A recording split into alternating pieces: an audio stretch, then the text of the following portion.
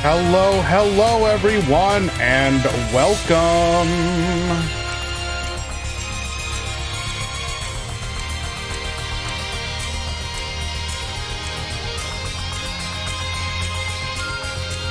How the heck we doing, everyone? So good of you to join us.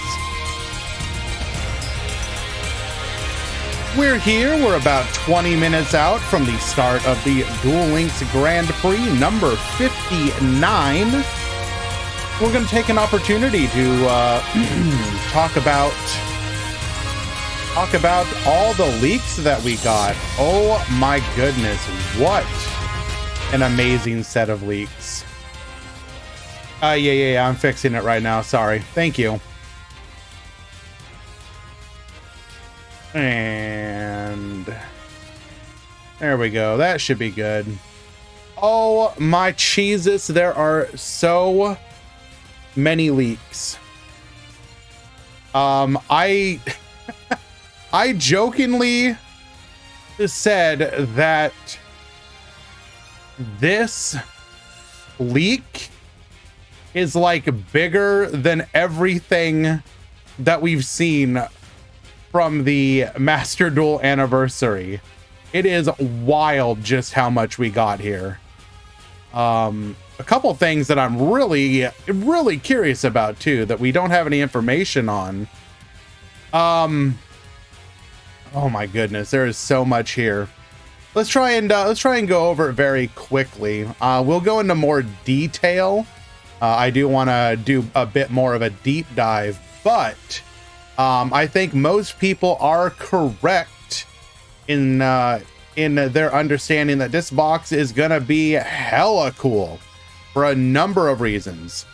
Obviously, we're getting stuff like Doom King Baldarok, which is gonna open up, you know, alongside Unazombie, Mizuki, and specifically the Necro World Banshee, which is pretty critical here. An entire new way of playing zombies in Duel Links that is going to be a lot more similar to a style of play that more modern TCG OCG players are going to be familiar with. So that's going to be pretty cool. I do think it'll be balanced by the fact that we do have a lot of ways to out Baldarok that people typically don't run in their decks in a more monster focused TCG style meta.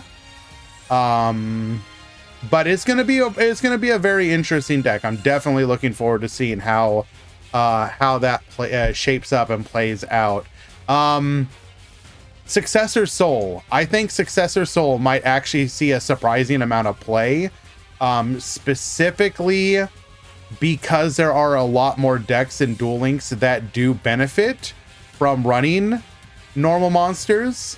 In addition to Blue Eyes and Dark Magician, there's also stuff like the various Neos variants that something like Successor Soul can also just play as like an additional form of removal. So that should not be overlooked. I do think you will see a fair bit of decks actually get a lot of value out of this one. Obviously, trade-in is huge. I think a lot of people are correct in that trade-in will probably have some kind of limitation. I would be shocked if it's just going to be free. Maybe it is. If it's free and no limitation, that's going to be kind of spooky. Mizuki, finally, it's been 84 years. We finally have him. It goes without saying that Mizuki's effect to just help bring out additional summons in zombie style decks is insane. Obviously, there is a downside that a deck like Shiranui is not really going to be able to take advantage of it by virtue of the fact that they are locked, at least according to the skill leak note. Galaxy Soldier, insane. Like, I don't think anyone was expecting this at all, but Galaxy Soldier is a crazy good card. Will it make Cyber Dragon good again? No, not yet, but it's one step closer to that dream being a reality. Really curious to see how the Cyber Synchron deck with its skill are going to do. The boss monster is decent. Remains to be seen, though. Obviously, so we did not get the Uber Shiranui trap that we thought. We did get the link, but the only other spell traps that we got were the Shiranui style Success, which is meh, and the Shiranui style Samsara, which is kind of crazy. You will probably see Shiranui decks running at least one copy of this just because it'll be searchable, and its its banish effect is pretty nutty.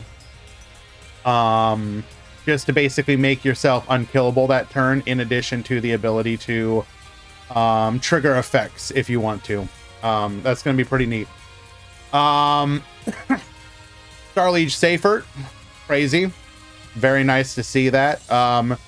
We're getting dangerously closer, one step closer to Dragon Link style decks, but without the boss monsters that facilitate those decks. I think this is fine. Nebula Dragon is good for the Tachyon deck, and just level/rank 8 decks in general. Hyper Galaxy it's nice to see this. Elfo Man is redeemed. You have been missed, and we still remember you. We have not forgotten. This card is pretty good. Let's see, what else do I want to comment about here? We finally got Wicked. Might see some play there. Satellite Dragon's pretty good. And what else I want to talk about? NA+EU Cowards. This is Frog the Jam, not Slime Toad. Anything else that I want to talk about here while we still have an opportunity? So transmigration. There is still the skill that mentions it as being obtainable from the deck, so it's probably going to be a level up reward as like a one of, I'm guessing. Ultimate Fusion is going to be pretty funny. Magician's Combination is going to be pretty funny. So if we are getting these from the structure deck, that's actually pretty decent. There's some things you can do with these that are fun. Again, we'll go into more detail. I just want to do a quick overview before the start of the tournament. Really want to know what's up with the anniversary box here. So a box filled with alt arts. Getting the Kiss-a-Kill and Leela alt arts before the TCG/Master Duel is kind of wild. I'm very fond of the alt art Nightmare Unicorn, and since Nightmare Unicorn is still relevant in Duel Links more so than some of the other formats, this is going to be a fun chase card. The Black Rose Dragon is also a gorgeous alt art. I love this one. It is so good. Not a big fan of the Holly Angel. It's kind of whatever. Don't care about that one. Clearwing Synchro Dragon is fine. But these two in particular, and then of course the Live Twins, because reasons, are all fantastic. I'm really curious to see how the anniversary box is going to work. Is it going to be like a selection box and be paywalled, or will it be more free-to-play friendly? Remains to be seen. Getting the Felgrand Xyz is really interesting. It is a quick effect negate style monster, so rank 8 decks that aren't locked are going to be able to take advantage of that, and that's going to be pretty good. Excuse me. Mizar's animation is pretty good. Obviously, but who cares? It's Tachyon Dragon. We have the Quarter Century Celebration, which is, hey, any reason to give us more, oh,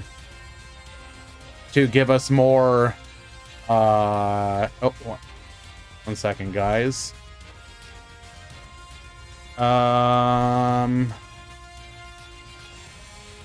Okay, 1 second, guys.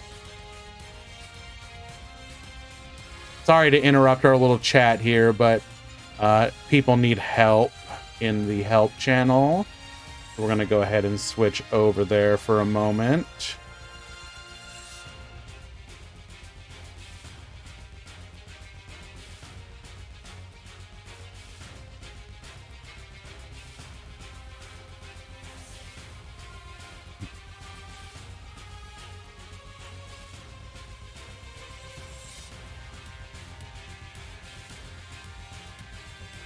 All right, looks like we have hit the cap. So we're going to go ahead and open up a few spots. How are we looking?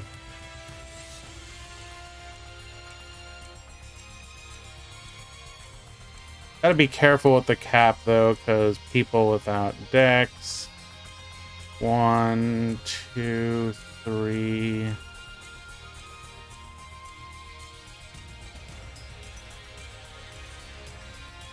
4, 5, 6, 7, 8.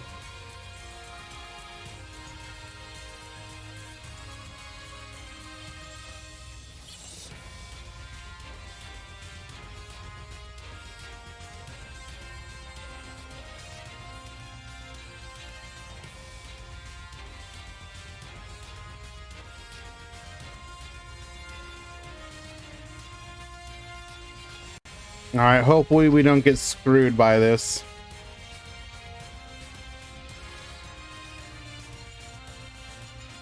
All right, increase the cap. Join quickly. I won't increase it again.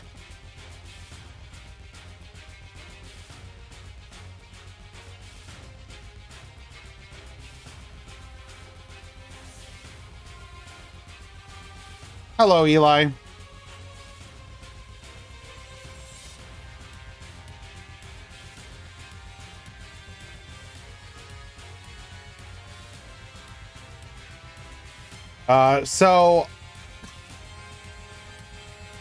We cap it out because we don't want to have to go more than 5 rounds. But we should be good with enough drops. Okay.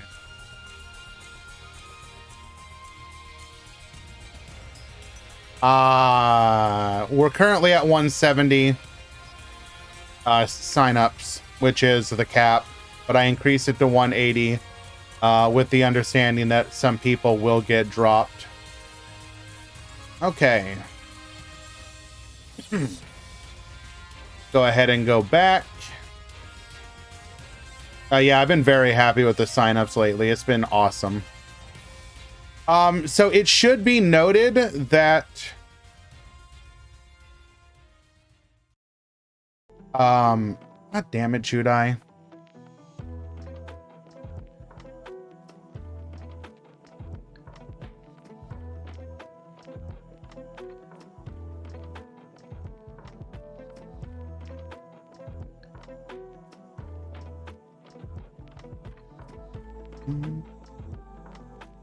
Okay.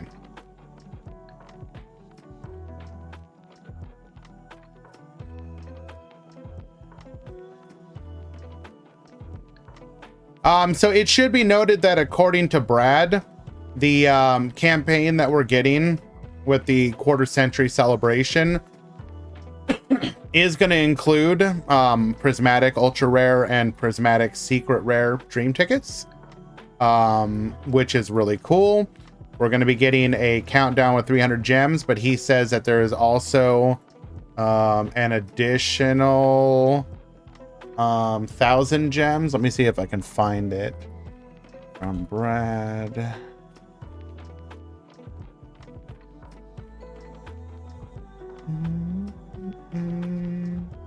Yes, here we go.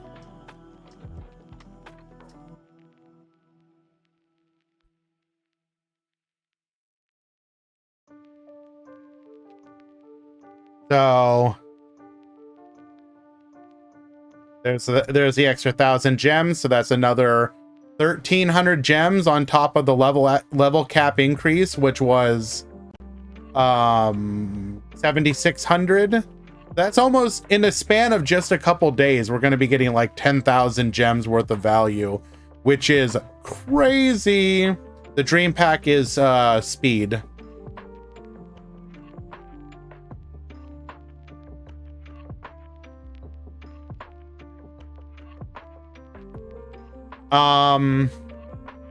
So this is obviously useless, but pretty funny. Although technically it does work with Successor Soul. So you could slot it into, alongside Successor Soul into a BLS deck, I guess. The Valkyria is nice just because it'll go along with the new Magician Structure deck. And then of course, Prismatic Dream Tickets is pretty neat. Very happy to see that.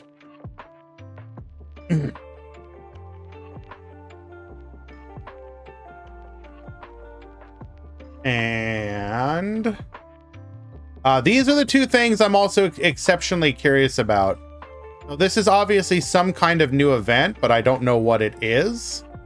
It might be tied to something along whatever this friend invitation campaign. So obviously this is like a recruitment, try and get people into the game sort of thing, which is nice to see.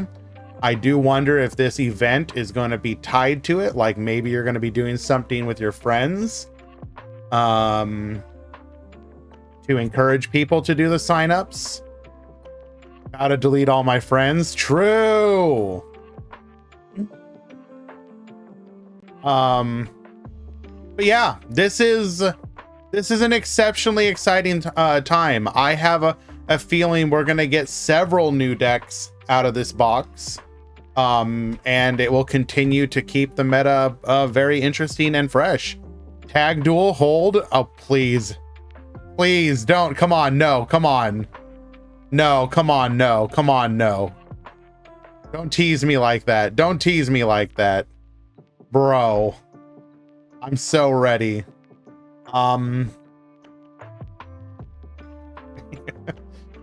The skills overall though, looking pretty good. Obviously, again, we'll try and go over them more a little bit later. Don't really have the time at the moment, but pretty excited for them. Look, some of the Tachyon and Photon Dragon skills actually look decent. And then of course, the Shiranui one is probably the one I'm the most excited about as a degenerate Shiranui back row gamer.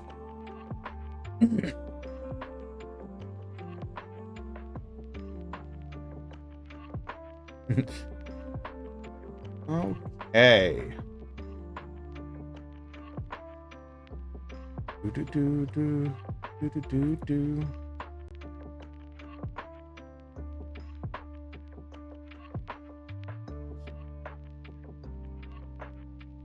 Hello, rookies. I am gonna go ahead and get the edges out of the way. When we return, we'll have the start of the tournament, and we'll probably talk a little bit more about what we got going on in the upcoming couple days. Stick around. Hello, Vanilla. Doing well. Good to see you. Sorry to hit you with an edge as soon as you show up. We will be right back, though.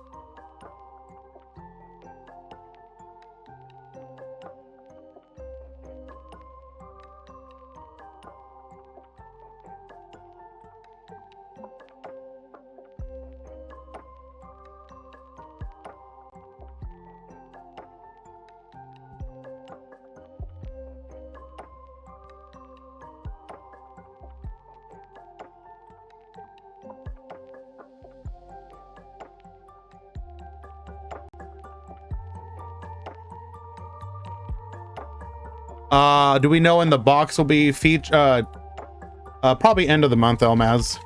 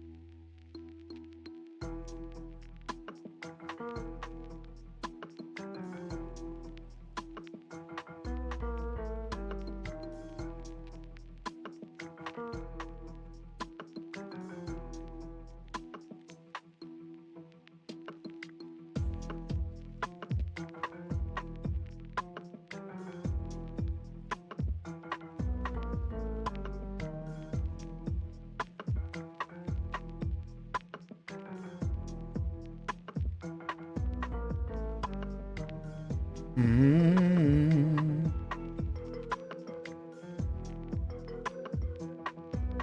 All righty. We have reached the start of the tournament. Welcome, welcome, everyone. It actually is a little less than that, but a little more than I wanted, Valk. So I believe it is 173, which, top simulator. I do believe, unfortunately, means hopefully I can fix it by dropping some people if they DQ round 1. But 173, 5 rounds, top 32 means that there is a chance that a X1 would not top. So, and we're not going 6 rounds. We'll drop people.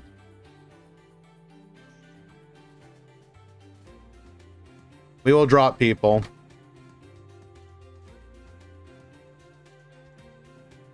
Yeah, it should be fine. It should be. We're not doing 6 rounds. Somebody will. I would either. I'll figure it out.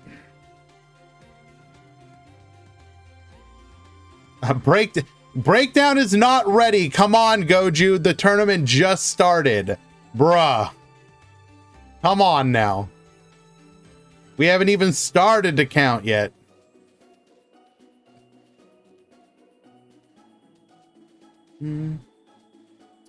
All righty.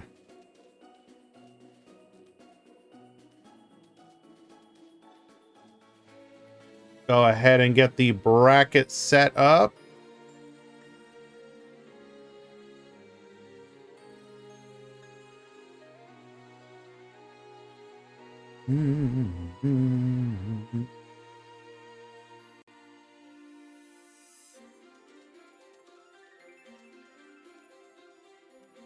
Edit com bracket.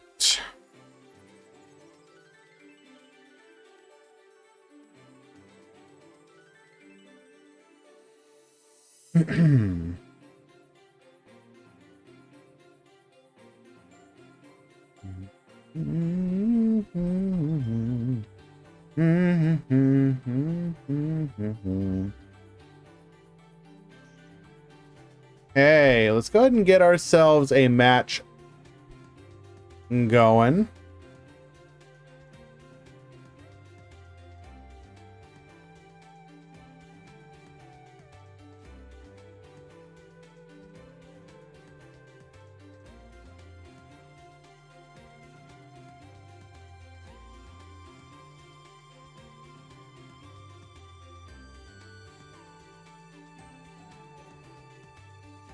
Ooh, that's an interesting one.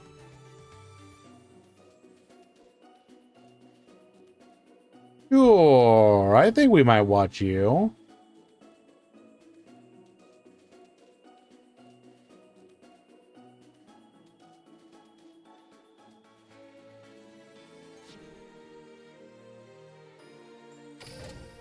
Damn, Dr. Dinosaurio.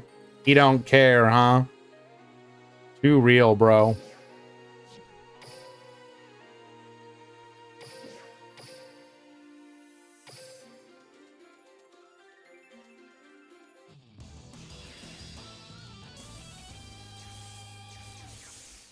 Oh.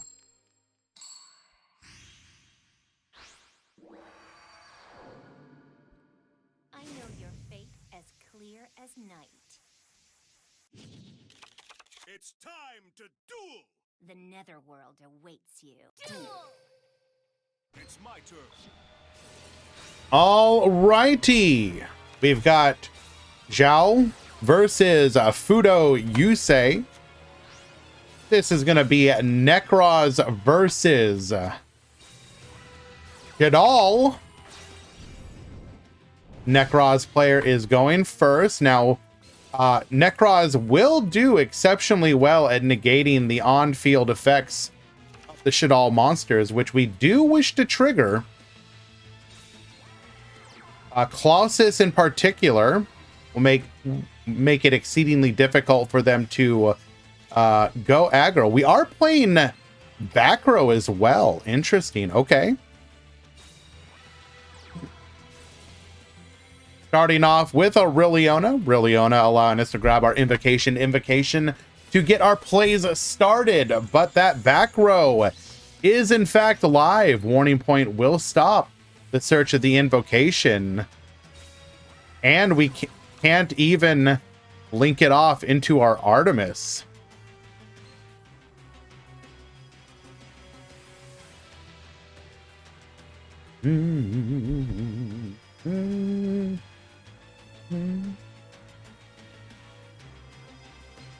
Dark World dealings. Draw one, discard one.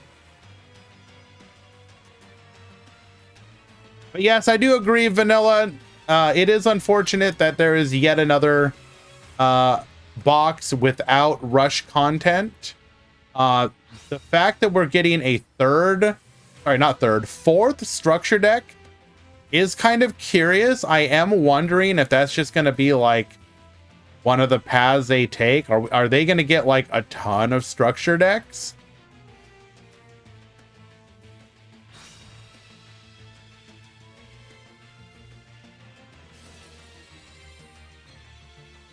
Discarding the Falco. Falco returned to the field.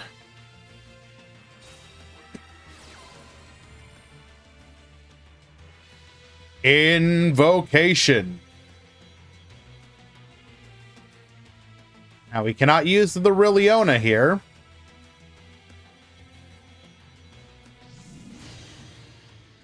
We're going to go for an El Shadal construct. Construct will trigger here. We can negate it, however.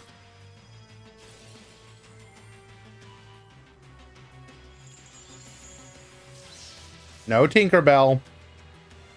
No.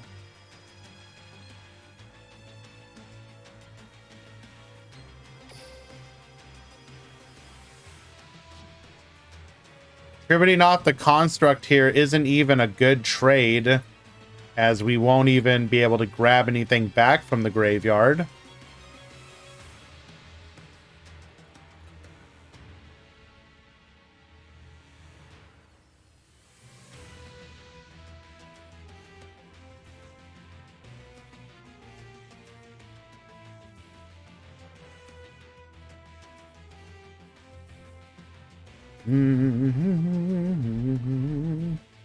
One second, guys.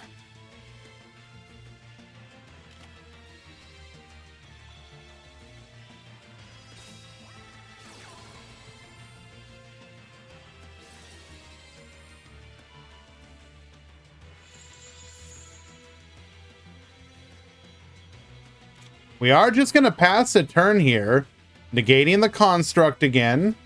Going Preparation of Rites, adding a Bryout and a Necroz Cycle back to hand. Not looking good for our Shadal player here.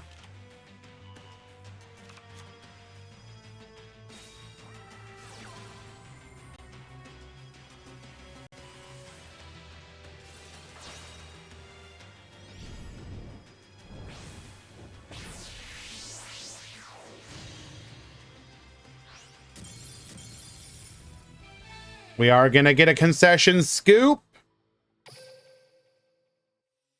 And that's game number 1.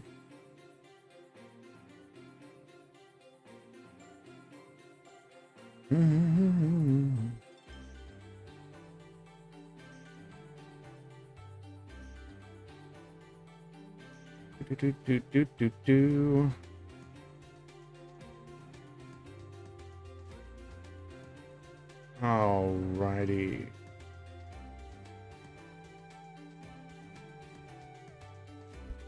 I want to drop some players to lower the total.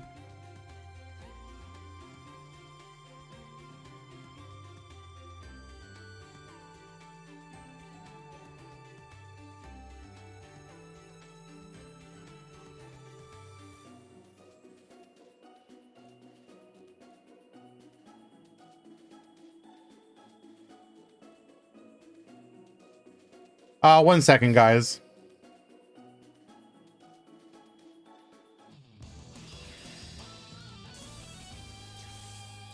Uh,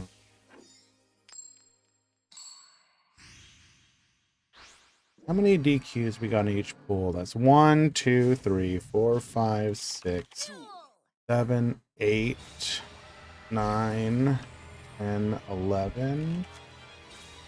1, 2, 3, 4, 7, 8, 9, 10, 11. Okay.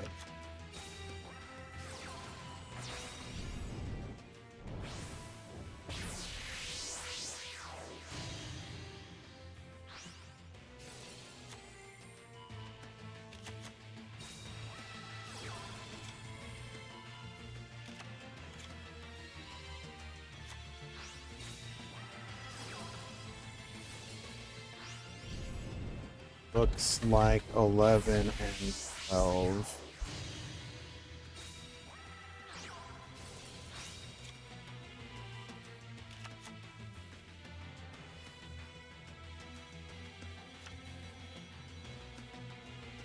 Um,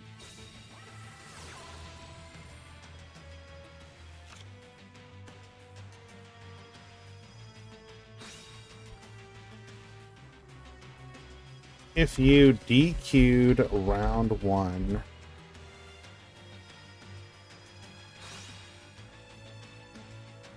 at Metal Overdrive in event help if you don't want to be dropped within the next 5 minutes.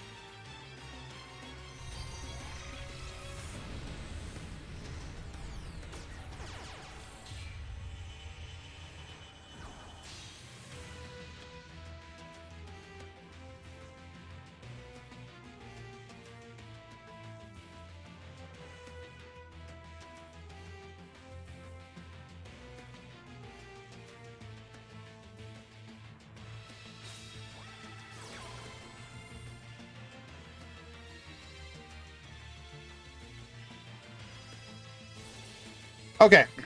Sorry guys. Thank you for the patience.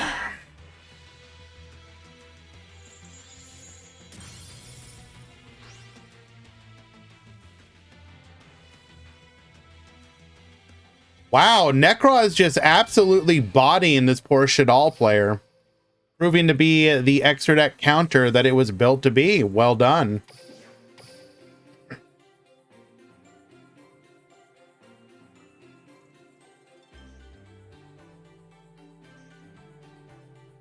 Okay.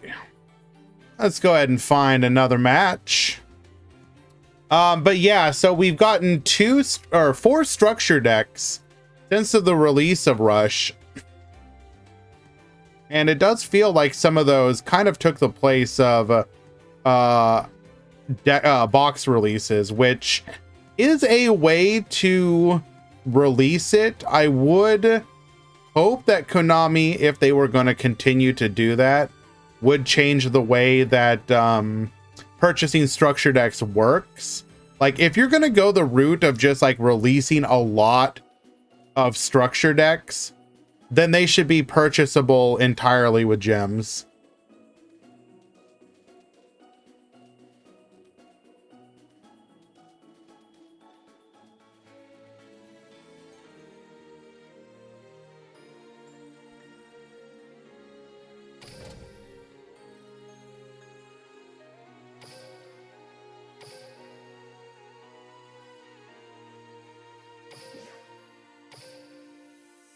Hello, Giran. Obviously, though, you should still be releasing more boxes than 2 in October, November, December, January, February. 5 months now, basically. Duel.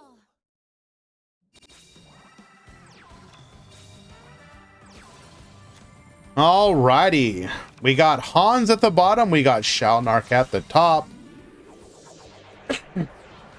This is going to be another Shadal matchup.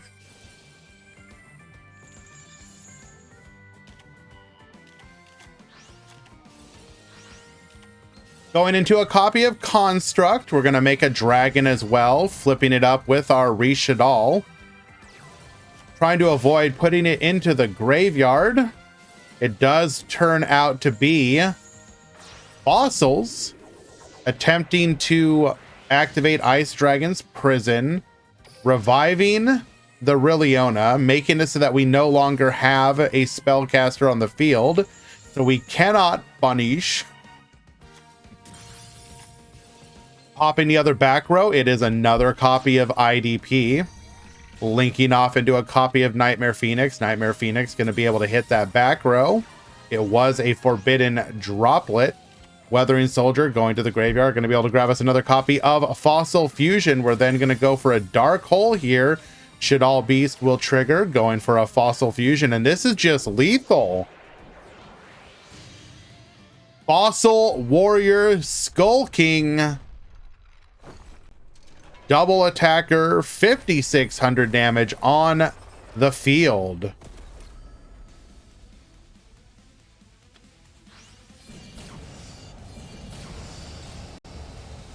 Absolute Giga Chad comeback. Very well done.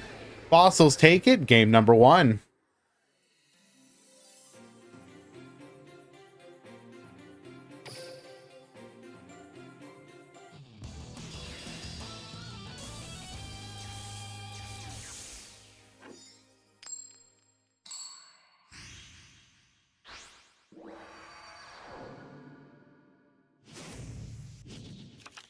Duel.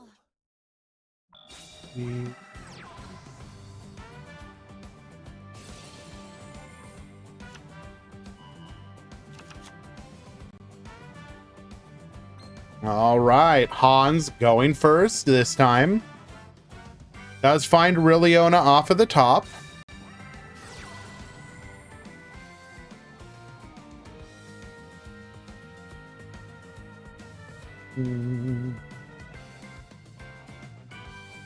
Zombies tier 0? No, I don't think so. If Shiranui was going to be playable with regular zombies as well, it was going to be a little bit spooky. But I think that pure zombies will be extremely good, but manageable. Shiranui tier 1, that remains to be seen. Obviously, they are going to be able to make some very strong plays, but a lot of people were hoping that they were going to get at least a copy of the Shiranui style Swallows Slash. I said the whole time that I did not think that they were going to get that, and sure enough, they did not. That would have been busted as all hell.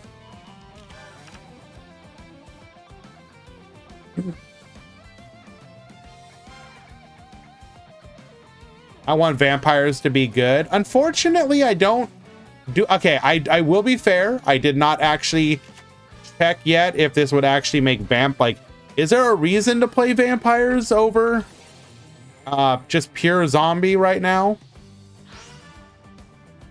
Like, what do we have vampire related not released? We have zombie vampire, Voivode, Sheridan, Fraulein, which would be crazy, Vampire Ghost, Vampire Fascinator, and Domination. Obviously, Domination would be crazy.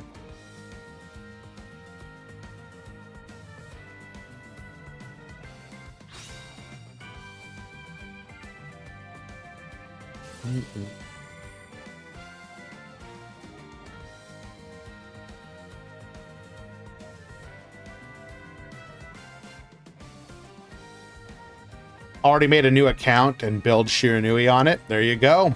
That, I imagine it's going to be quite fun. First game's over for me quickly. Aaron clapped me. Aaron is a very good player. That said, all X and 1 should top, so just stick with it. Why are so many people freaking out over the new zombie UR card? Okay, so Doom King Balderok. Doom King Balderok is a pretty crazy control boss monster. So obviously, the way that he works is it is a combination of Necro World Banshee, Zombie World, and Balderok. The idea is you're running your 3 copies of Zombie World because you want to see Zombie World to turn everything into a zombie. You want Necro Banshee to help you get to your Zombie World. And then you want to get Balderok to the graveyard in some fashion. If you get him to the graveyard during the standby phase, if you have a card in your field zone, which you will, it's going to be your Zombie World, he can special summon itself. And then once per chain, when a zombie monster activates its effect, which every monster on the field is going to be a zombie because of Zombie World, you can do one of 2 things, and you can do once each. So you can do each of the effects once per turn. It is a monster negate and then a banish. So you potentially can handle 2 of your opponent's monsters per turn. I refuse to say that, Resaline. I will say it wrong and you will accept it.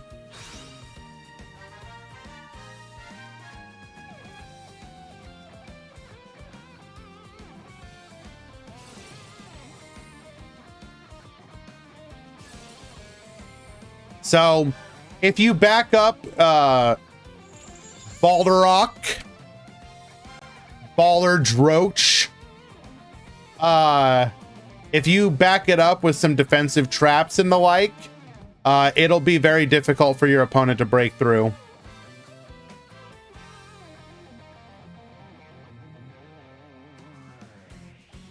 The potential counter is the fact that, Duel Links players tend to play a lot of back row or ways to deal with it. So normally, in something like the TCG or Master Duel, you may struggle against it because your deck relies almost exclusively on monster cards, right? It's very common for like a deck in Duel Links to run, back row, Book of Moon. If you're in the money, you're running, copies of Forbidden Droplet and the like to negate it. I mean, we're getting answers in this box alone, like Successor Soul. You can blow it up with that one.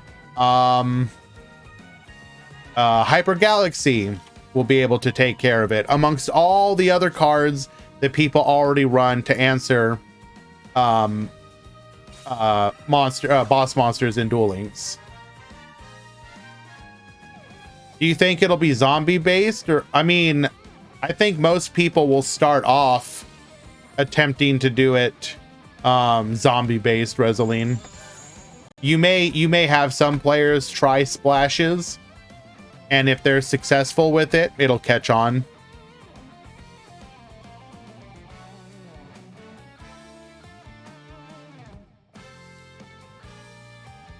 Here Zombies looks like it's gonna suck. Why?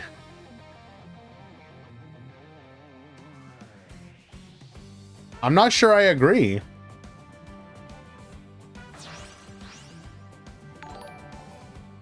Hello, Wanted. Good to see you, my friend.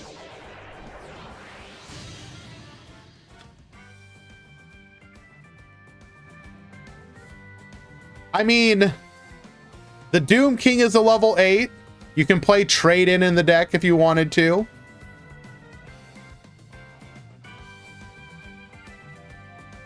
Didn't they also include some pretty decent zombie spell traps in this one as well?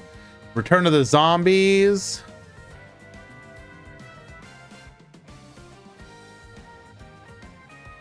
Oh yeah, like, correct me if I'm wrong.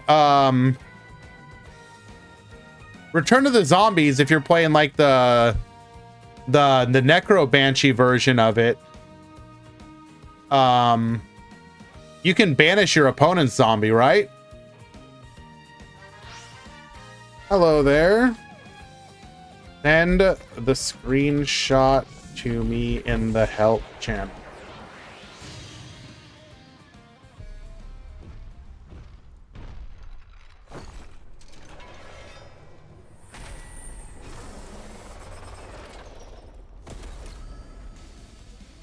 So specifically, I'm talking about Return of the Zombies.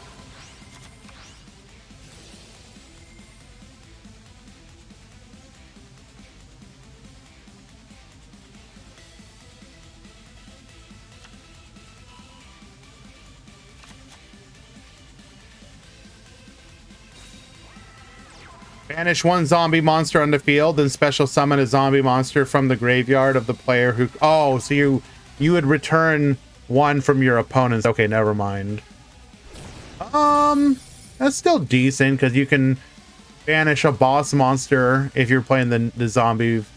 Okay, yeah. I should have just read the rest of the card. Never mind.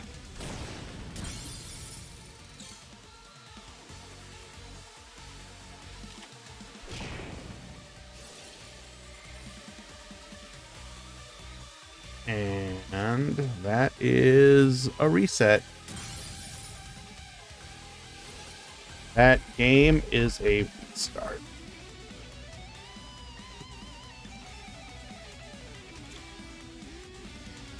What do you think it'll be good? And it's pretty much all you can do. I think you're discounting how good a boss monster in Duel Links is. That basically reads... Banish one monster a turn, negate a monster once per turn. You don't think that's pretty crazy by Duel Links' standards?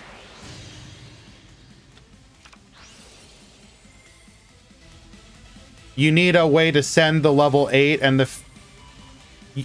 Okay, you realize that we're getting Necro Banshee, right? Do you not know how good Necro World Banshee is?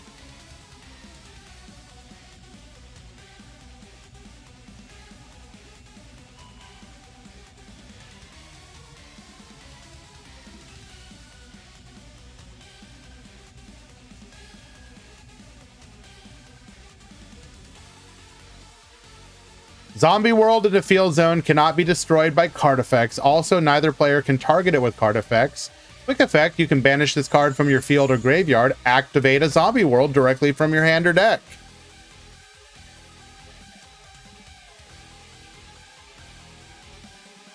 So you're going to be running probably 3 Zombie World, 3 Banshee, probably a copy of Terraforming. 5 rounds. All right, Shalnark takes it.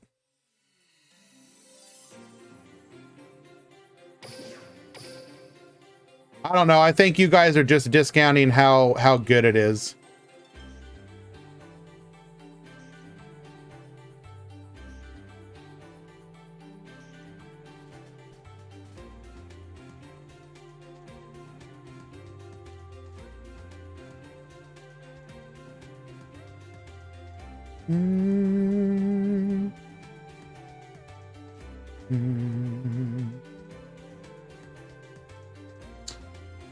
Okay, let's go ahead and find ourselves another match.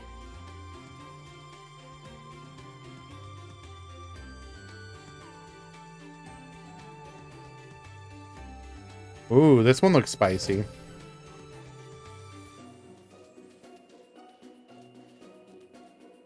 It's way better in D Hero. Okay, maybe I'm just stupid, but why specifically D Hero?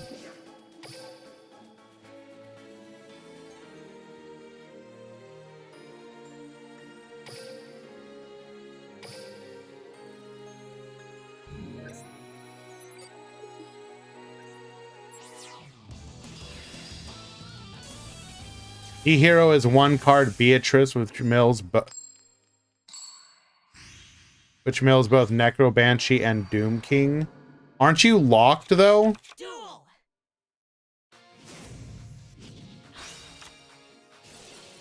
Wait, doesn't the D-Hero skill you'd play lock you? Not in the draw and standby. Are you serious? Wait, hold up. It locks you only How have we not known this? Bruh. Okay, if that works, that's hilarious. It never mattered before? Well, why wouldn't you just play, why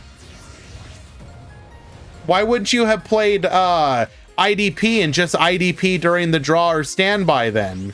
Like, the whole reason you didn't play IDP was because you couldn't special summon.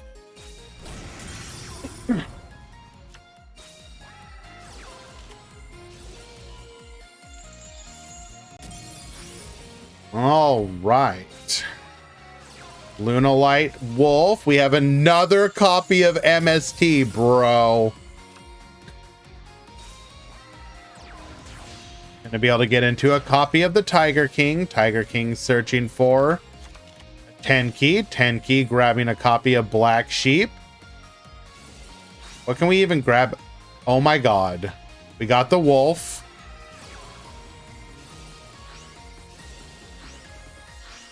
Okay, but we can only make a Saber Dancer. Still pretty good.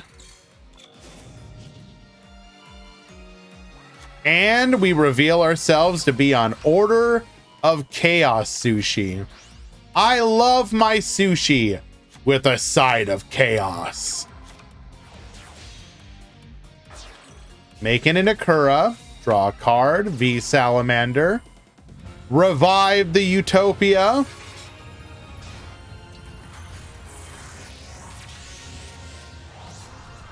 I need help. How can I go first? You don't get to choose to go first. Duel Links is whoever gets to the coin gets to the coin. Baryon Force. Chaos. Xyz Evolution.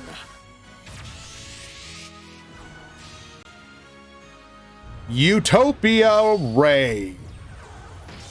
The coin harder. True.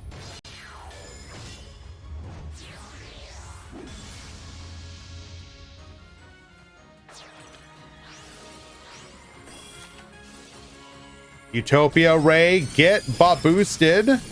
We are going to be able to get in for not quite lethal damage, but I don't see us coming back from this one. Taking game number 1.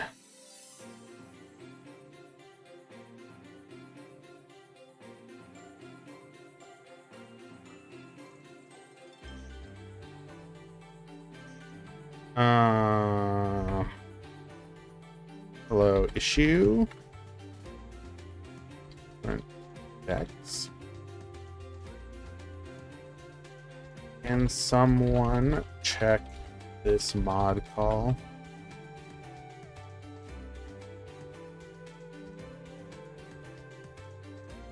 Two different decks.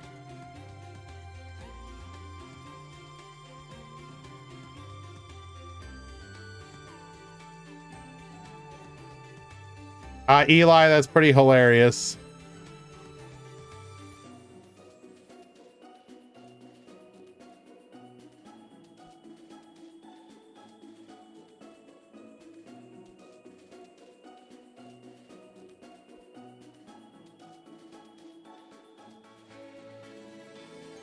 All right, we do have the breakdown. Let me go ahead and grab that real quick. This is going to be a big one. We had a crazy amount of signups today.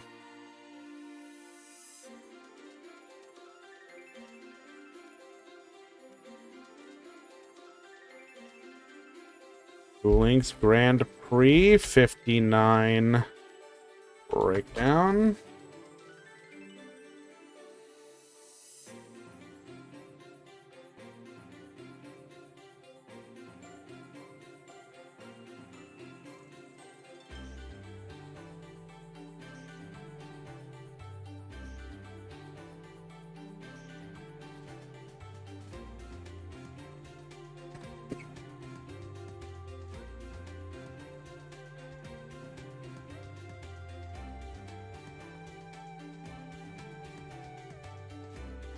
Oh wait, was that oh, that was a 2-0. Whoopsie. Watch the next game.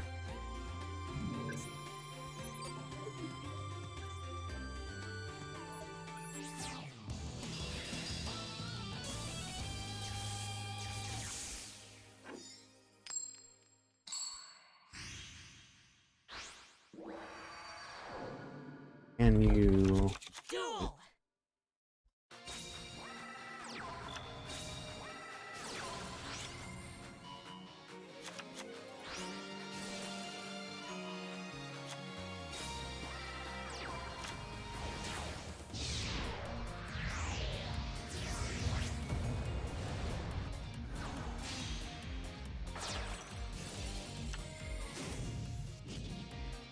Okay.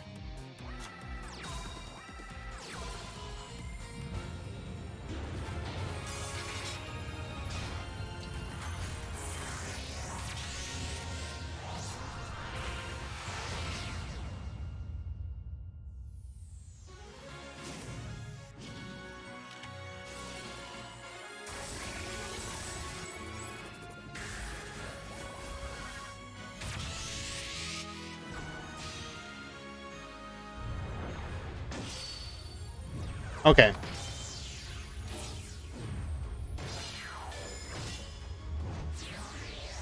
Making another ultimate Leo Utopia Ray. Tornado Bringer, get Bob boosted. We got the Lightning Blade as well. Direct attack. Our opponent is going to survive here, though, walling off quite nicely. But we do have to deal with a battle phase negate, a normal negate.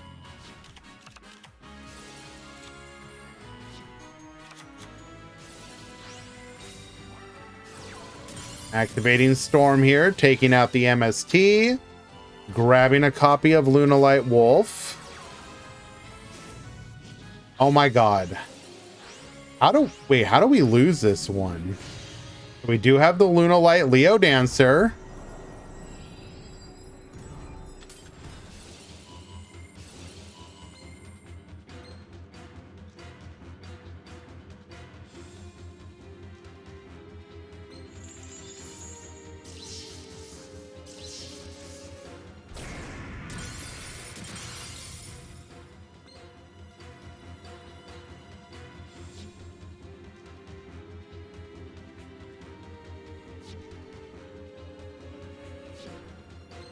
Oh, we protected ourselves by destroying the Lightning Blade instead.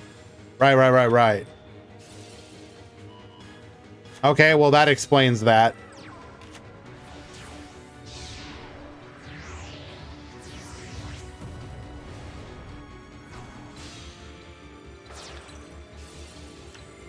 Akura for the draw. We're going to be able to destroy, get in for lethal damage. Well done.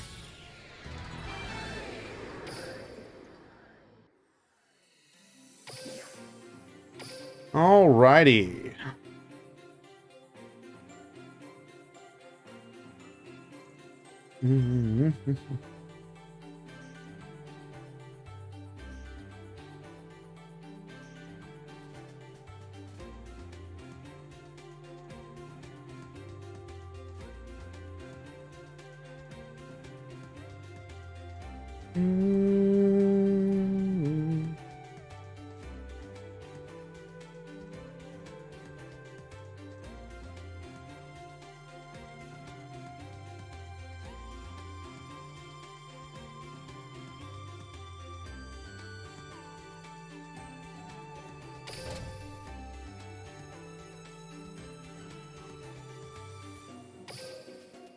I don't know. I kind of like the order of chaos sushi.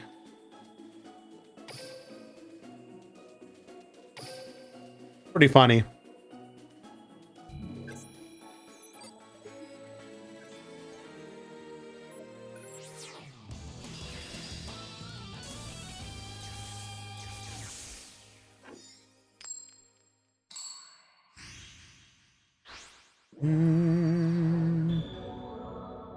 All right. Be right back, guys.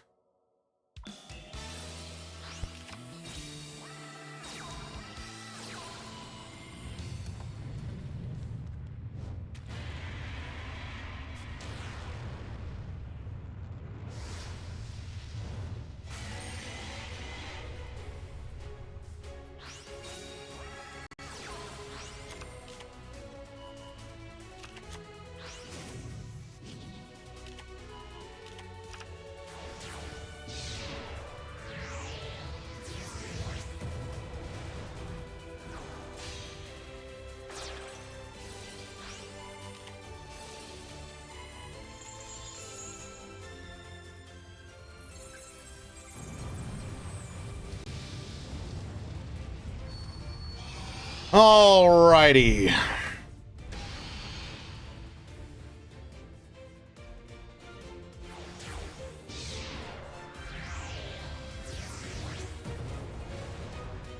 Wait, did we just DC for no reason? Oh, come on.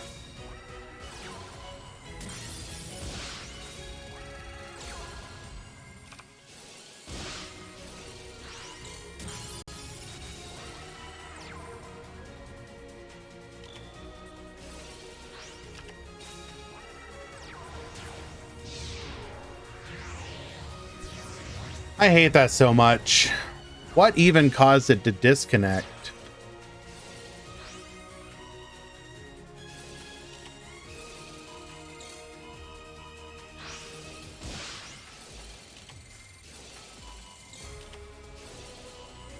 No dropped frames. Bitrate's good. Refresh.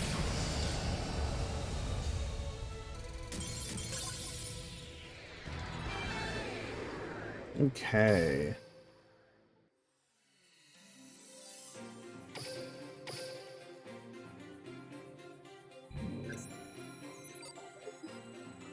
Okay, we should be good. Sorry about that, guys.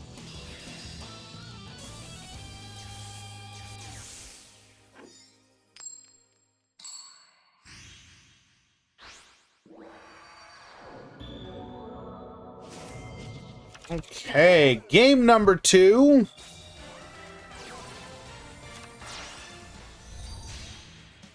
I do not miss that at all. That was so annoying. Holy mackerel. All right, 2 back row. We do not set up the pop, so we probably have a copy of, okay, Ballista Squad. Silver's Cry, we're going to go ahead and bring it back. Kiss a Kill, get popping again. Present to hit the back row. And that's just going to be lethal on board. We can go into Unicorn, bring back the Kiss a Kill, draw, and lethal.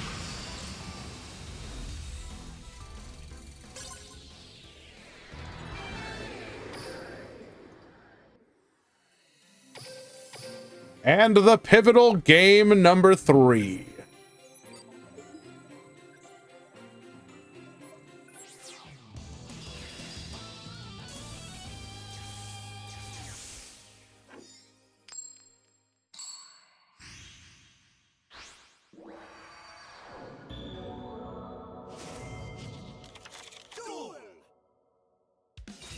Okay, Live Twins going first here.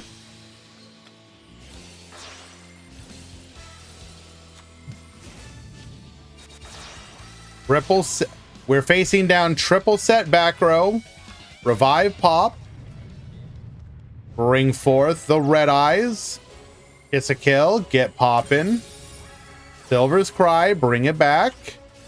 Ballista Squad, get poppin'. We do have the meteor though. Bring it out. Red eyes reverse. We're gonna set a copy of Return of the Red Eyes. MST to pop, but we are gonna get to revive anyways. Into a copy of the Flare Metal Dragon here. Forbidden Droplet. Chaining to revive in response. Don't know about that one. We are going to be able to successfully break through. Kiss a Kill into Leela. Red Eyes Fang with Chain. We're going to do the yoink. Revive another Red Eyes. Adding a copy of Red Eyes Fusion. Get dumping, bringing out, and successfully playing through the back row. Very nice.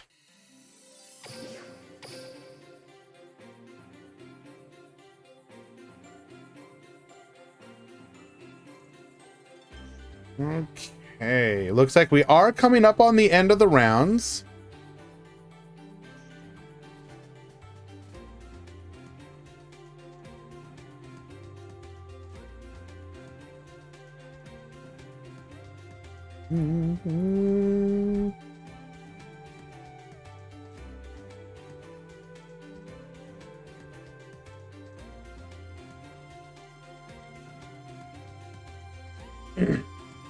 Pool 1 and 2. Round 2 has begun.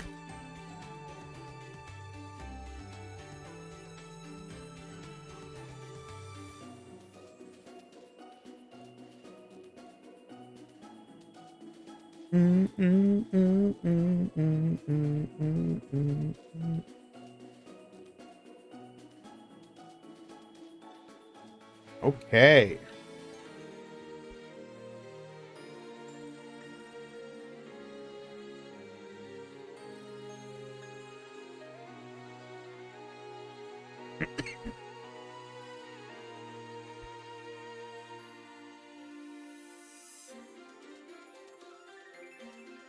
Edit com.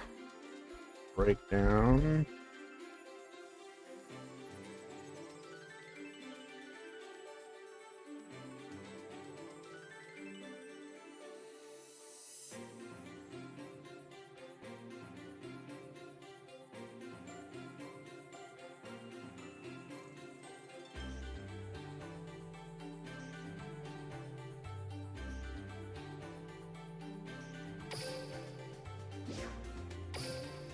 Okay.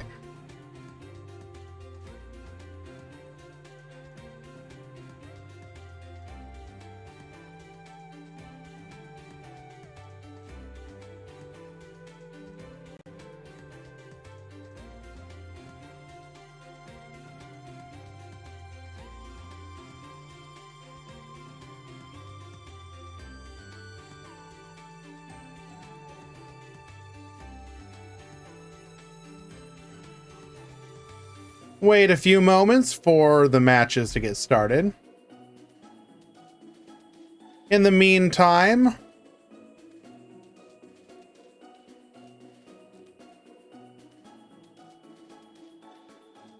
we can continue to go over some of this stuff here. So I do have my eye on Successor Soul though, as being potentially really good specifically in Duel Links. Tribute an effect monster, then target an effect monster your opponent controls, send it to the graveyard. So it doesn't, it gets around, it does target, but it gets around like destruction, protection, and the like. Send it to the graveyard, then special summon one level 7 or higher normal monster from your hand or deck. What are some decks besides Blue Eyes? Dark Magician and Neos. Red Eyes can use it, that's true.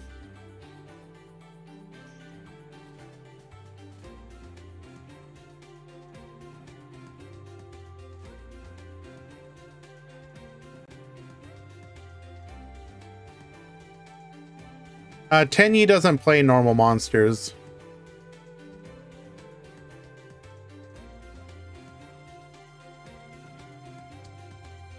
So filter by level 7.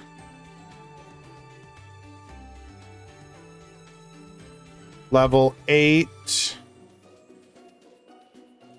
Level 9.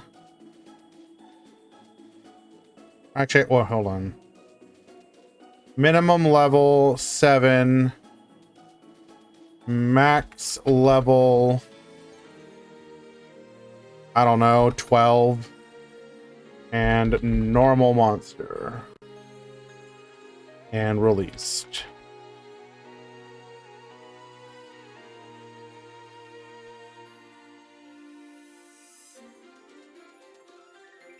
So obviously Blue Eyes, Blackluster Soldier could use it.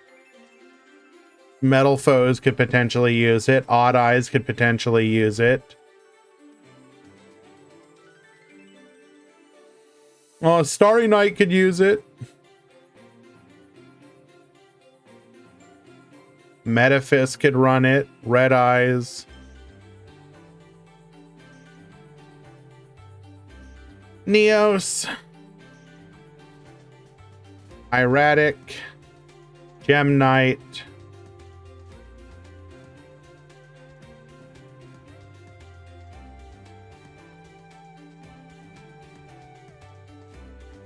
Okay, so it's kind of limited. Yo, any deck could play it with Ghost Beef.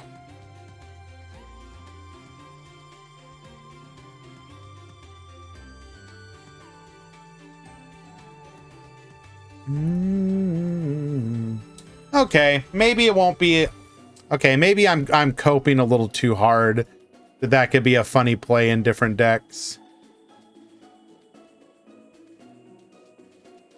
We talked about Ballardrock a little bit. Tachyon Dragon obviously is just going to be for the skills. The actual effect is kind of whatever. Trade-in, I do wonder what if there's going to be a limit on like a limit 3 or something. But trade-in's pretty huge. It really just comes down to, does it have any kind of limitation? Because what level 8 decks released?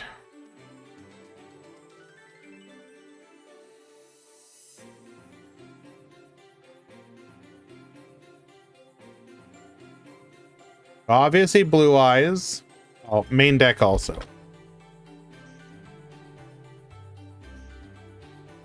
Machina could technically run it. Obviously Gimmick Puppet.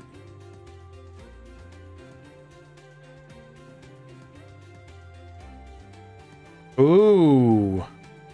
Ursarctic. Ursarctic to help you get to your radiation.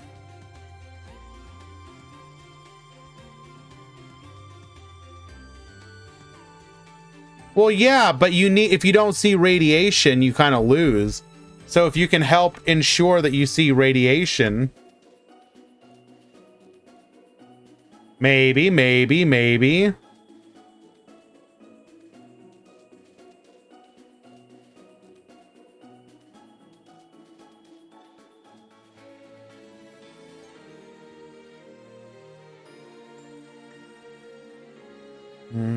Oh, could make Mekk-Knights a little more consistent again. Maybe. DDD can obviously make use of it.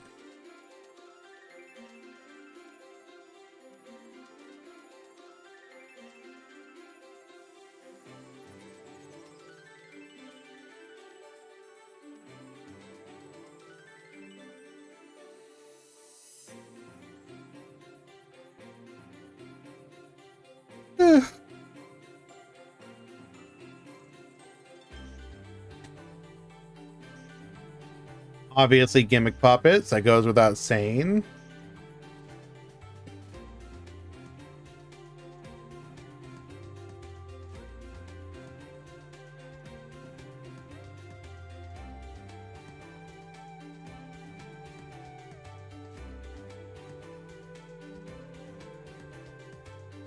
Malefic can take advantage of it. Not that that necessarily means. I know it's a little copium there, but it's good to just kind of take a look and see exactly what. Oh no. Oh no. Flower Cardians.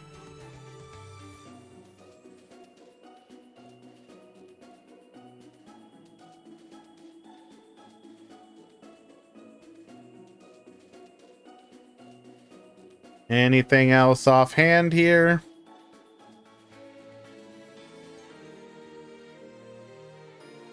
Oh, Chemic Critter. Let's go.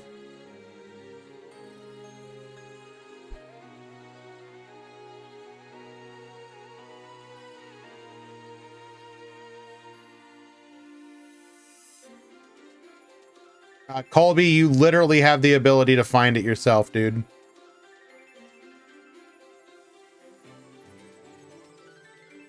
Okay, let's go ahead and find ourselves another match.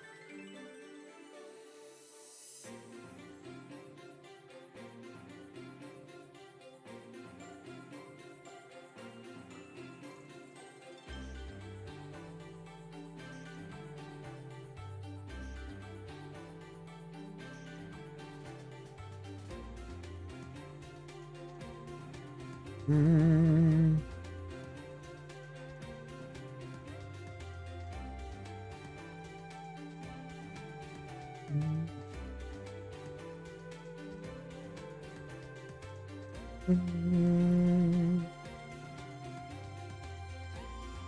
what do we want to watch here?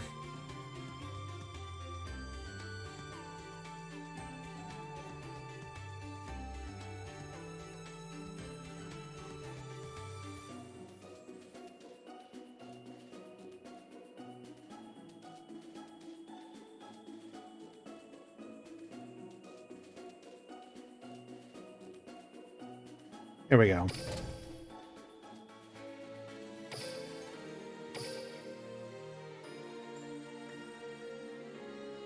Is X1 a reason to drop? No. But sometimes people just don't want to play anymore. Happens.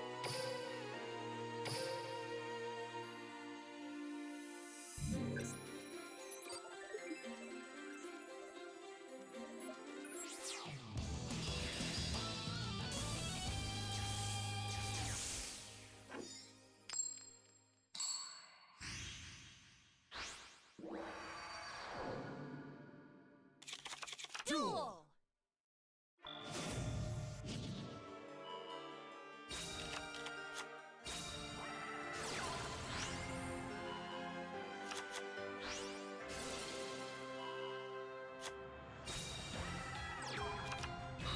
You joined the room.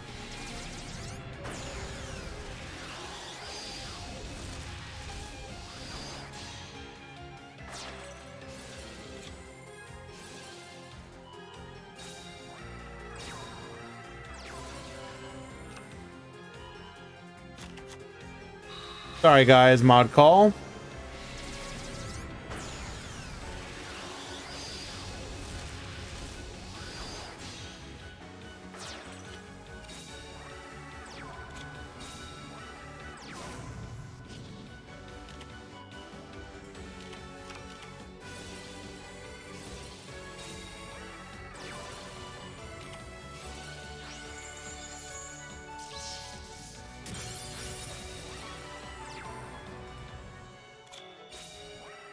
Okay.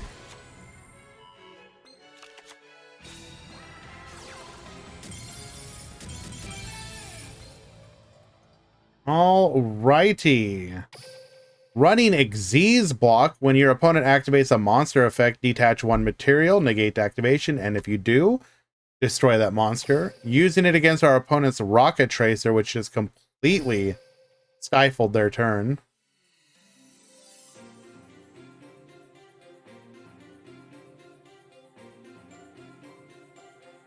That was game number 1. We go to game 2.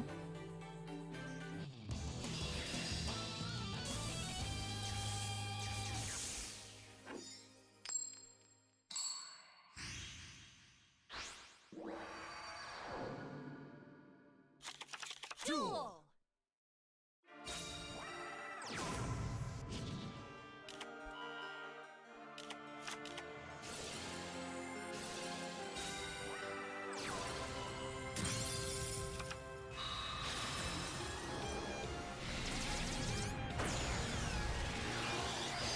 Okay.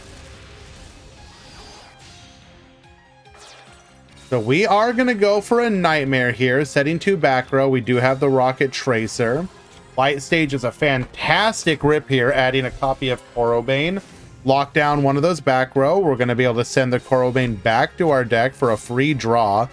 Very interesting use of the skill there. Andina searching for another copy of Corobane. Bring out the Corobane. Nightmare, flip it down. Tracer is going to get searching here. Going for the rapid trigger. Allowing us to go for a Furious Dragon. Compulsory during the end phase. We are going to go ahead and send the Candina back. 2 back row. Borreload Furious and the Rocket Tracer here. We are going to force out this back row here.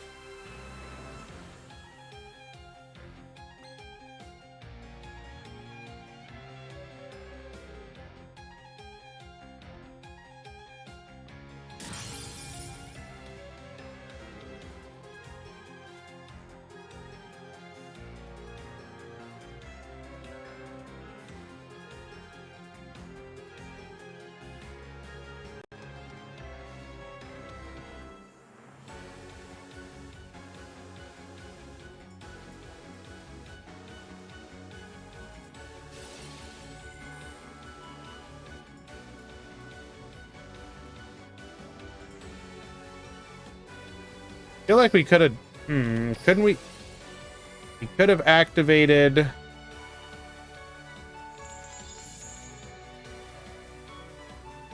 Tracer here.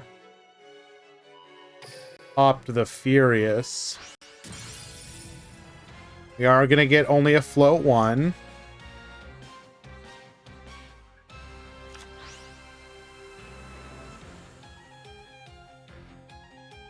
That will bring that turn to an end.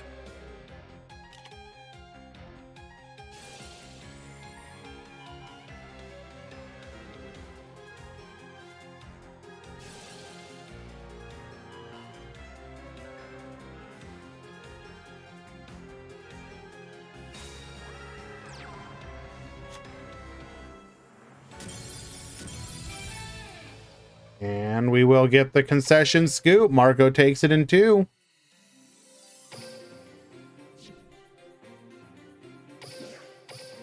Yeah, the bad pun and all, but the sushi cooking is very interesting.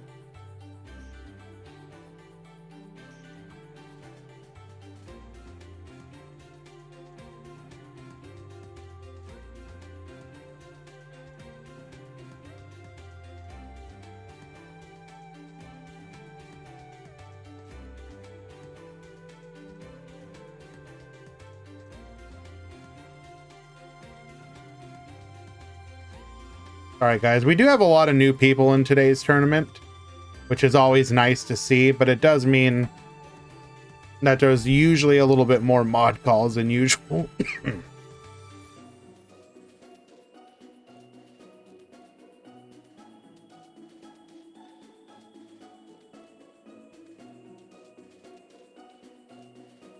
Okay.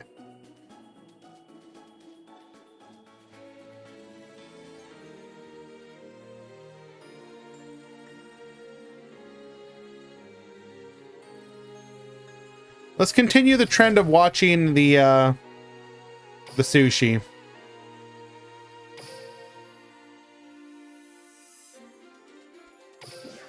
To be fair, Serena, you could have played that slightly better, though.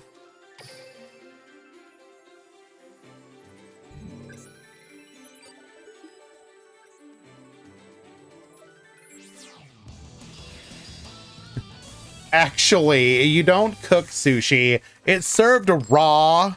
You should know this, streamer. Duel.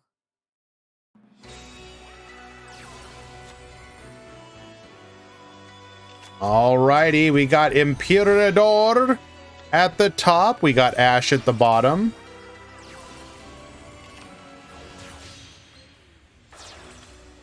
Go ahead and skip through this Infinitrack turn 1.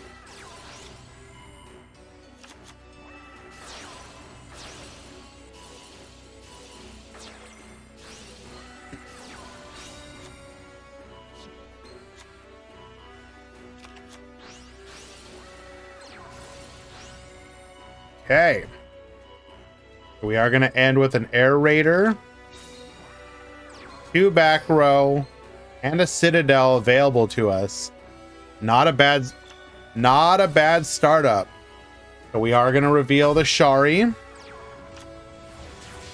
into a copy of the Uni. Draw 1. Uni and Shari red to the field. We are going to level modulate. Going for the Abyss Dweeber. Spirit Charmers, grabbing us a copy of Win. Oh, now we can just get boosted. This is going to be plus... Oh, no, wait, that's Spirit Charm. Never mind, hold on. Possessed Partnership. Okay. Now we're getting it.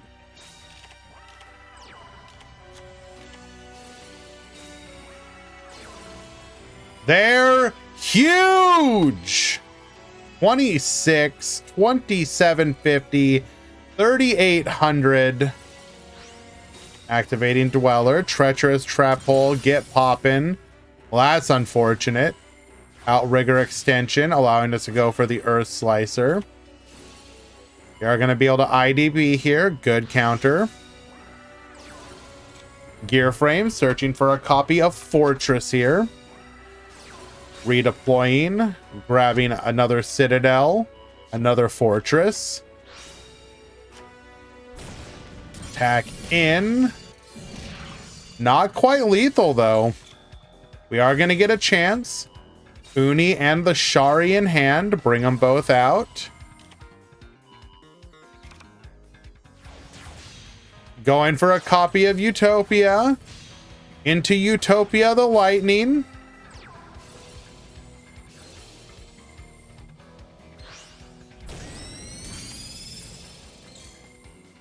Okay.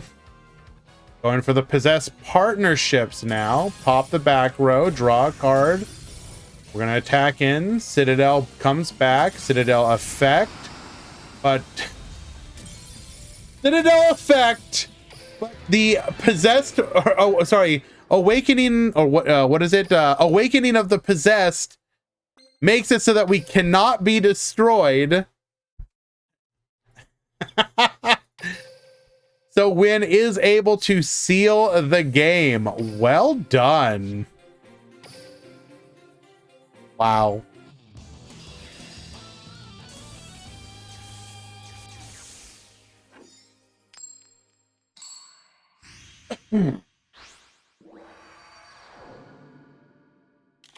Duel. Shot.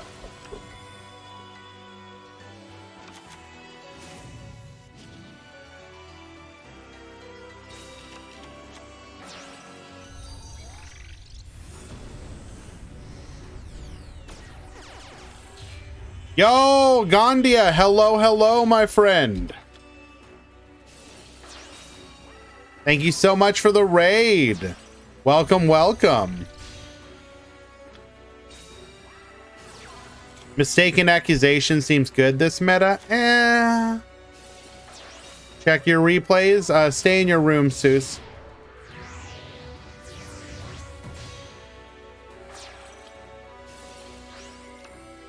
Hello, Mod Corno. Welcome, welcome.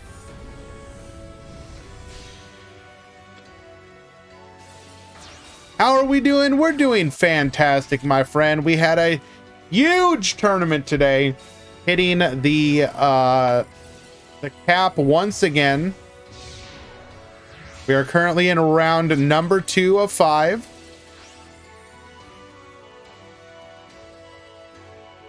We discussed the box a little bit.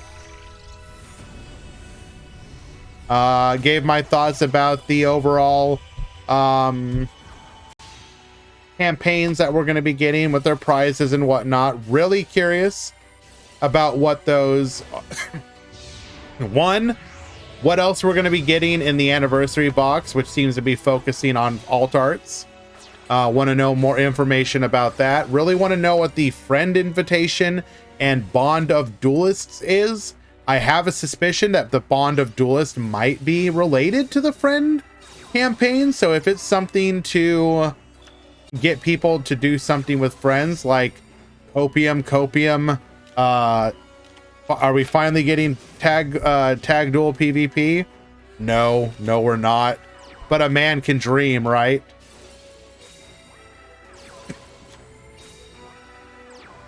Alrighty. Liba attacking in. Possess partnerships. Oh my goodness. So possess partnerships able to take out the Liba even through the outrigger because it doesn't target. And we did not have...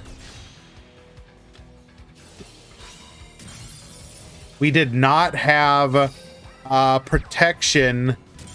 Oh, wow. Yet another sushi deck cooking. Absolutely cooking. Taking out their Machina Earth Machine opponent in a 2-0 victory. Well done. Okay.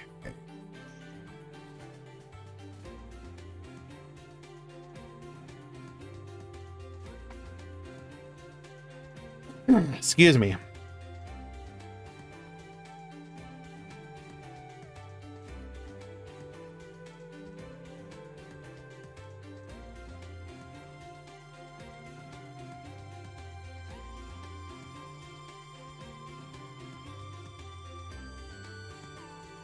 And one moment, guys. Couple more mod calls. Hello.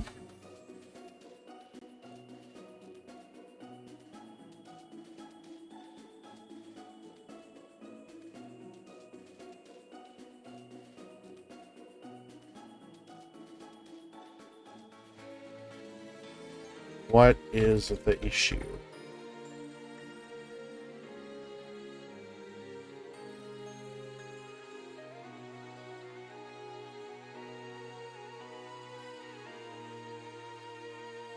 Rayos Tankero. What is the issue?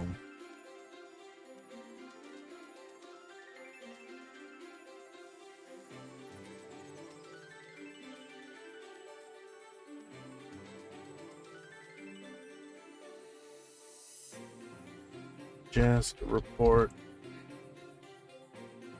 to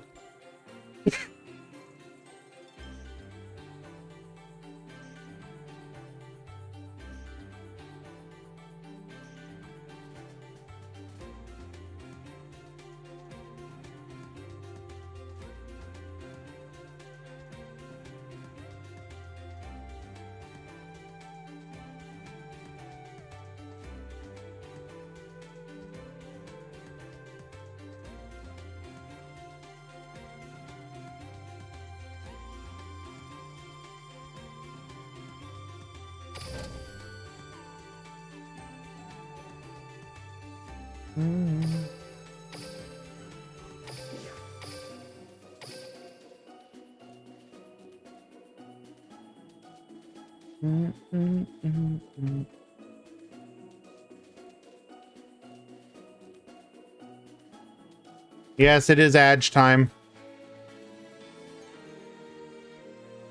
Not sure I understand.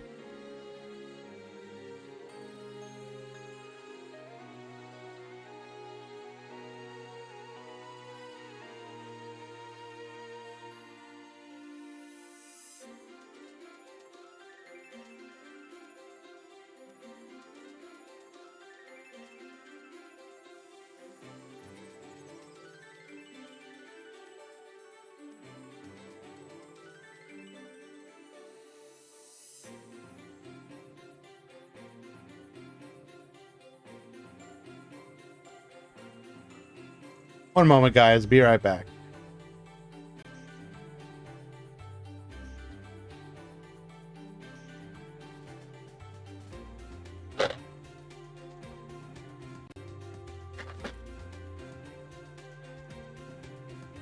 That is a serious accusation.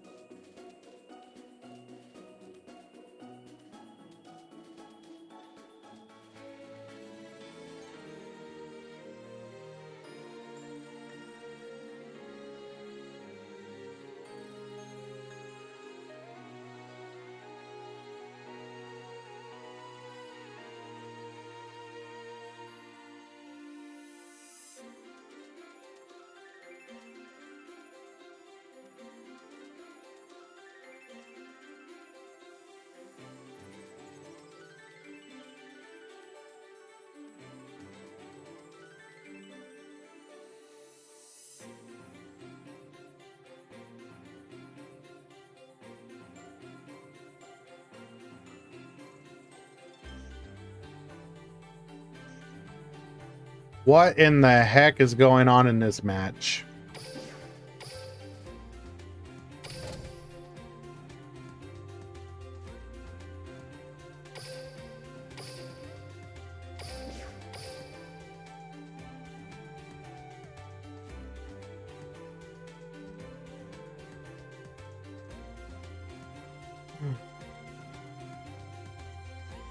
Out. Oof. do is give you both a warning.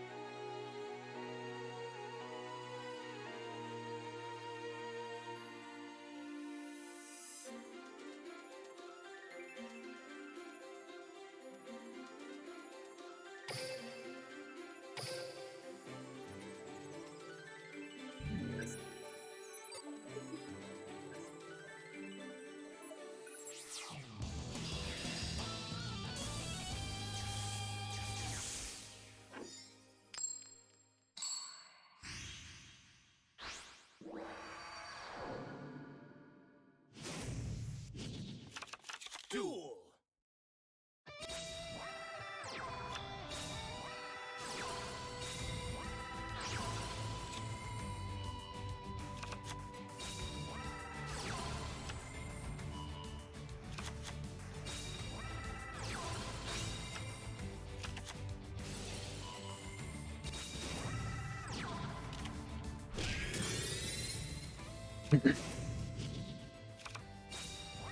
Shadow weaving power in this situation. X field fuse. Excuse me? What in the... Fortunately, it does not seem to have gotten them anywhere.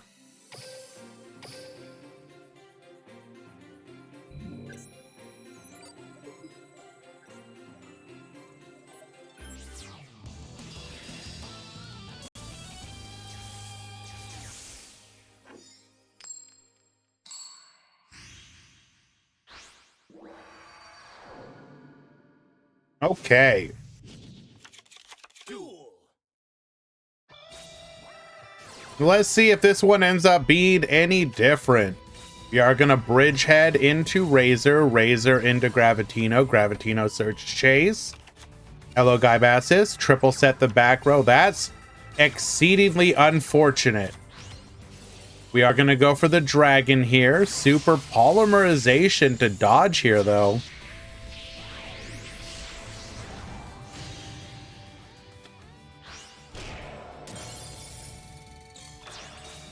We do put ourselves into the same zone as the Winda.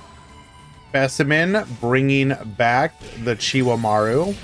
We're able to ties that bind to crash. Chiwamaru effect. Go ahead and bring out the Lapsawell. Lapsawell into the Gravitino. Gravitino into the Showdown. Likely already have another copy of Chase available to us. Pop the back row, going for the Nightmare Phoenix here. We're going to go ahead and take out that back row. It is a Rainbow Life. Giga Chad. We will live for another turn, adding the Rapid Chiwamaru back to hand. Pass the turn. Set one and pass. Ties that bind. And that will be lethal.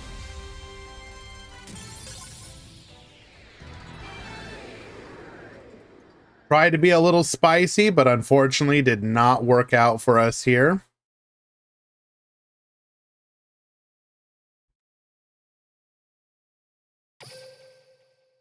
Uh-oh. Uh-oh. What happened here?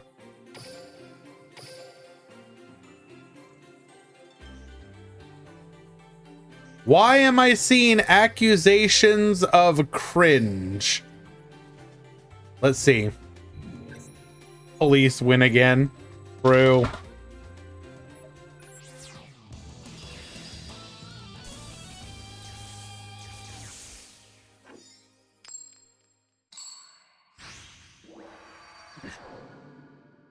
We've got Annie at the bottom. We got Dwan at the top.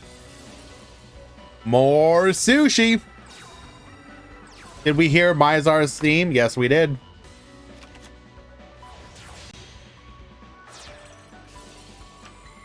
Gonna go for the draw off of the Uni, Shari red. Into the Ikura. Ah, I think I found the reason why.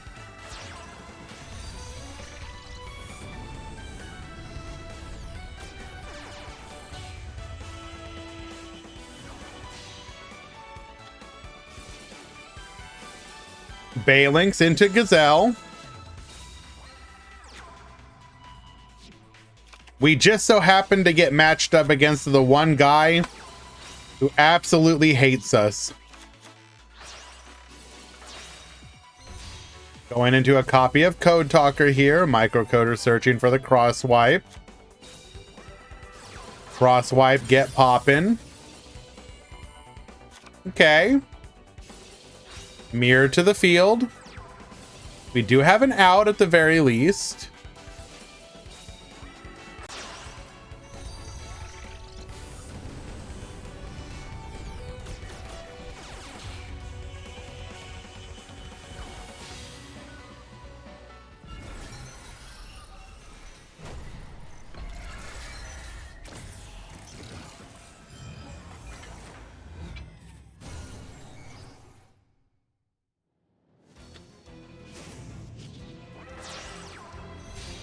Okay, we do get to the Firewall Dragon here. Recoded alive, Cosmic Cyclone, Banish. That is devastating. We are going to be able to wipe here, though. Does not attack with the Firewall Dragon, as we don't want to trigger the skill.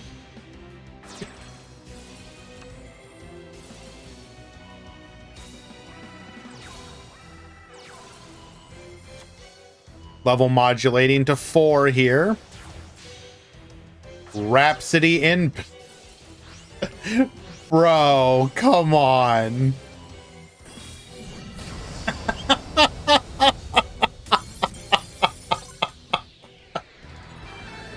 Oh.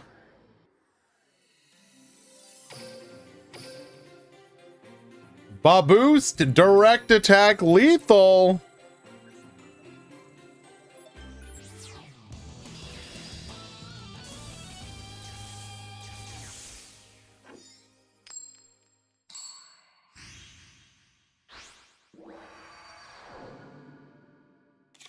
Duel.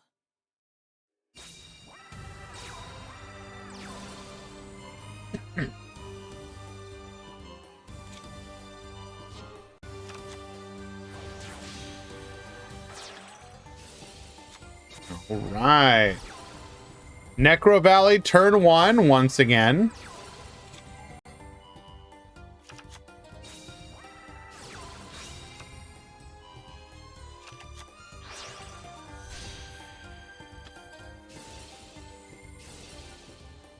Balinks into Foul. Searching for a copy of Sanctuary. Force out that back row. Going for the Code Talker here. Microcoder, Gazelle effect.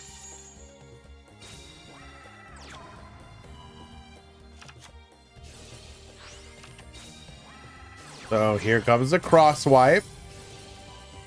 Falco, return the Gazelle. Linking off into the Decode Talker.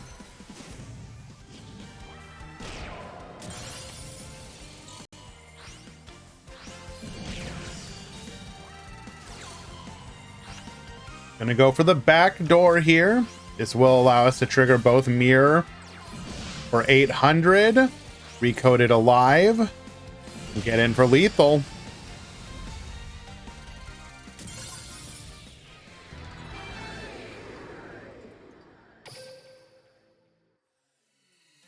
Duan 1 Suisen weekly.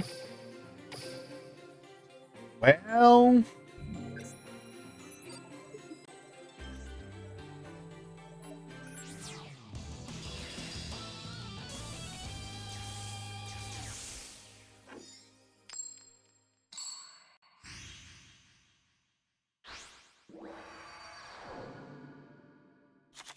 Duel.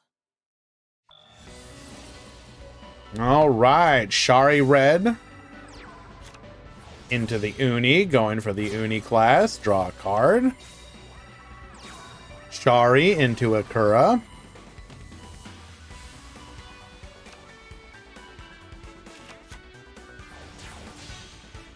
Into the Abyss Dweller, Cringe. Necro Valley, pass a turn. Lady Debug. Into Circle, we're going to be able to get Gazelle. Well, so it looks like we're probably playing multiple copies of the Necro Valley. And then we're using the draw off of the Gunkins as a mean of drawing into our Necro Valley.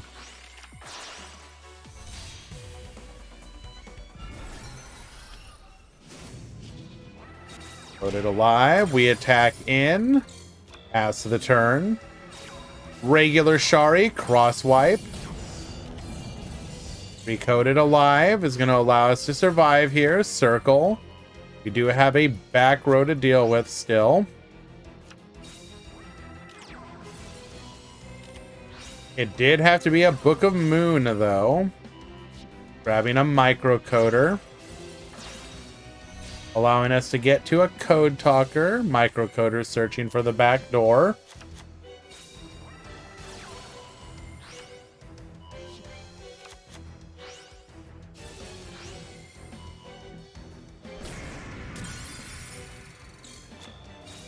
And now we can just attack her, and we get...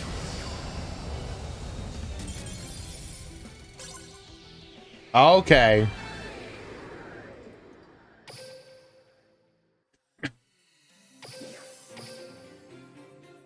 Yeah, that was just an unfortunate, like, hard counter.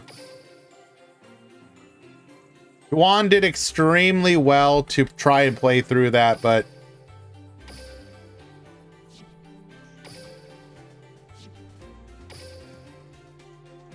just exceedingly bad luck. What do you mean, where's the new emote? Which one? We got Maya, yeah? And we got Squeak Love.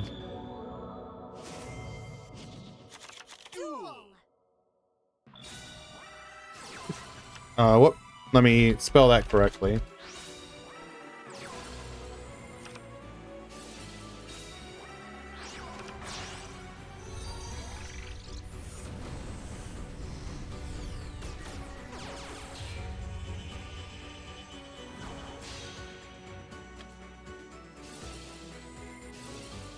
All right, we do hop into game number 3 between Ever and Anticristo.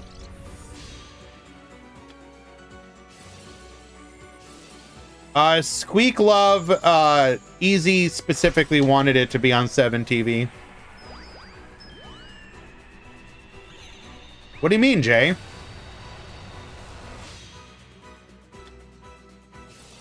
Right there.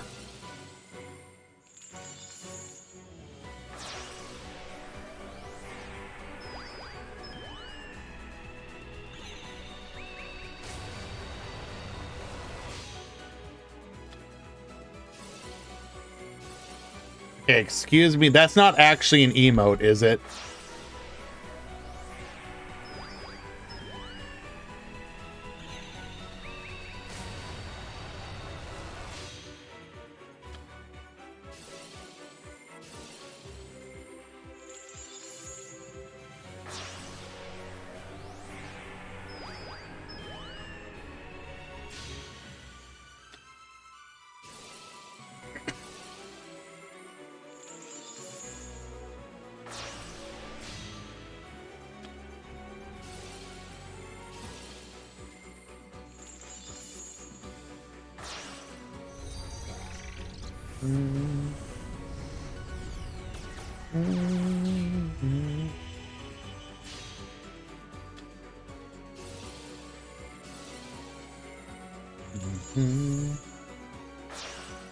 I'm glad you enjoy it, Dr. Dinosaurio.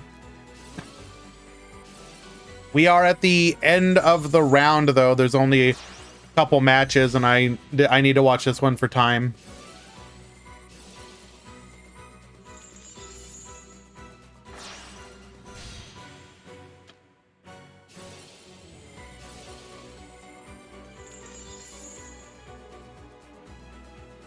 All righty.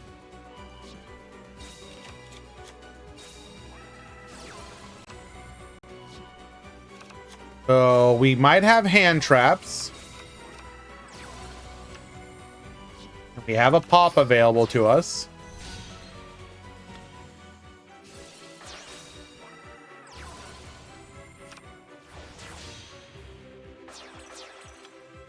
Hello, Bentai.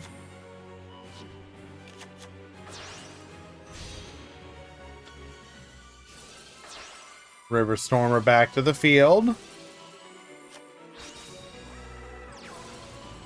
Anchor Drill, get level modulating, because reasons.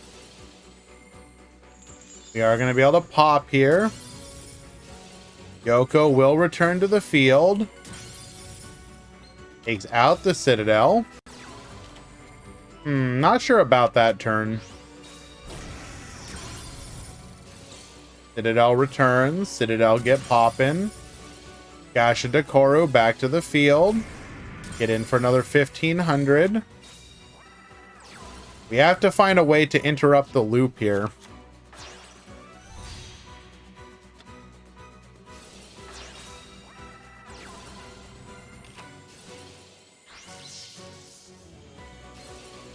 Attempting to use a crab crane effect.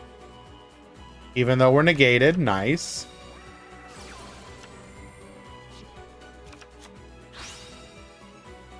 And we're just going to wall up.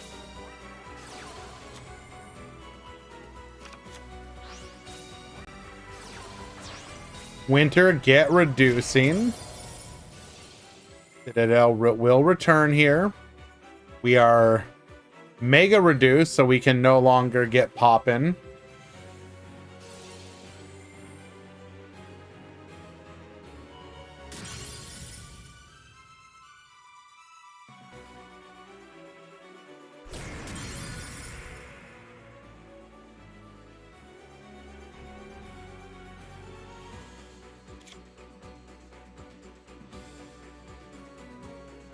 What's the game plan?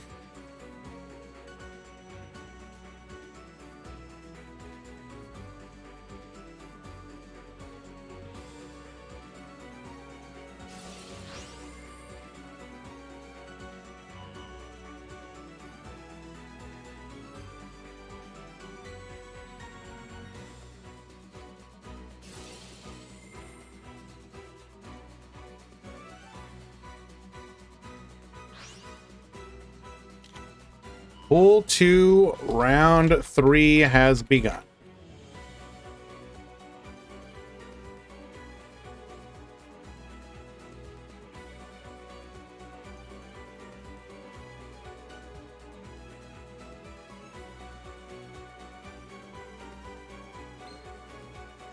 So you're correct. He couldn't pop the Gasha Dekoru anyways.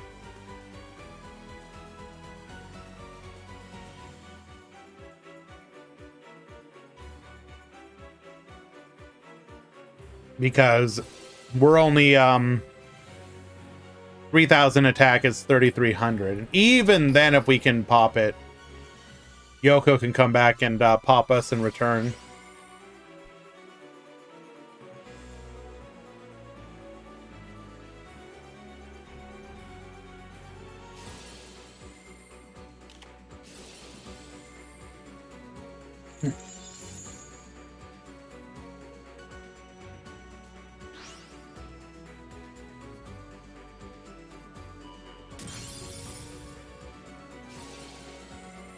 Citadel will return. But we're still tiny. You're in pool 3, no match. Well, that's funny since we don't have a pool 3.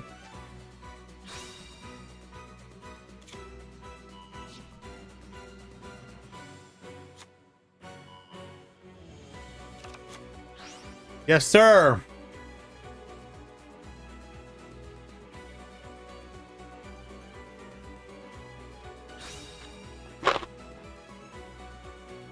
These are my secret addiction.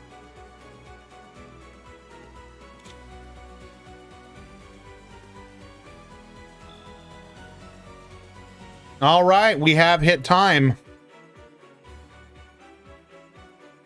And Ever will win by life points.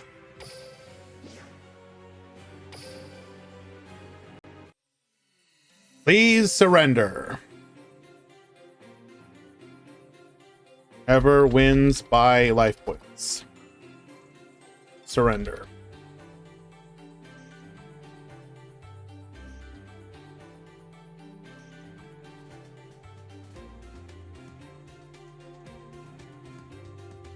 Pool 1, round 3 has begun.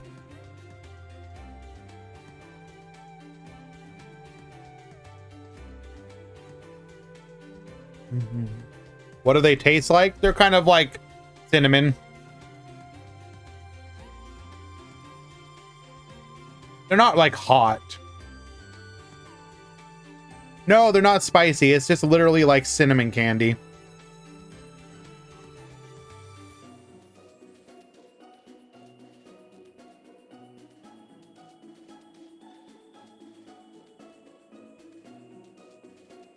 I may or may not keep a stash on me at all times.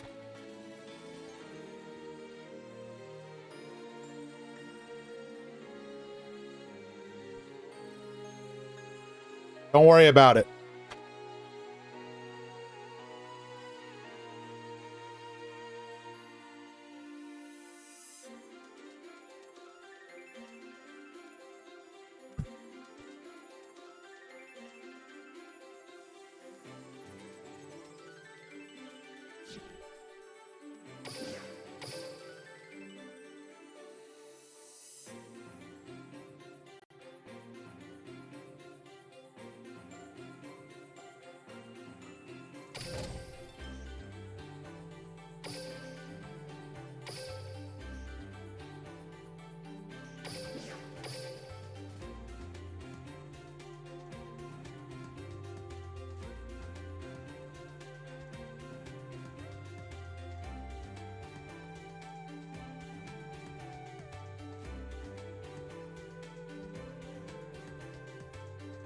Shh.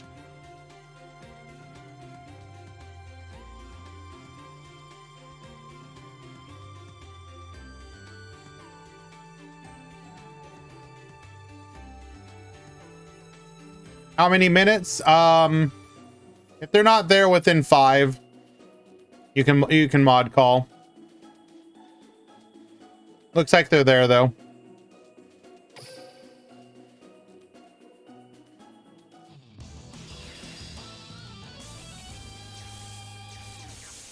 We are in round number 3.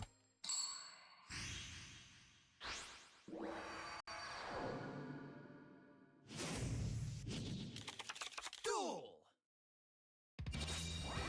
All right, triple set, pass the turn. It's gonna be one of those, I see.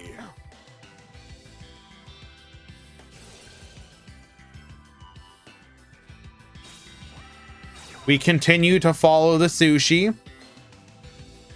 Ooh, not a great opener though.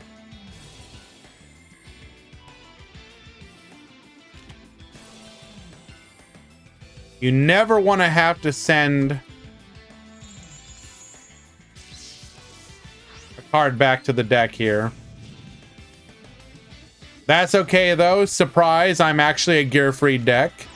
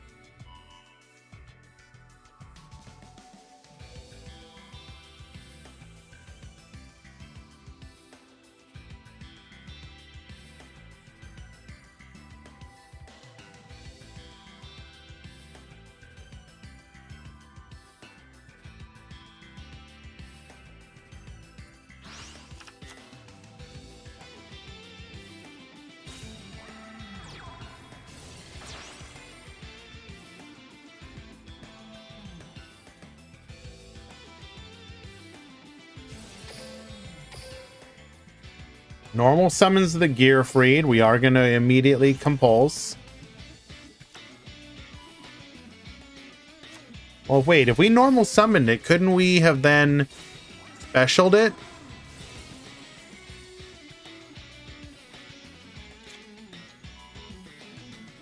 Why didn't we special it? Oh, it was during battle phase. I just didn't. Okay, it doesn't show up in the log. Got it.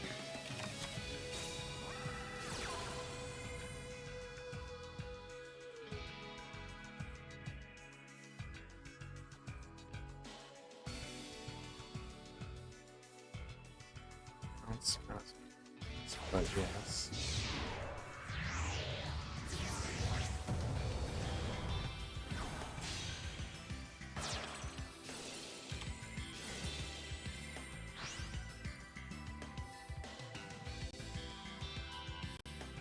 We are going to return the Uni to hand. If that back row's nothing, we just lose here.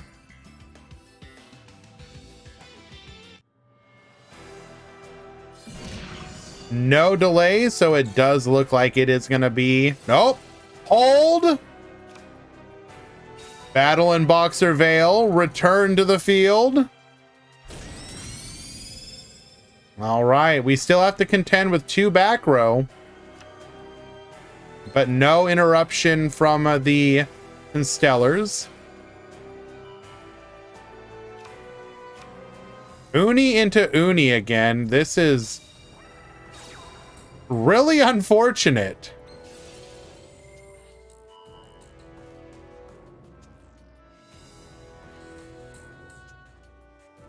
Level modulating here. We are going to be able to search for a Shari.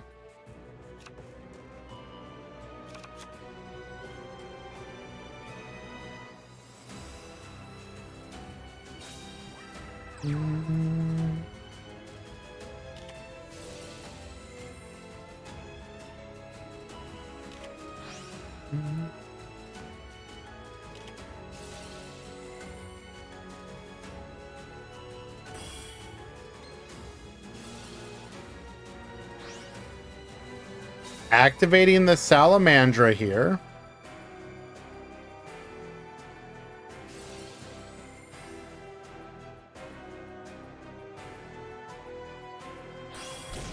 We are going to be able to attach the M7.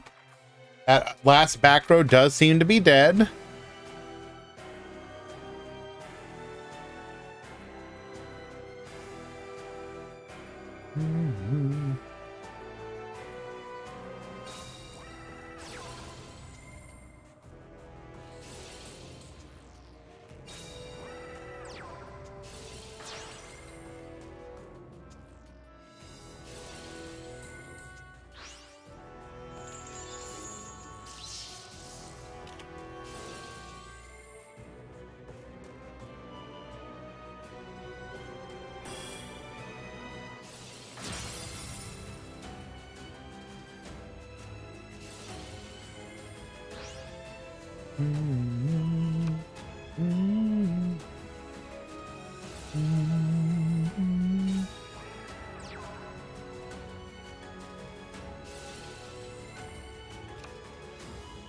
One second, guys.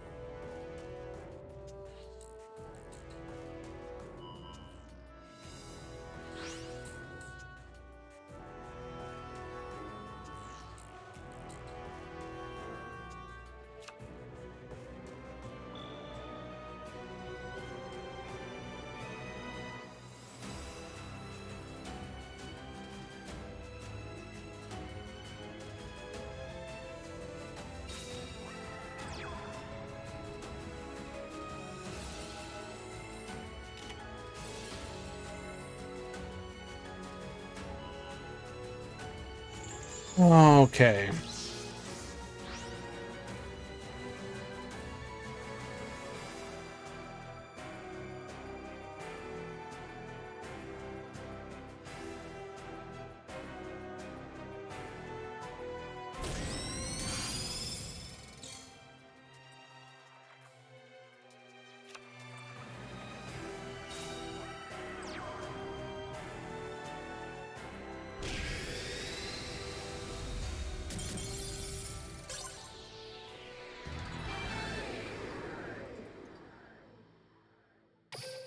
All right, Yamo taking game number 1.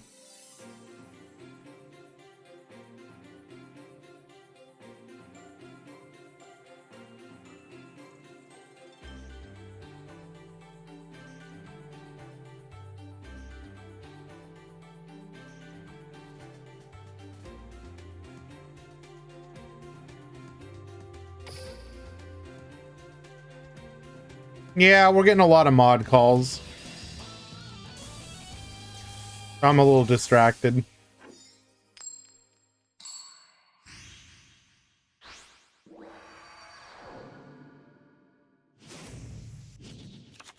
Duel.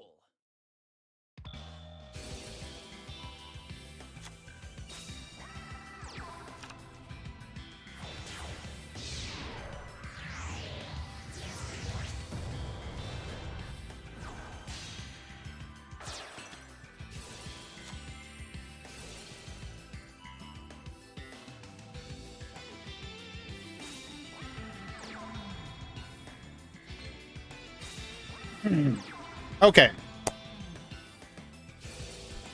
It's overwhelming just how many new things are coming out. I can only farm so many gems. Almost done with main box, though.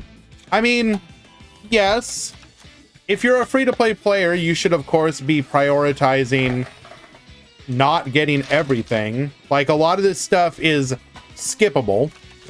Like, very few of it that's coming out is, like, required. Now, obviously, that sucks because you'd like to get everything. But, you know, this box, for example,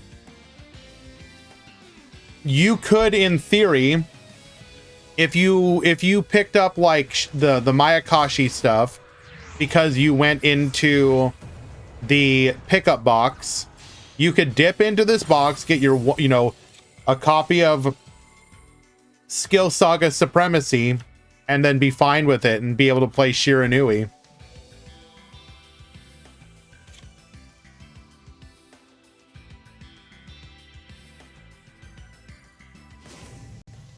Obviously, the reprint the anniversary box is, we don't know any other details, but if it's just like alt arts, then that's entirely skippable.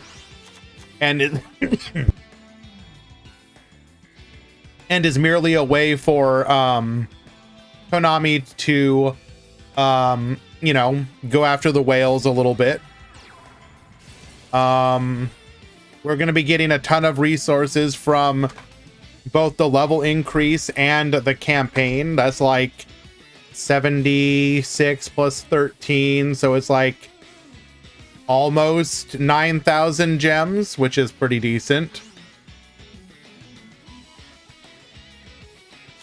And then we want to see what this friend invitation campaign does. Like, if that ends up like being like one of the one of those recruit players get resources, like Mizar also gives. Sure, Mizar as well. So that's like another 2,000 something. So that's going to be like, that's going to push it to like 11,000. Duel Links pyramid scheme, you say? Exactly.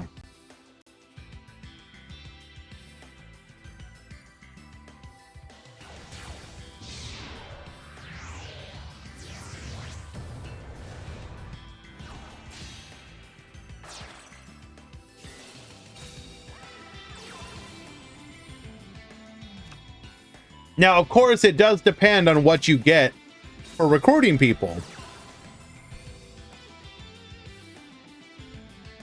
Of course, the one I have the most interest in is the Bond of Duelist event. What the heck is that? I need to know.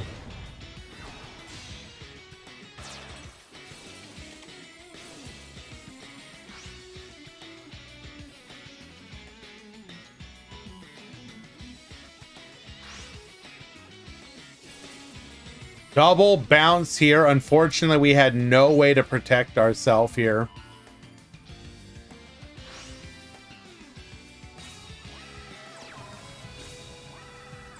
Real unfortunate. Excuse me. Oh, but we do have the veil. Okay. I mean, we're still facing down. We're still facing down double back row and Pleiades.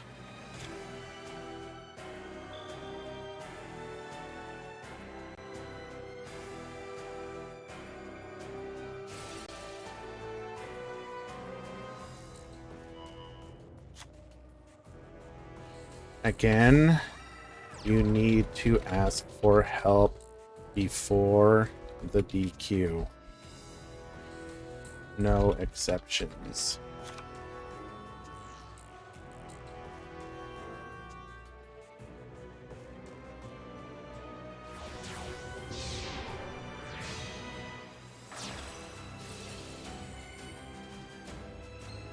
Bring forth the Uni. Do we have any way to counter this? Yes, we do. Uni can negate. Negate the negate.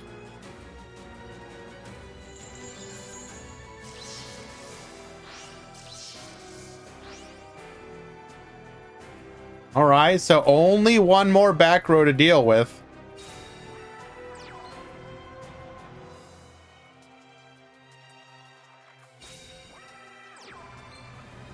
Hold.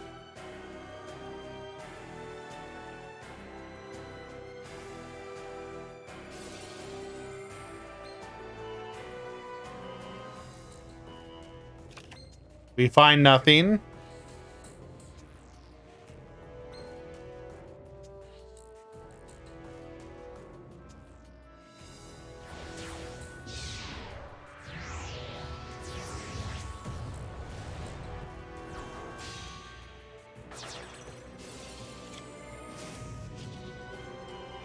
Oh, what an incredible rip.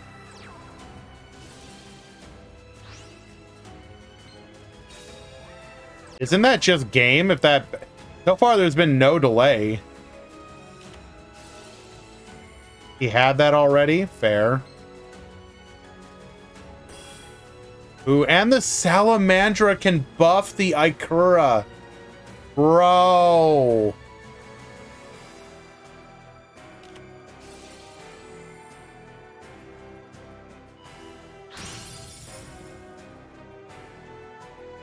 I mean, we're still in a really good spot here. Well, not really good, but this is better than it could have been.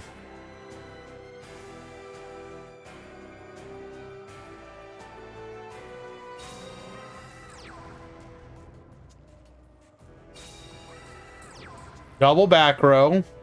Spooky.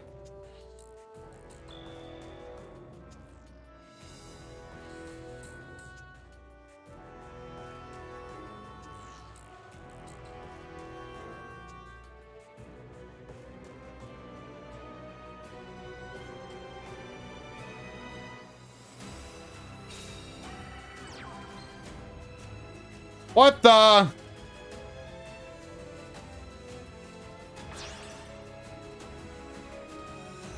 Normal summon the squeak.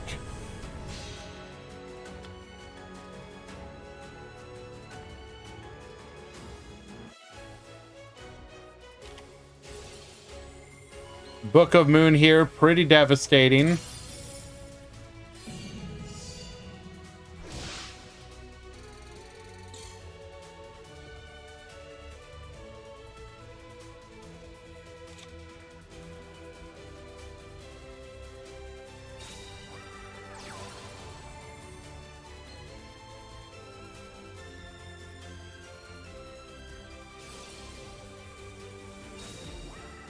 Additionally, normal summon the Caduceus.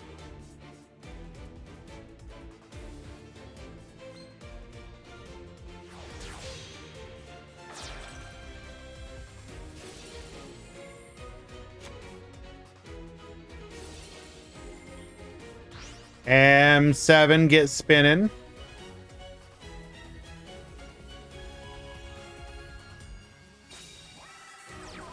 Another back row.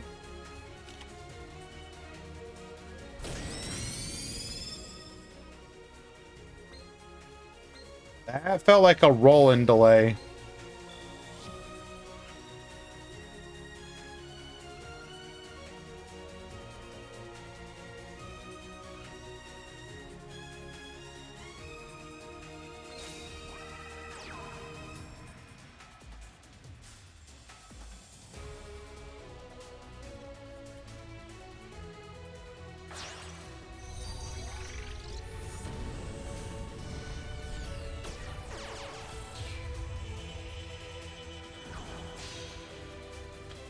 Round 2, I finish card, and round 3, my opponent. But you are bad, Grand Harrier. I'm bad? I mean, probably true. But why specifically?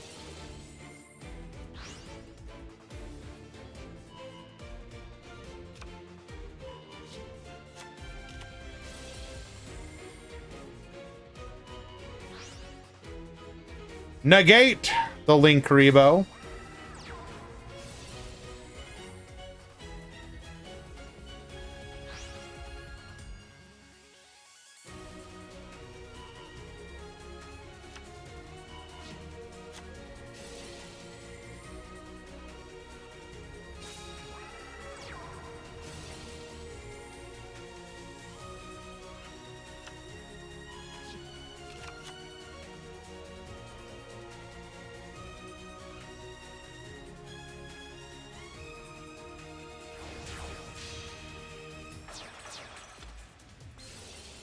Going for the Prosepi.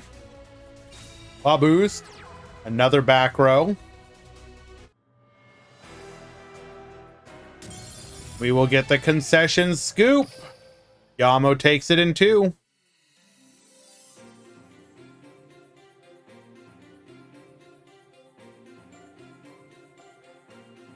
Doot, doot, doot, doot, doot.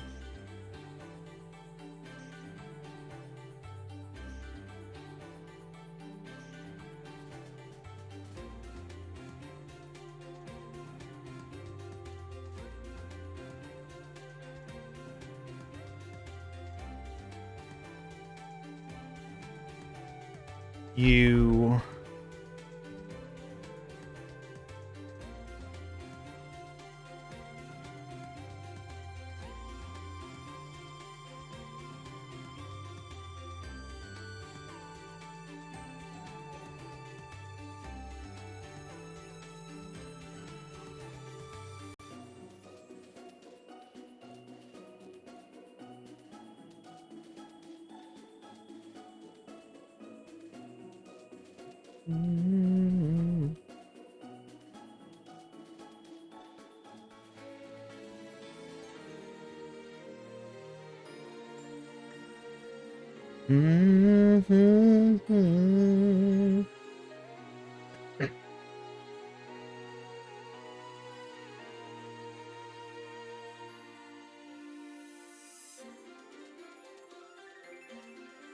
Oh, you did it wrong.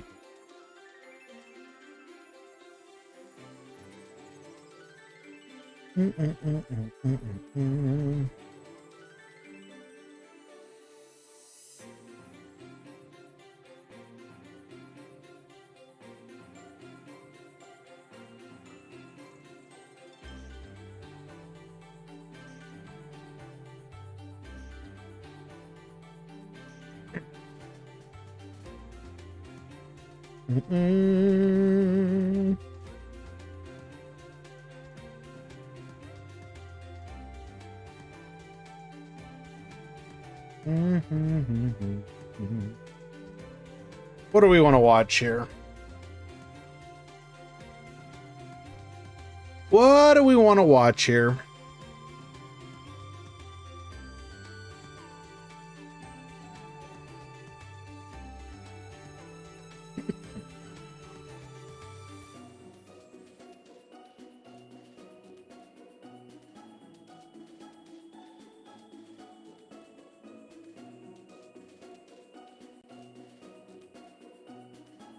We are getting down to the slim pickings stage.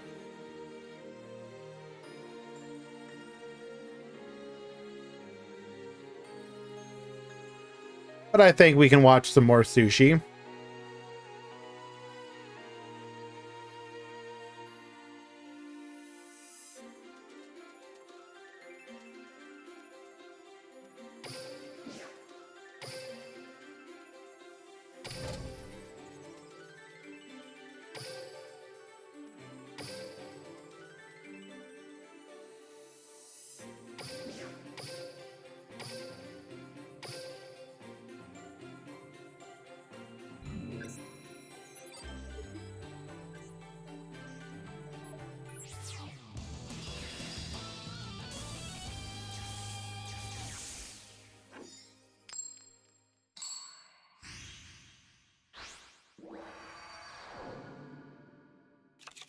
Duel!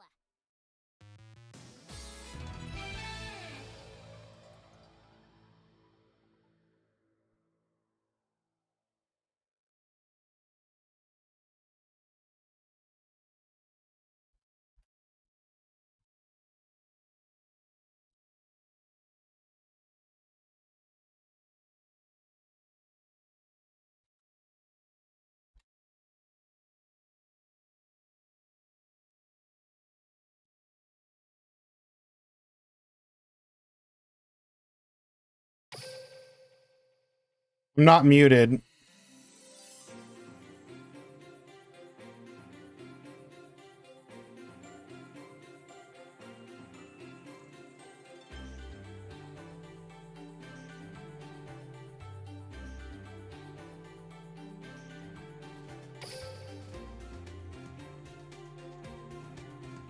Do DQ wins count less than regular wins? Yes and no. They're a win, but they're a win against an opponent with a bad record, probably.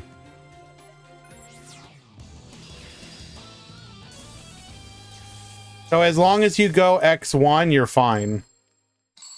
Jay, trust me, it's not gonna matter. As long as you go X1, you're gonna top. It only matters in situations where tiebreakers are gonna happen.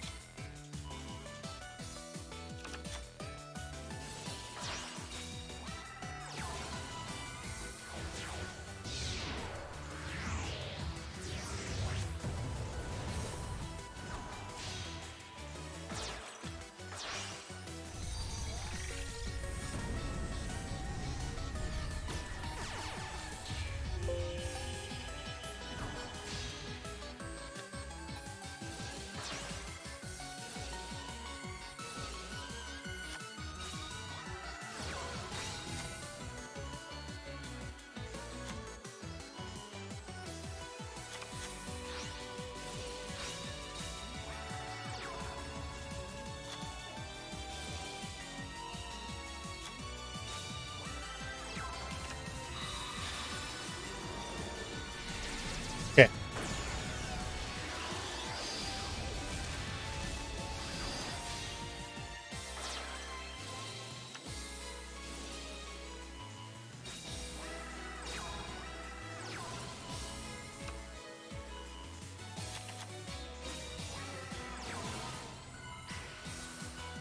All right, guys, again, a lot of new people handling some mod call issues.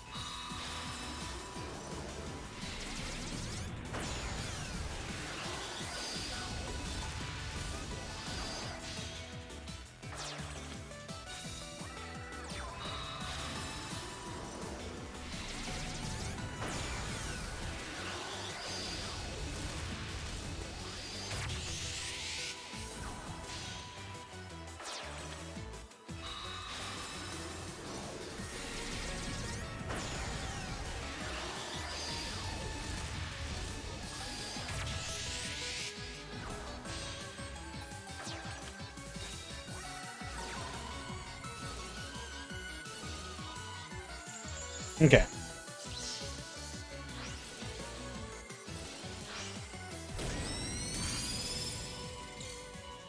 We are gonna V-Mana Babu.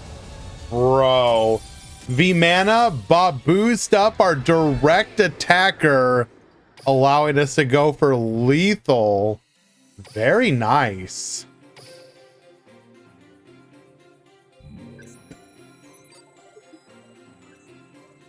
Yeah, Suship looking better and better as people play around with it.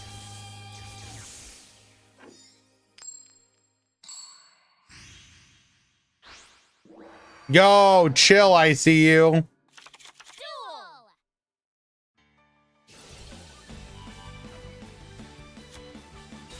Rude, incredibly rude. Going for the Dreadnought here. We're going to draw a card. Uni, revealing the Shari. Level modulate here. Into another V-Mana. Searching for a light stage. Light stage adds the Corobane. All right. We are going to negate here. Heavy forwards, searching for a copy of the Brutal Dozer.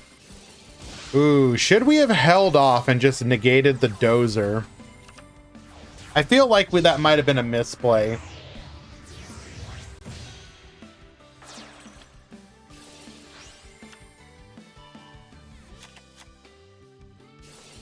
Hello, Logso. Oh, and we have the Gustav as well.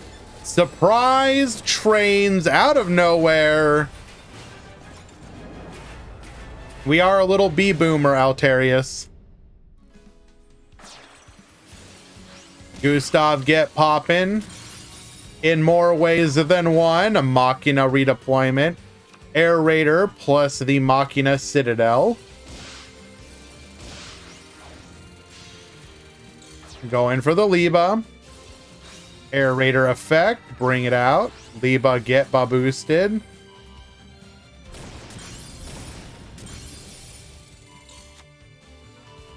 Leaving Marco on 250 life points. Level 5 reload. Send back the Corobane. We're going to go for the Shari here. Into another Uni. Hello, Sean. Bring out the Citadel. We are in the battle phase. We can pop everything freely. And M72 will take game number 2. We go to game 3.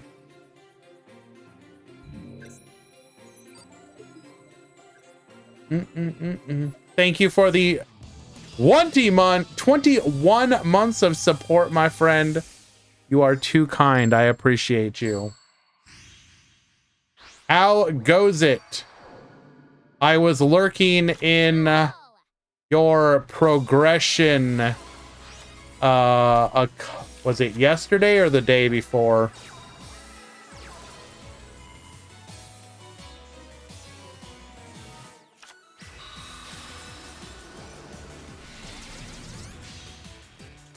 Okay, we are going to make Dweller here. Set 1 to background. Back row, rather. Terraforming. For the Switchyard. Switchyard effect, allowing us to grab a copy of Citadel. We're going to go Harvester. Exceed block. Negate. That will shut down our turn. We are going to go light stage. Light stage, add the Corobane. We can then use level 5 reload. Send the Corobane back to the deck. Drawing a card off of that. Rank up into, or not rank up, but exees into our Ikura. Forbidden Chalice, a boost. We're going to go 21. 22 lethal. And Marco will take it in game number 3. Well done.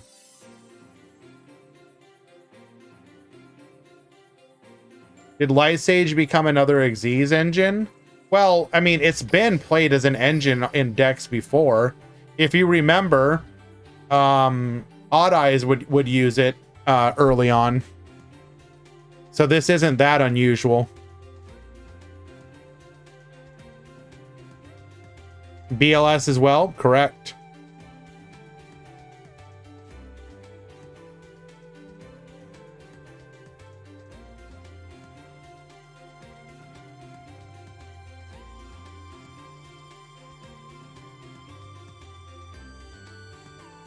What do we got here? We got a couple Mayakashi mirror matches. And then Tenyi versus Stellar. Guess we're watching that one.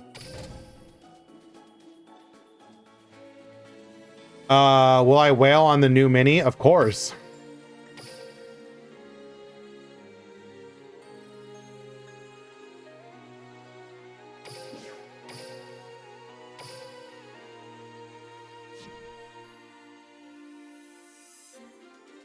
Latom snubbed in the stream title. How is Latom snubbed?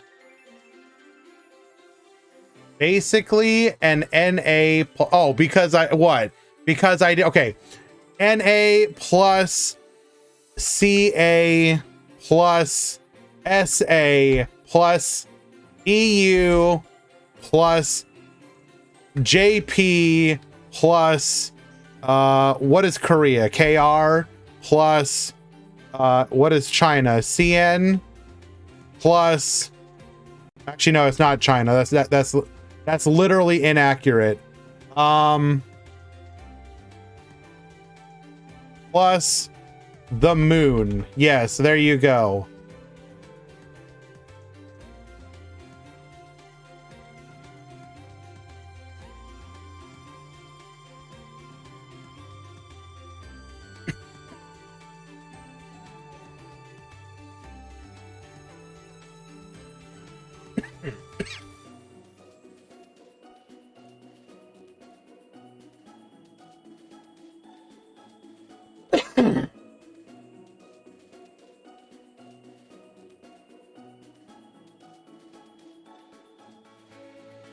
What about the North Pole? They don't count. North Polians aren't real people.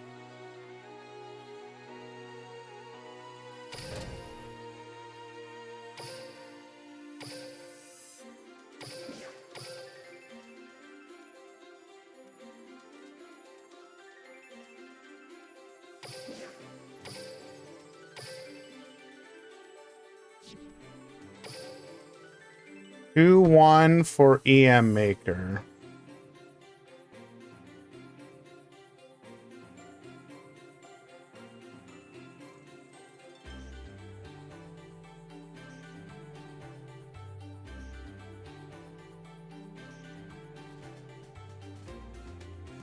Pool 2, round 4 has begun. Don't forget about Heaven. Forgot about the Shadow Realm. Did I? Did I, though?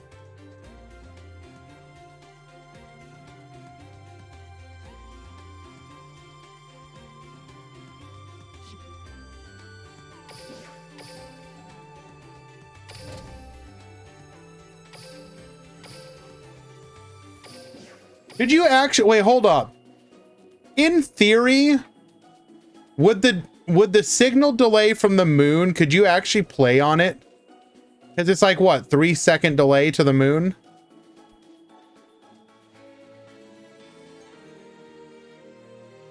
Time delay to the moon.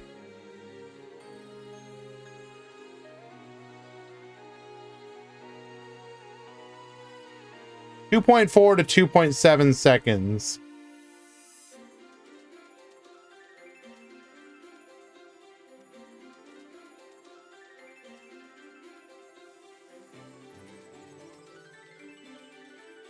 Okay, hold up. I have a question for you, chat. What? Okay, if you had to play a deck from the moon, what deck do you play to keep it as simple as possible? I.e., no long combo chains.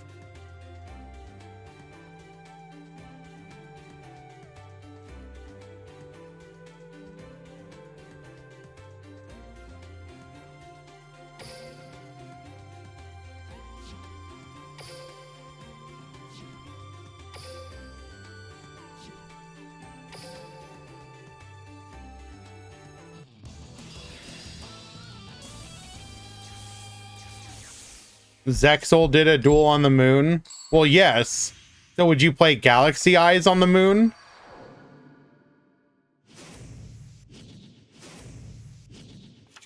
Duel.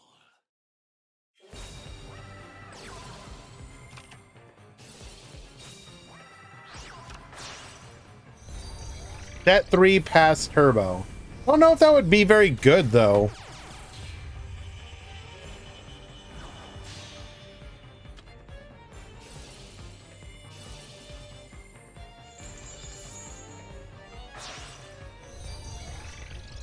Easy, if you're here, can you watch a match?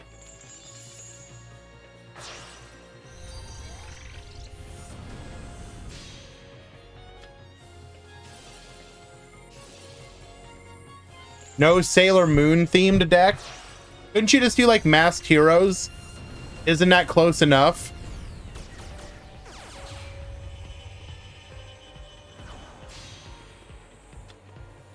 I would play Rush on the Moon. Long combos don't exist. That's fair.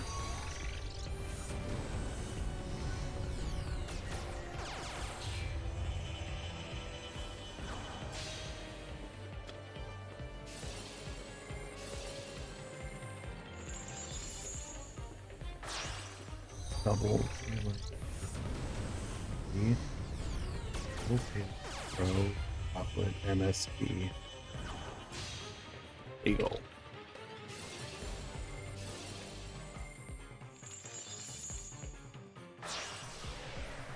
Top 16 sends decks.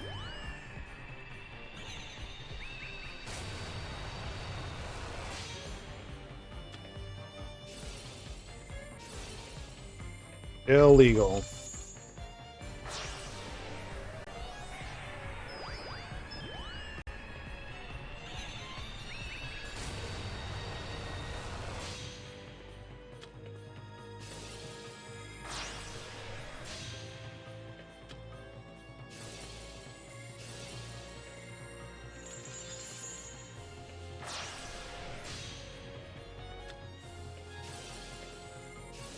All right, guys, you do realize that the skill is supposed to save you from having to do this. Let me ask you this. So, a lot of my Akashi players are skipping using the skill because it is, if you have the ability to, it's more beneficial to do the combo normally and save it for later. My question for you is, should they make the skill only work on turn 1? Should they make the skill only work on turn 1 to essentially force you to use the skill?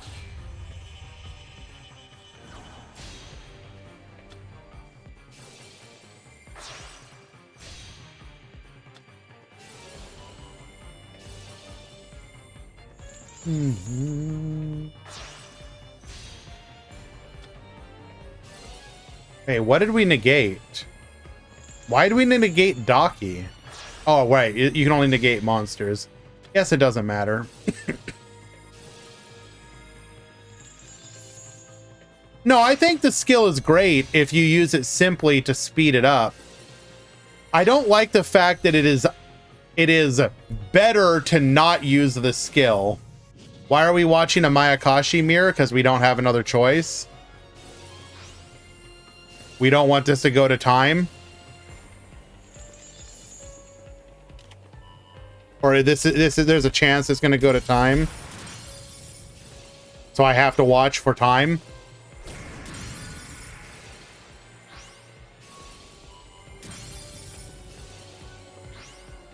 No, I'm not watching it for fun. Trust me. I do like Mayakashi. But the Mayakashi mirror specifically, even if it's good, is not entertaining to watch, so.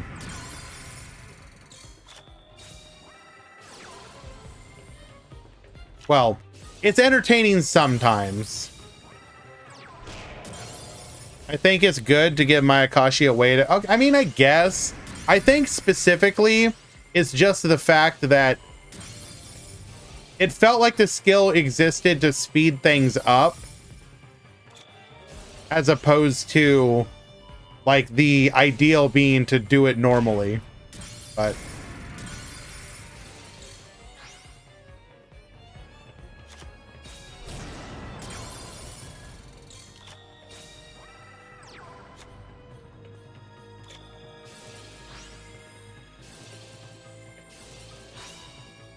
Affect Valor. Negate. You will not be unaffected, Crow. Get negated. You will not float. Bring back our own Gasha Dekoru. Forbidden Droplet.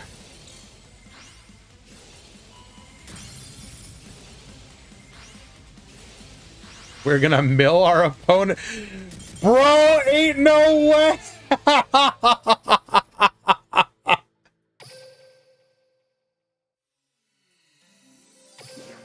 I'm aware that you can't, Hans. The question is, should that matter?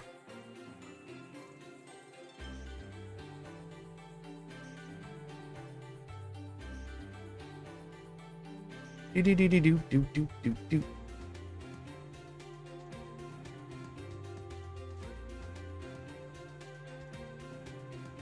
Mm-hmm.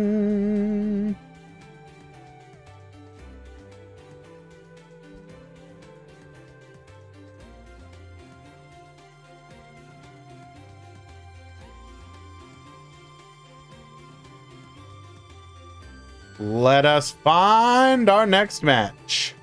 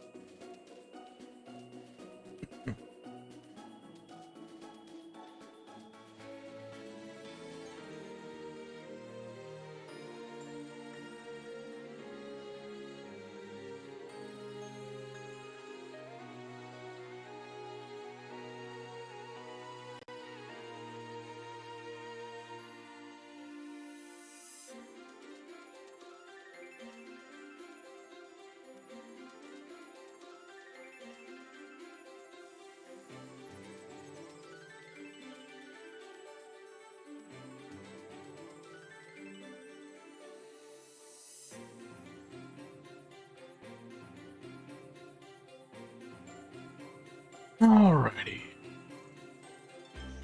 Sorry, I'm trying to very quickly scan. Find ourselves a match to watch.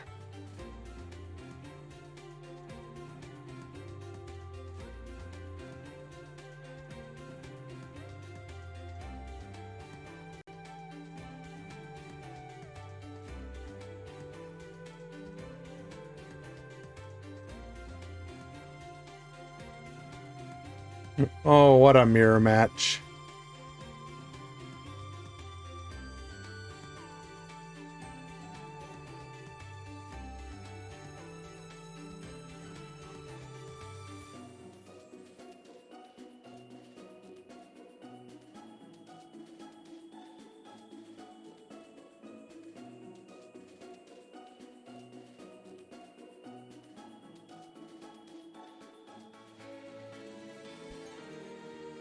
Okay, here we go.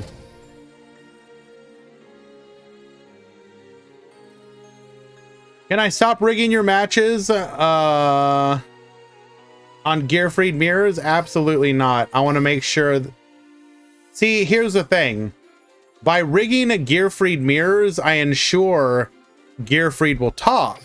Now, obviously, we have to sacrifice one of the gear-freeds, but it is a sacrifice I'm willing to make.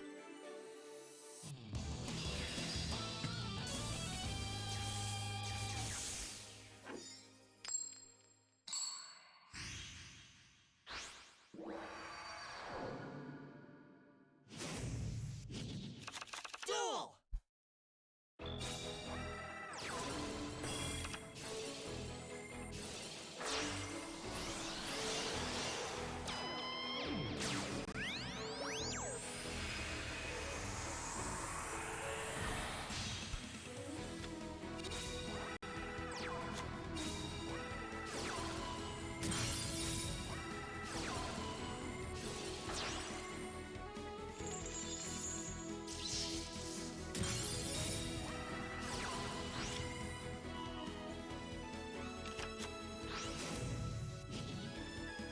Alrighty.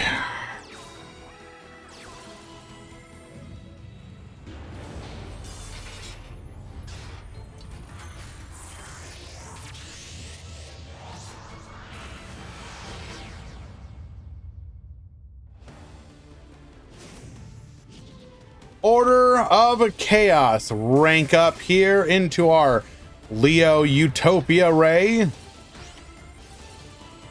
Book of Moon, get flipping. You will get in for 1,500. Top decks another back row. Not what you want to see here.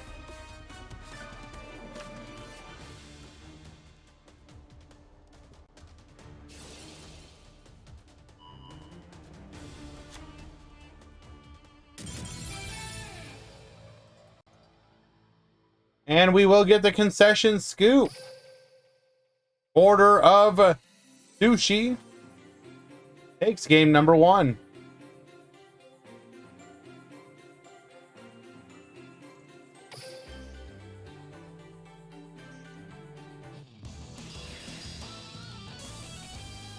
It's just not the same.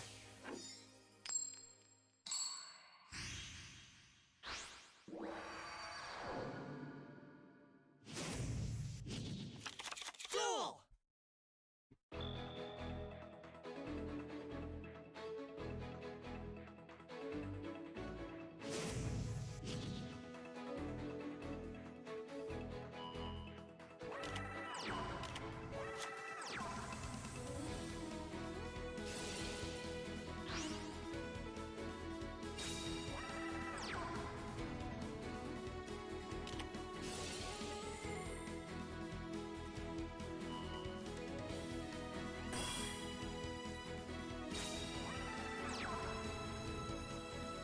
Gearfried with a negate, 1 face down.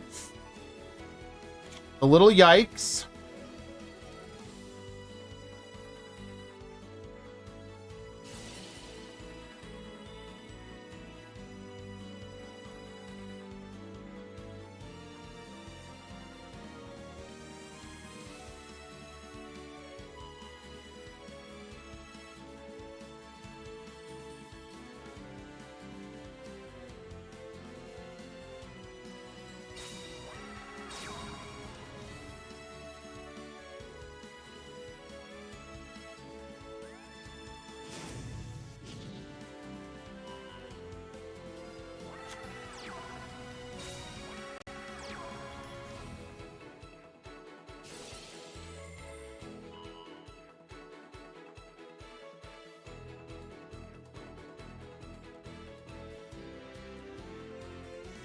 X2 probably doesn't top, no. We're closer to an X1 not topping than any X2's topping.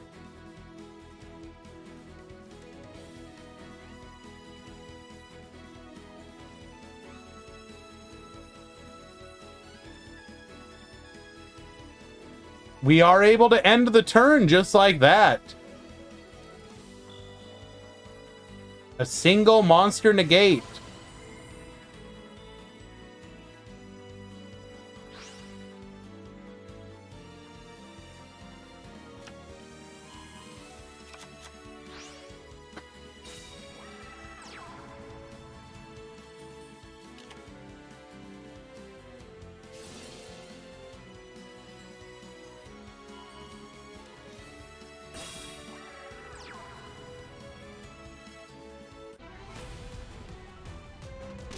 That is lethal on board.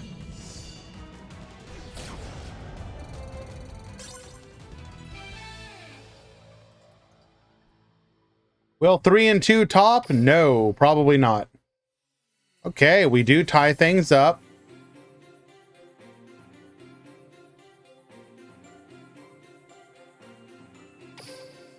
Game 3.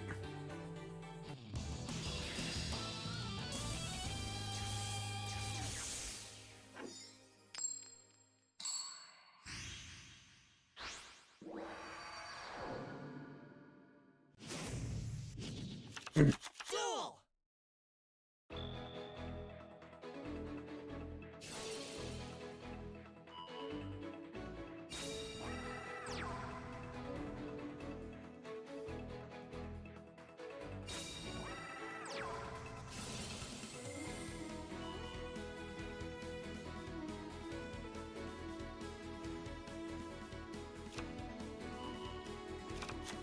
All right, modulating to level 5.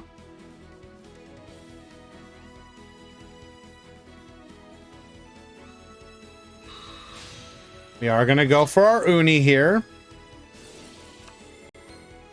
A card. Normal summoning the Sublimation Knight. Sublimation, of course, can go for the squeak.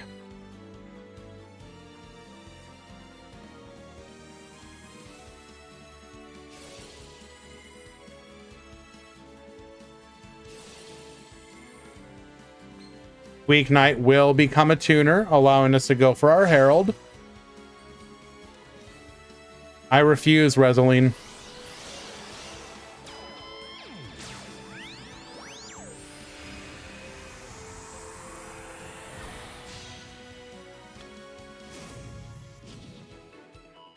Oh my goodness. And we have the Gear Freed. Bro, ain't no way.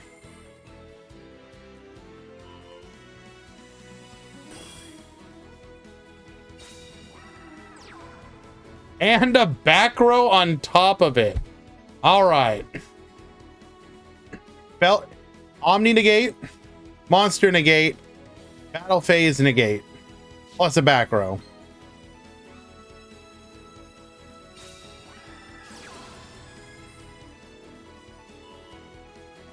Okay, MST can force out the Salamandra. That gets rid of it one negate regardless.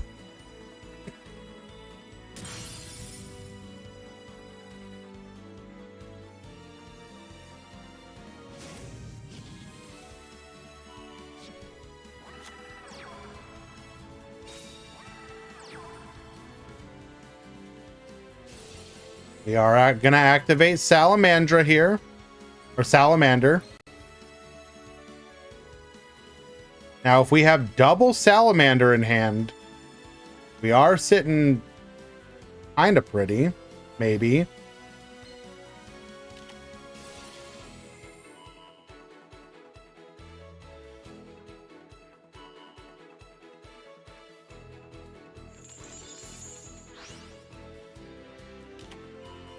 We are going to set the Utopia with our Terrors of the Overroot. One negate left.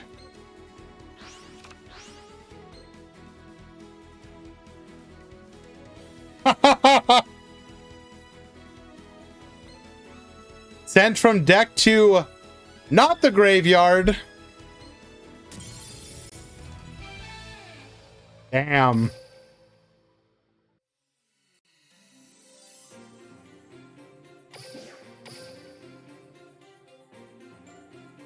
Very well done.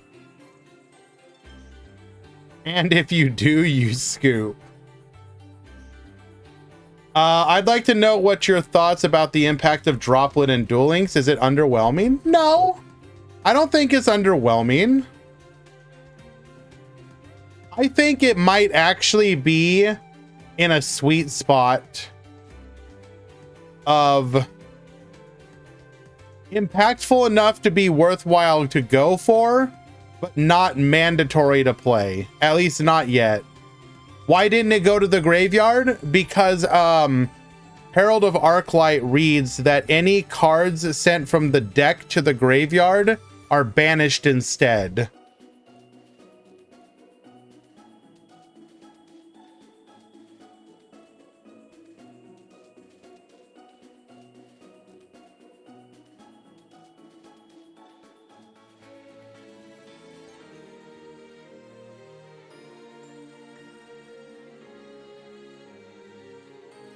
Like, people will sometimes say something like, specifically for like the TCG, that you can play like lesser versions of cards, right?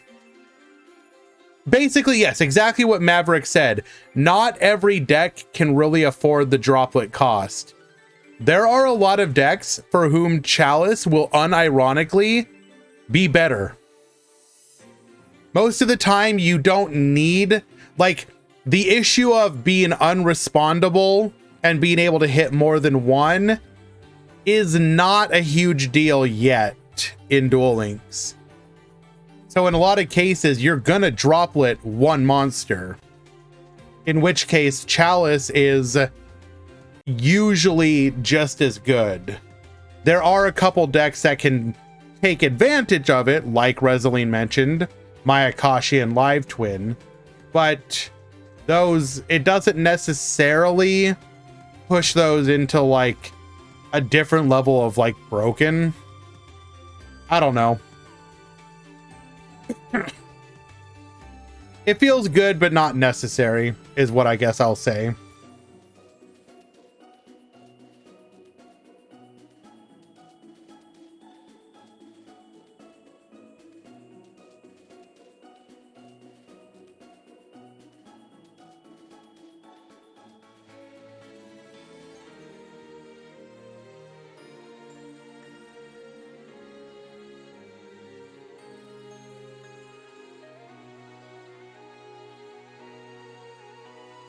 Let's watch a little bit more. I don't know why. I really want to watch sushi matches today. Like, it doesn't, basically, it doesn't feel like an IDP or a book, which felt mandatory.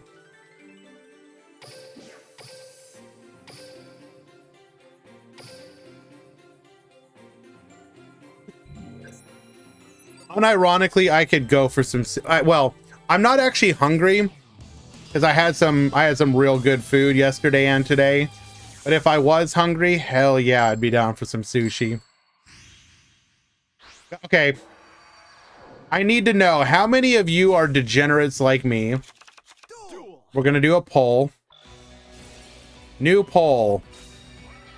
Would you or have you eaten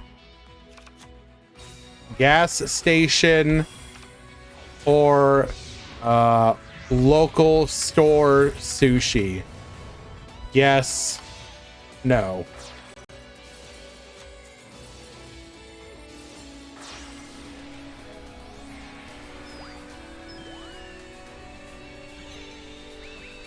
Does grocery store sushi count? Sure.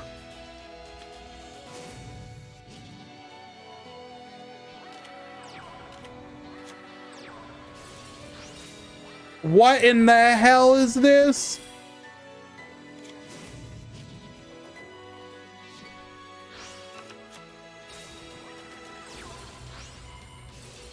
Does Walmart sushi count? Sure.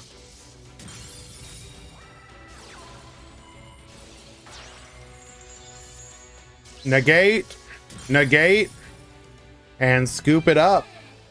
All right. Game 2.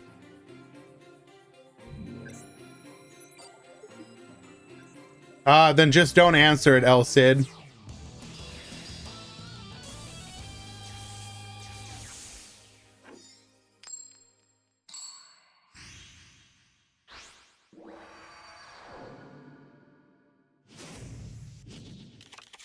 Duel.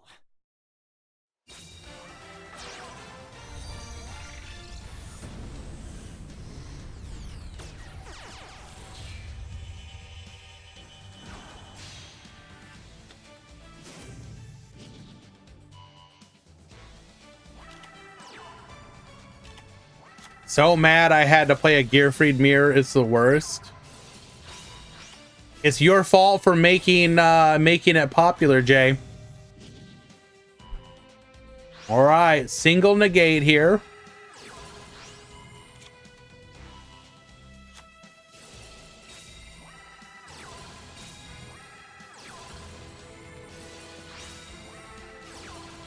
We do have the droplet here. So like in this situation, we discarded the Star Cradle. This could have just as easily been a Chalice and it would have had the same effect.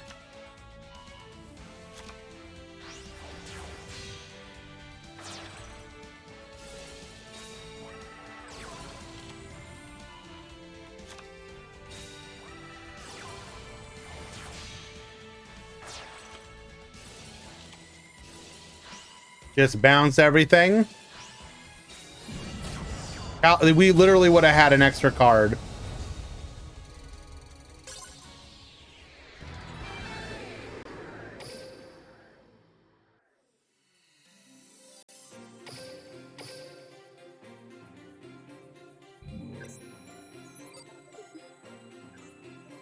Ooh, things are tied up 50-50.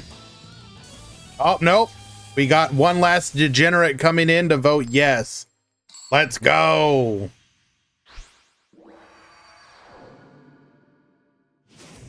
Whoa, whoa, whoa, whoa, whoa. Hold up, Kisara. There was a big scandal in Japan last year where people were messing with conveyor belt sushi restaurants, like taking other people's orders. I would fight somebody. Legitimately. I would fight. I would be throwing hands. I would literally be throwing hands.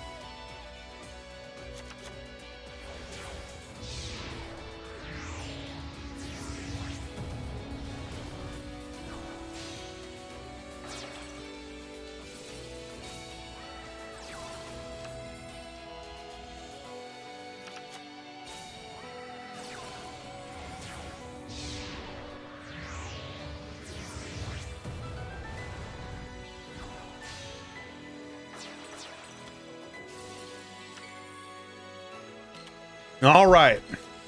We have Omega for protection, Pleiades for a single bounce, potential hand traps, but who knows? Painful decision. Gonna add a Shari red.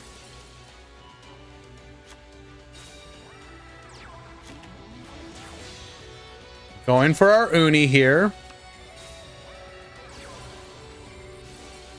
Pleiades is gonna bounce. We're gonna go ahead and negate the bounce.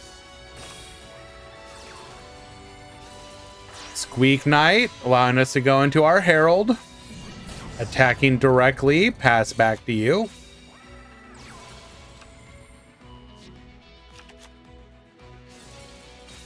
Really didn't want to attack, huh? We're gonna go for the M7 here.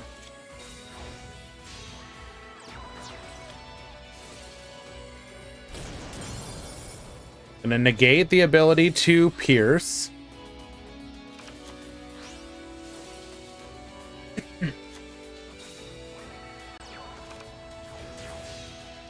Making another Uni, threatening lethal with either of these attacks.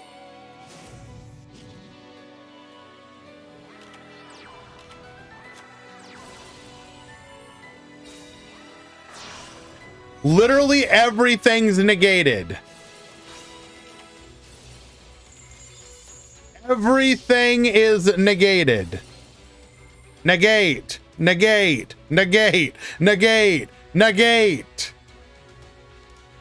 Literally everything.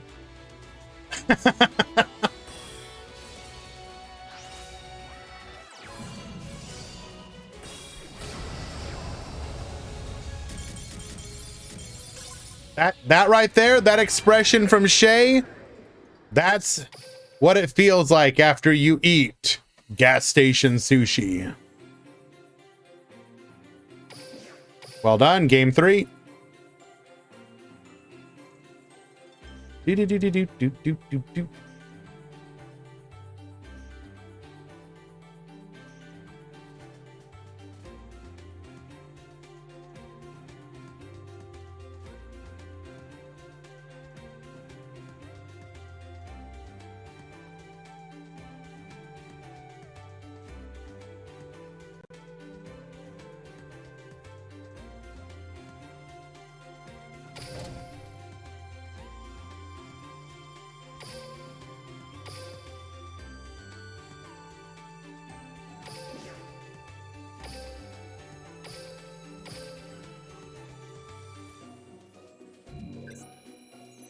No kitty.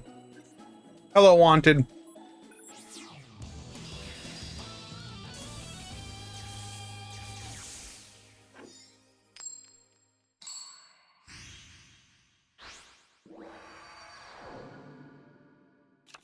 Duel.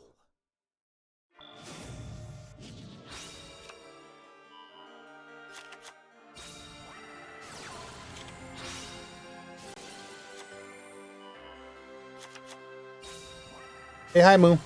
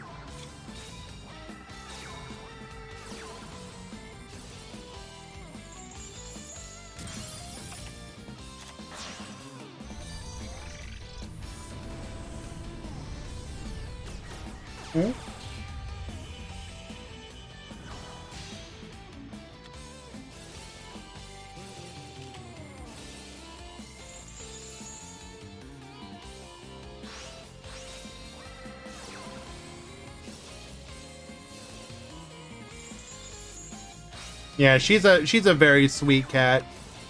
She was actually a an outdoor cat rescue. Like, she started out kind of not feral specifically, but she was rescued from the streets, and not as a kitten, like a little bit older than a kitten.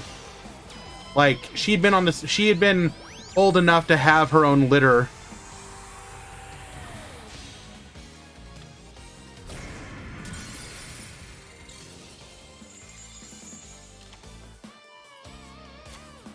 Now she has lived a life of luxury.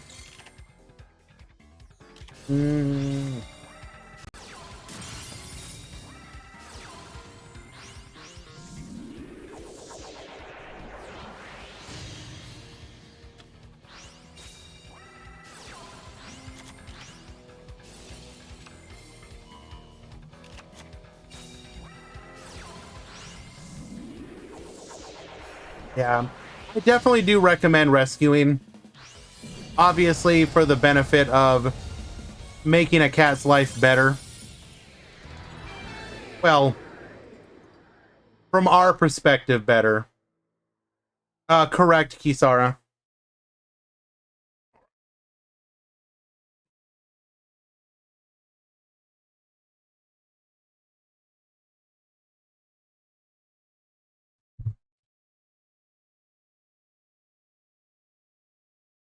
Shalnark takes game number 1. Like, if and when I inevitably get another cat, I would definitely do a rescue again as well.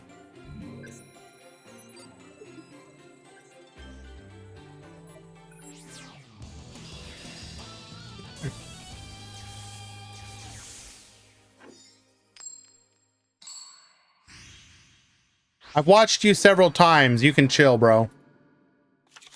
Duel. All right.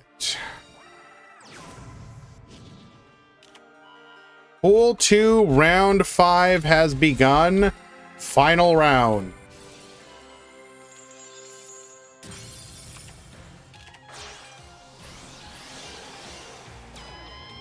I'd love to go to a shelter and pick one that's older, but I'd get too sad seeing all of them and want them all. I mean, 2 is a good number for cats. I'm just saying. 2 is like the perfect number.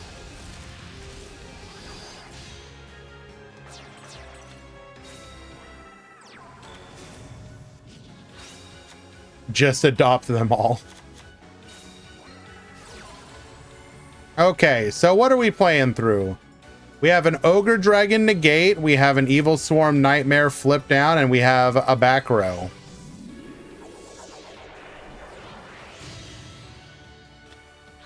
Activating Fossil Fusion here does not negate it. But we are going to flip it down. Miracle Rupture. Again, allows it to go through, grabbing another copy of Fossil Fusion. Into another Skullgar. Flip it down. Set 2, pass the turn. We're going to go quick launch here into a Rocket Tracer. Get poppin'. For a Draco Berserker. Attack in. We are going to add the Fossil Fusion back to hand. Get in for 3K. How do we win this? All right, Miracle Rupture. It's allowed to go through. Skullgar effect, adding a copy of Fossil Fusion. Dark World Dealings, draw 1. So we are going to force out with the Ice Dragon's Prison here. And then Dark Hole is our other card. Bro, ain't no way. Going for the Skullgios here. Fossil Fusion for the Skull King.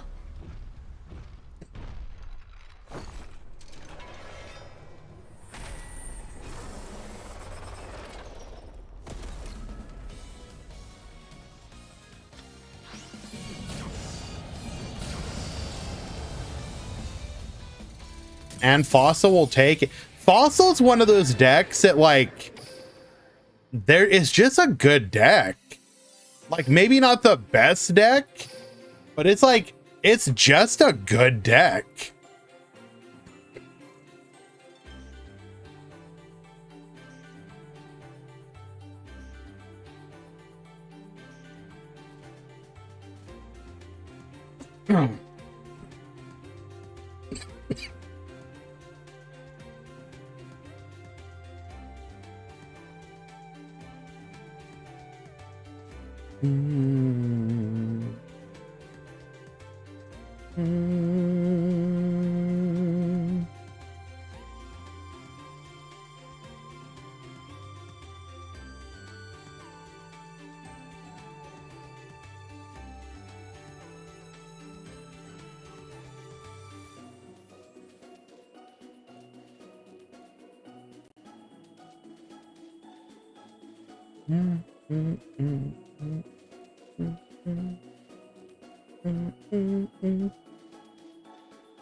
Any deck can win with the right traps and spells. Well, to a degree, sure. The thing about Fossils that just makes it work, I think, is you're denying your opponent resources. It has recursion of its own, and the cards that it does run adds just the right kind of stuff to your hand from the deck to make it work.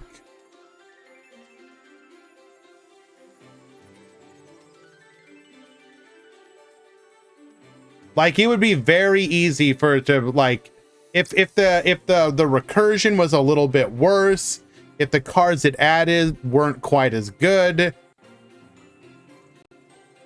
etc.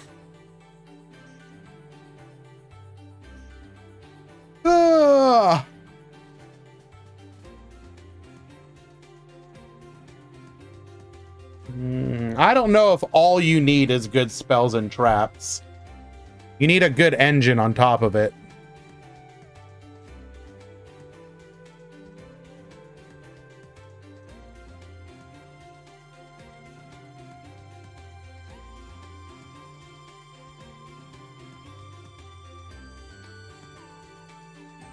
Who do we want to watch?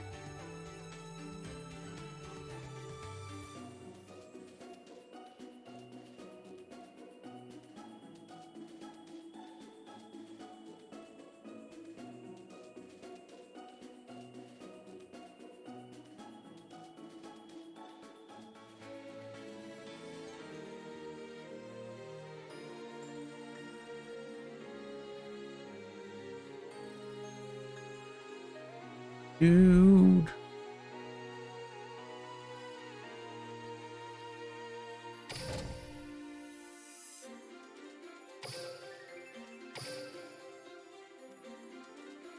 We don't have a charmer match available.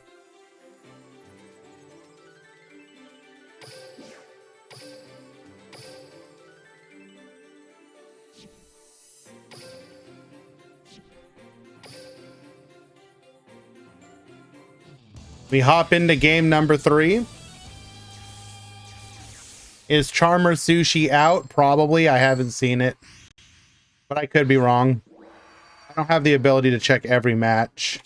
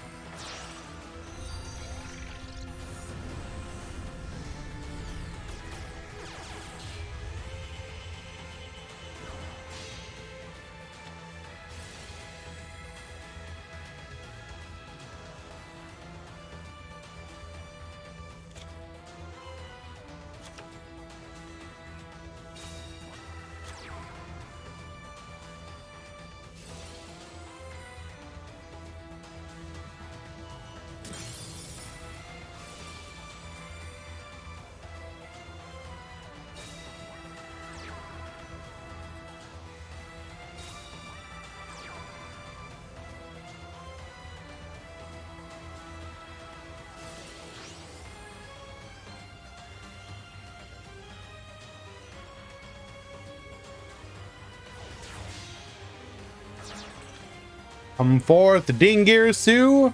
Reattach the terror, baby.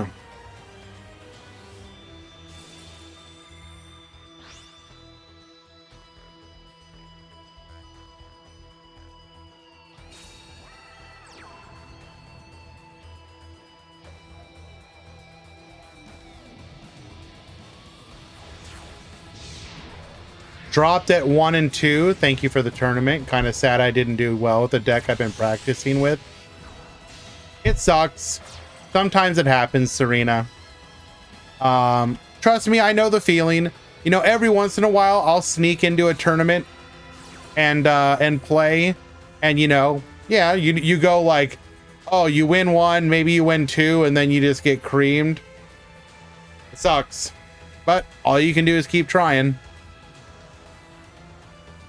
I do appreciate that. You did enter, though. The fact that we're able to so consistently get great entries in the tournaments tickles my fancy. Ah, yes. That too, Serena. Congratulations on the follower milestone.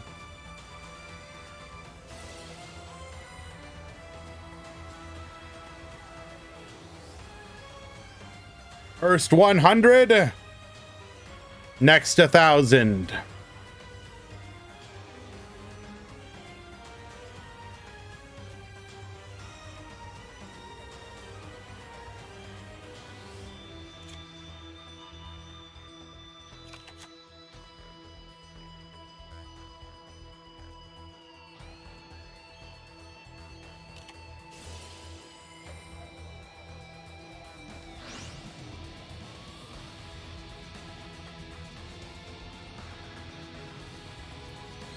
Barrage blast. Get poppin'.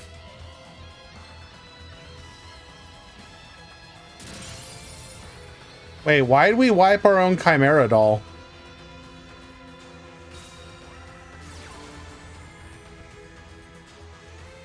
Just in case we can somehow get to... I'm confused.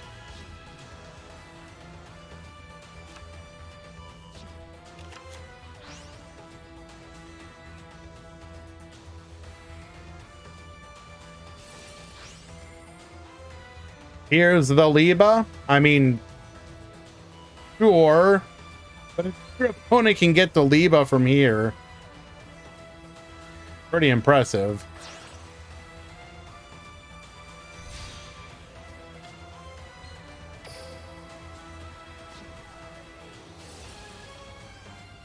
Okay, maybe he was right to fear it. Can we still get there?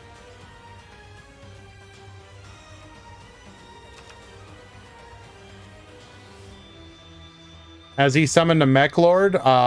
This is my first time watching him.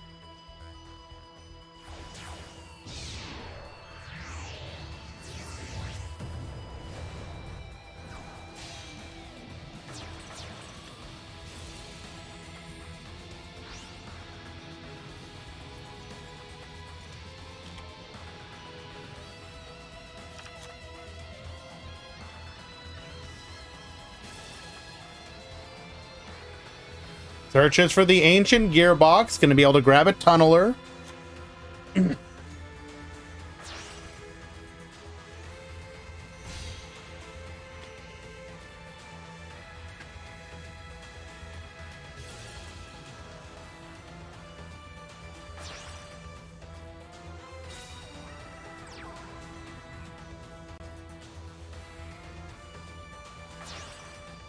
Any weather painters? Yes. We were a big enough tournament that we had 6 of them.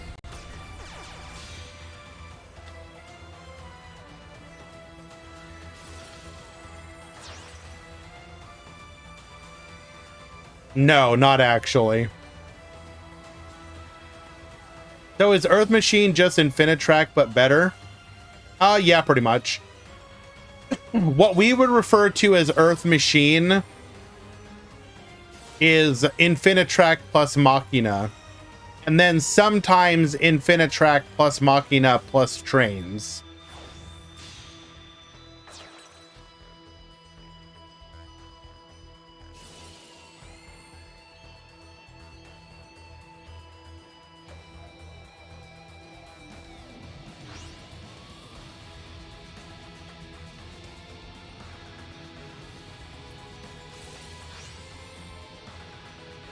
Correct. Exiled.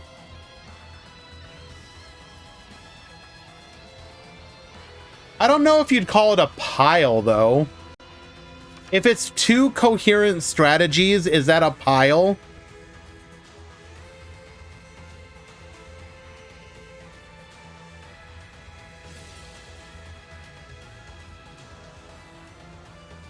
Okay. Here's a question. I'm going to run another poll.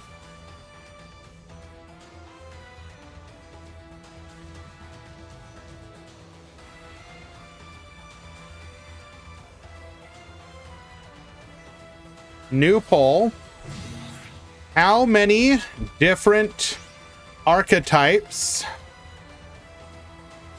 before it's a pile? 2, 3, 4, 5 plus.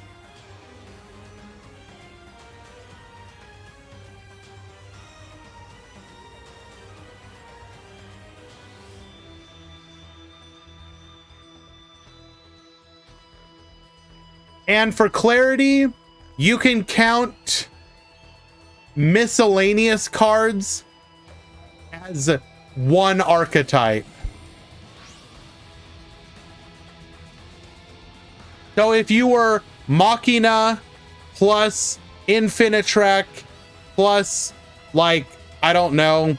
Okay, Ancient Gearbox is an archetype, but like, let's say Dark Grepher. So if you were some warrior archetype plus another warrior archetype plus Dark Grepher, if you want to count like Dark Grepher, etc. as an archetype, that's fine. But combine all the generic non-archetypes as 1 archetype.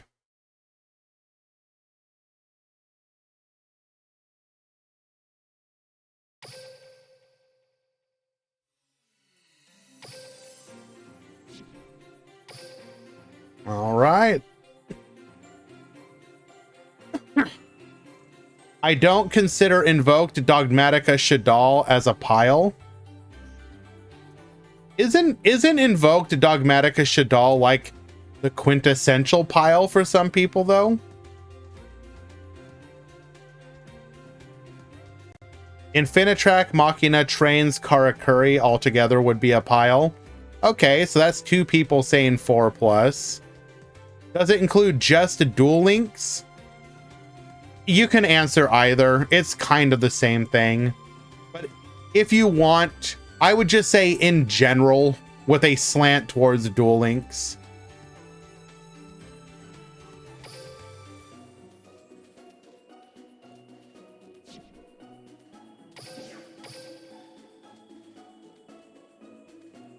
Dragon Link is a pile. I agree. Dragon Link is a pile.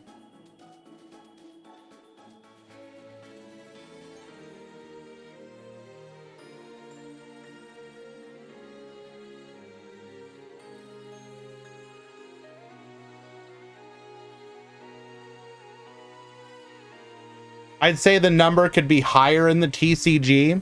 I still think that roughly it's pretty similar.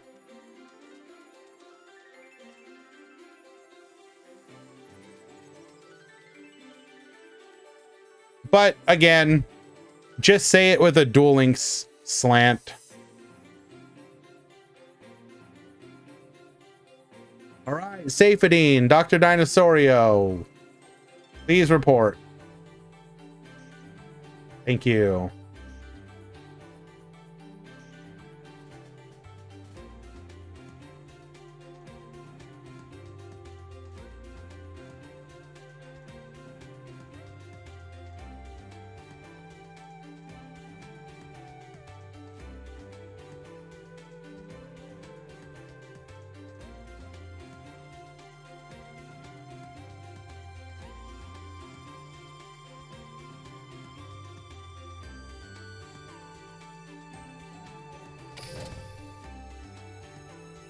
Well, it wasn't 180 easy. It was 173 after drops. But yes, I do believe so. I mean, not I do believe it is. Yes.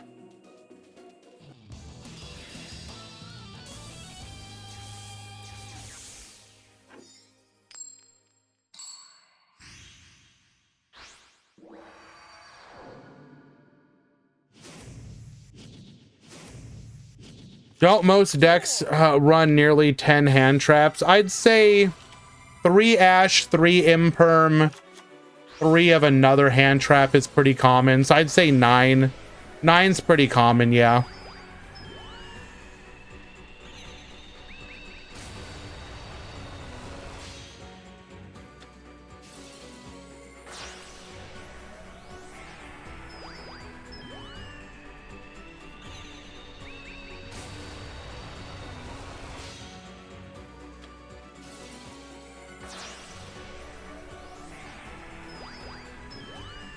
Okay, so what are the poll results? View results. 44% say 3, 41% say 4, 9% say 2, what's wrong with you? And 6% say 5. So it's roughly a tie between 3 and 4. So I think maybe 3 in Duel Links, 4 in the TCG would be a good answer.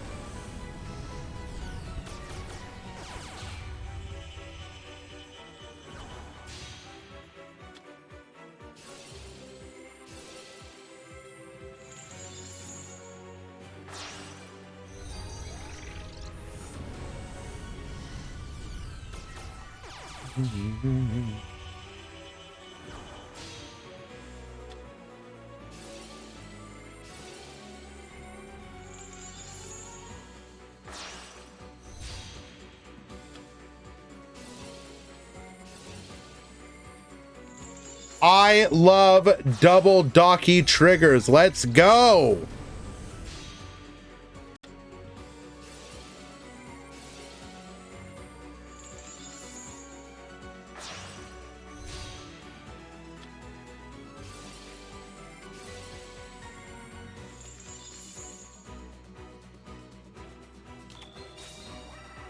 Okay.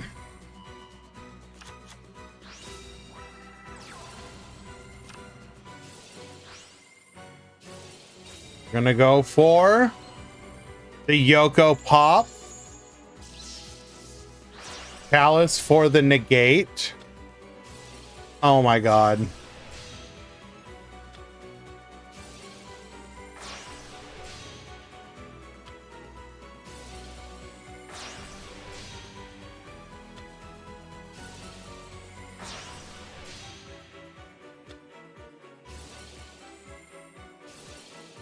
Yuki Misume, get dumping. Going for the Yuki Onna.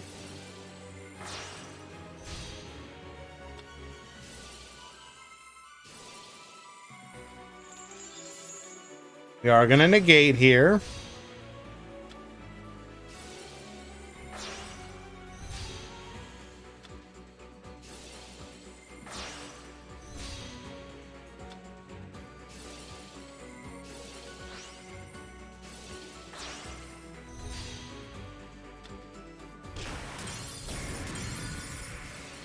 We're going to bring back the Tengu. Pass the turn. Returns, dumping. Gonna go for the winter here. Go for the negate. Crash here, Gasha Dekoru. Both Yokos are going to trigger here.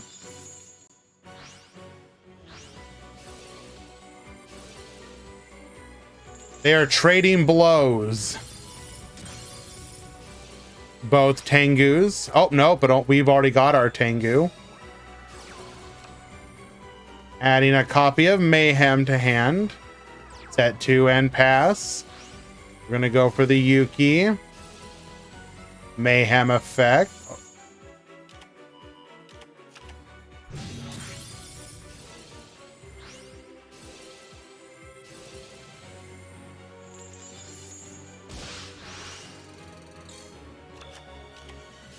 This is so funny in the mirror.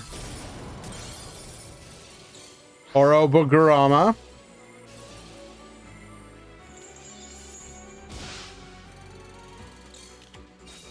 We're just gonna keep burning. Go Hajun into the Yuki. And pass the turn. One back row. Gasha Dekoru. Get sending.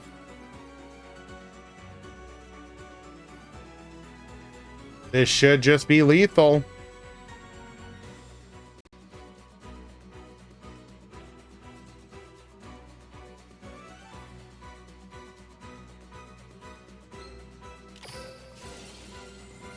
Forbidden droplet. Negate.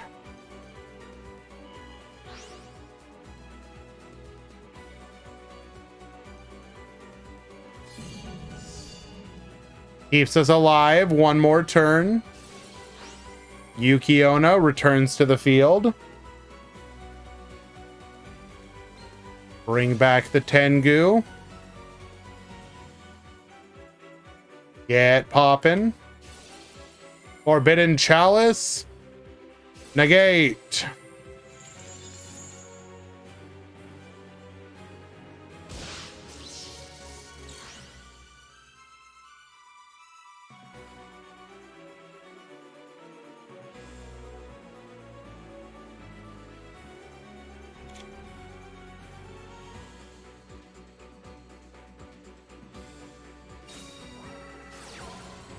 MST, get poppin'. Take out the Mayhem.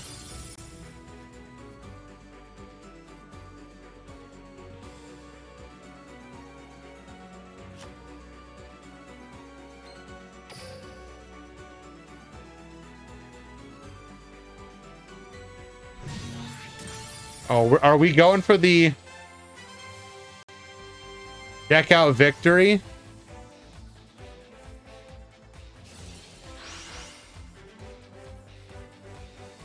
This is your last turn.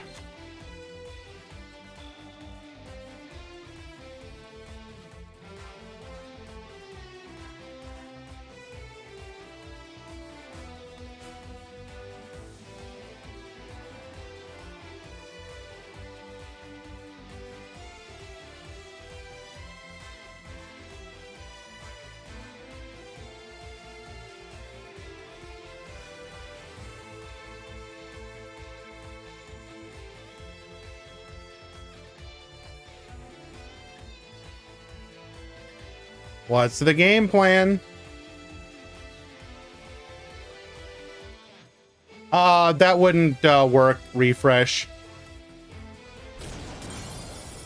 I would rule against that.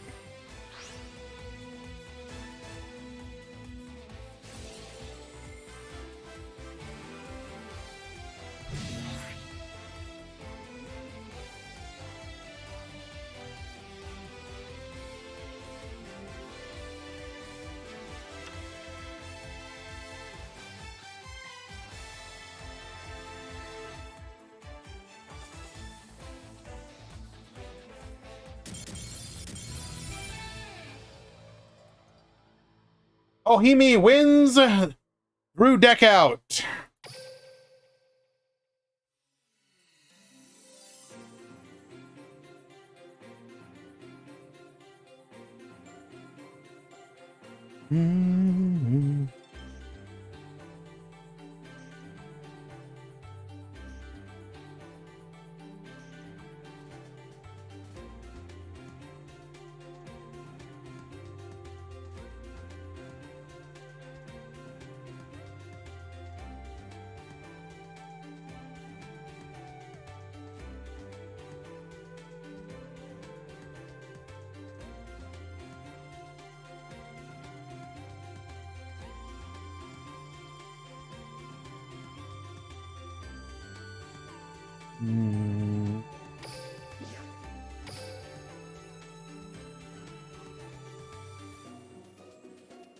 Happens sometimes. Easy. Don't know what to tell you.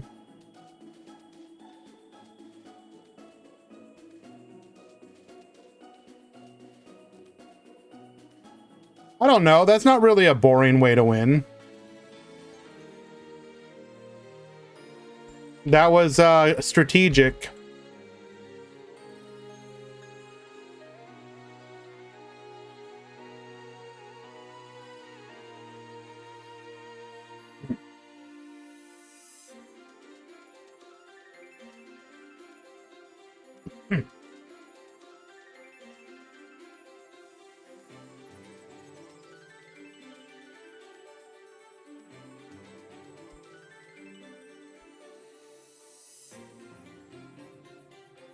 Alrighty. Round 5 for both pools.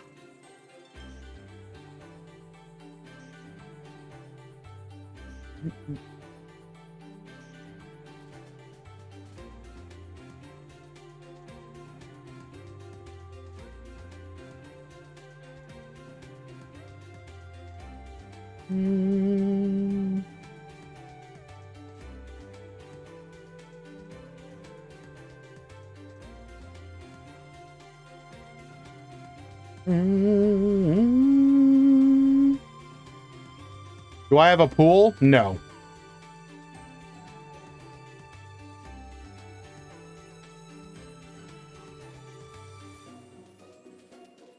Alrighty.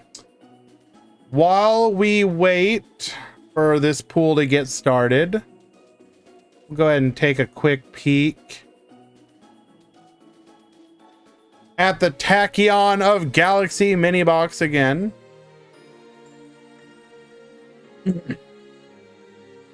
Want to look at some of the cards I kind of glossed over.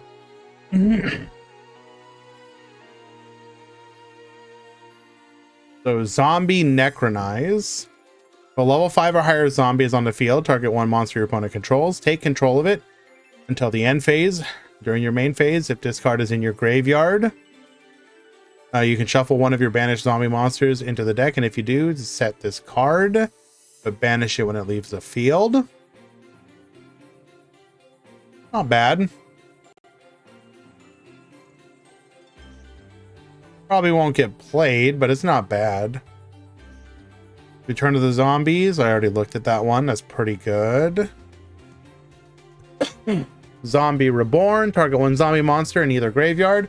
Banish one monster with the same name from your deck or extra deck. And if you do, special summon the target monster.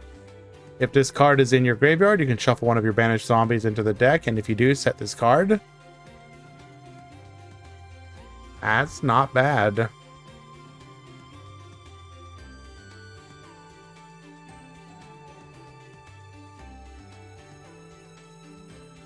Photon Change. Send this card to the graveyard during your second standby phase after activation. You can only use the following effects of Photon Change once per turn. Send one Photon or Galaxy monster you control to the graveyard to activate one of these effects. Or if you send Galaxy Eye Photon Dragon, you can activate both. Special summon one Photon monster from your deck with a different original name. Add one Photon card from your deck to your hand except Photon Change.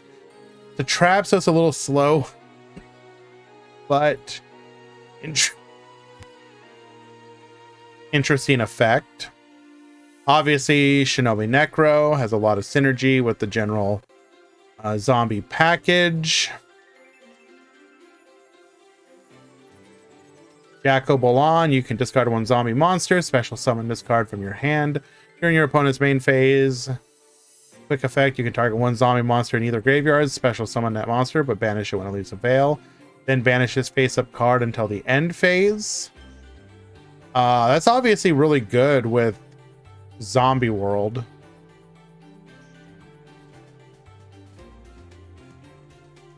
Algol Mazera, if a zombie monster you control would be destroyed by battle or card effect, you can banish this card from your hand or graveyard instead. If this card was banished from the hand or graveyard, you can special summon it in defense position, then you can decrease its level by 1. That's pretty good.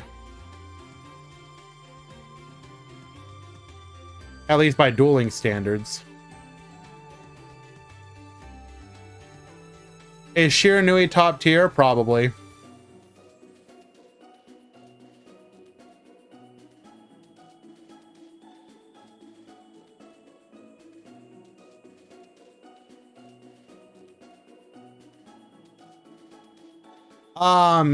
Vesicio. Galaxy Soldier is a staple in modern Cyber Dragon decks. Or at least the last time that I paid attention anyways to Cyber Dragon.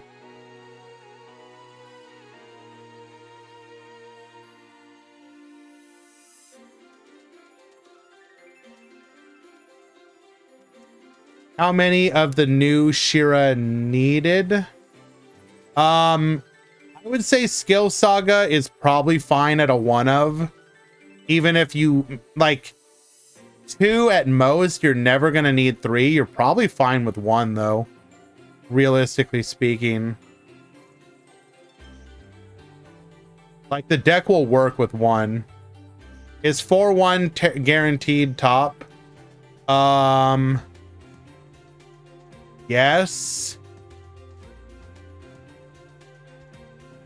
Ish.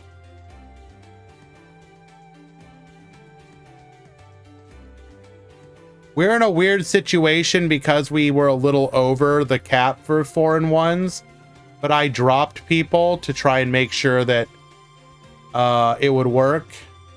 How many signups? 180, 173 after drops.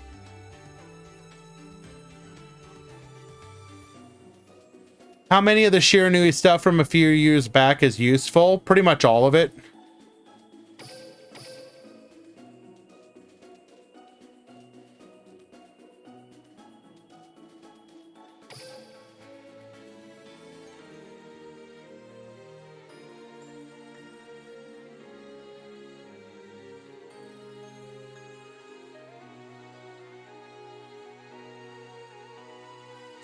You will want 2 copies of Gold Sark, probably. 1 to 2 Squire Saga. 3 Solitaire, 3 Squire. Probably 2 Ghost Meets Girl. I don't think you're gonna run Solemnity. And then probably like 2 of each of the other synchros. But these are 3 ofs for sure. What's good, Icy?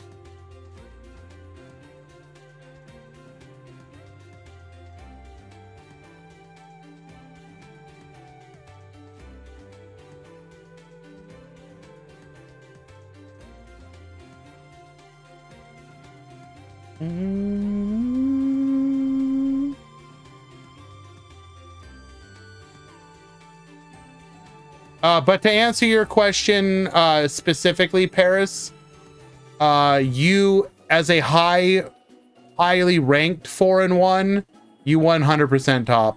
There's no doubt.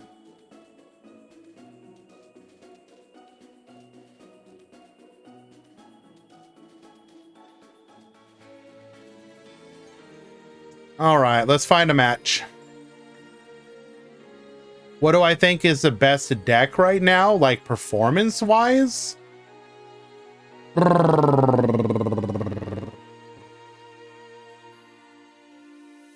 It's gotta be...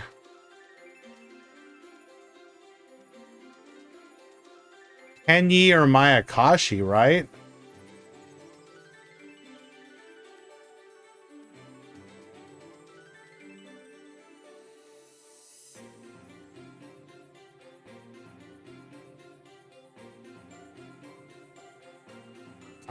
Sorry. Slow rolling getting to a match here.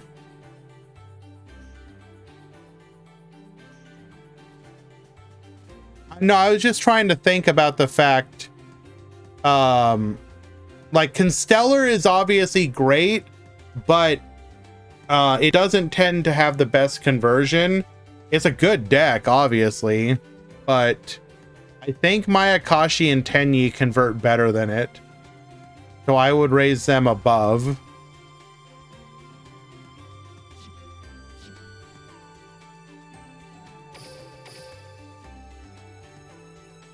You could check the 6K tier. I think we looked at it recently. So unless it's been updated like since Monday.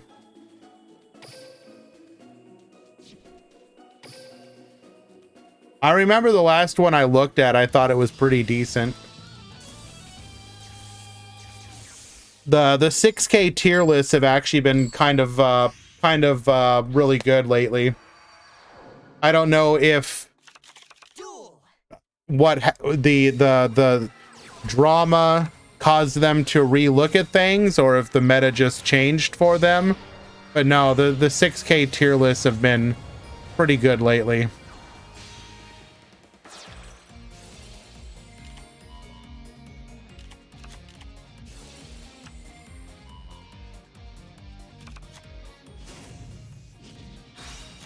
It's been updated? Oh. Well, let me go check it out.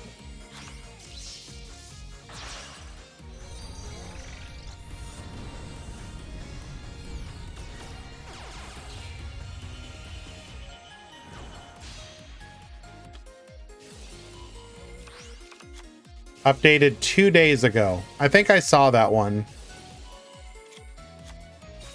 Mayakashi and Tenyi tier 1. Constellar, Live Twin, S-Force, Earth Machine tier 2. Shadal, Rocket tier 3. The only thing I guess I would disagree with is you should probably have at least as many tier 3 as tier 2. You never have more tier 2s than tier 3. At least in my opinion.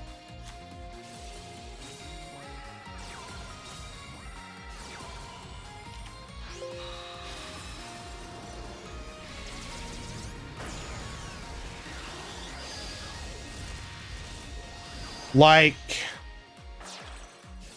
if I was to take this tier list and wanted to modify it slightly,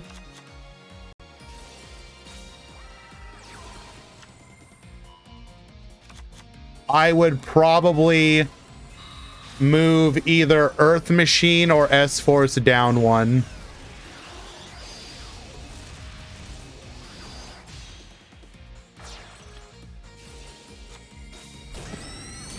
Being mad about Shadal being tiered is whatever. That's something that'll either prove itself or fall off next week. You should never get mad at anything in tier 3. It's irrelevant.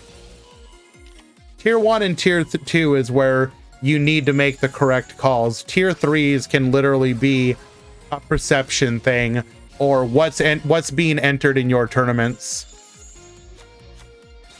S-Force was a debatable one in tier 2. I could see putting S-Force down in tier 3, but then it's like tier 2 when piloted by a good player. The difference between a good S-Force player and a bad one is noticeable.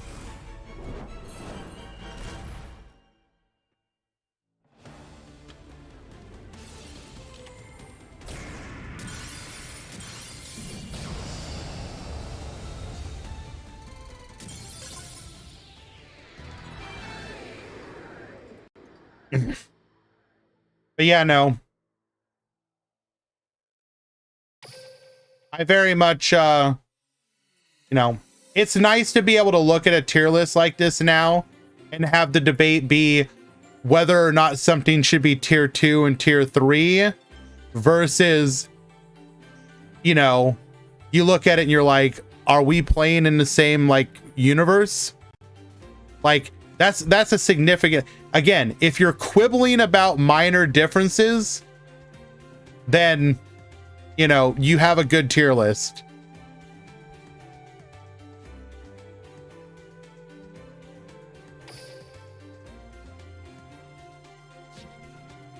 Good S-Force player, go first. Just you clearly haven't seen a good S-Force player go second and succeed then. Kenny as a soul tier 1 is so high copium. I mean, whatever.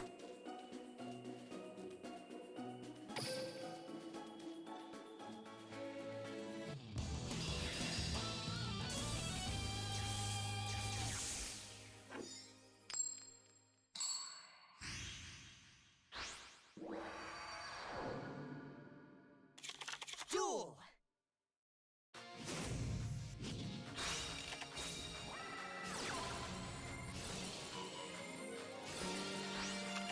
I mean, I don't disagree. So we're going to dip out of this for just a second. Like, here's what the automatic power rankings say. So if I was to modify this, I would go Kenny Constellar tier 1 if you wanted to, or switch Maya and Constellar.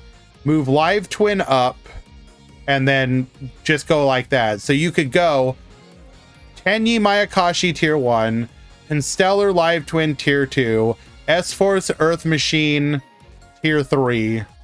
Like, and if you wanted to, like, these ones are debatable. These are just a couple people doing extremely well with them. Although Gunkin Su ship, the more I see it, the more I think it might deserve a spot on tier 3. I guess it'll come down to if it's if it continues to have decent conversion at all.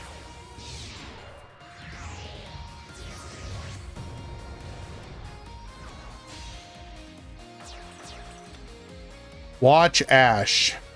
Who is Ash?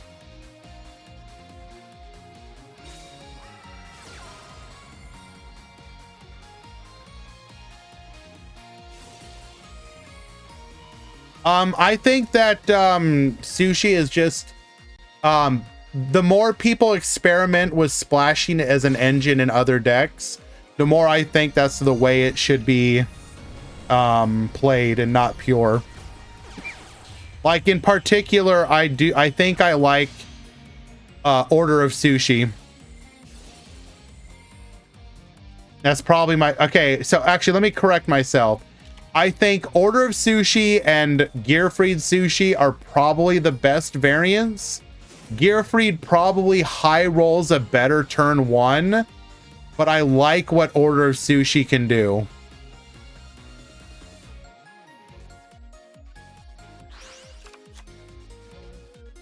Am I gonna try Tachyon Dragon in Chronos? Wait. This Tachyon Dragon's a light number, isn't it? I mean, I'm probably not gonna play that deck, but that's funny.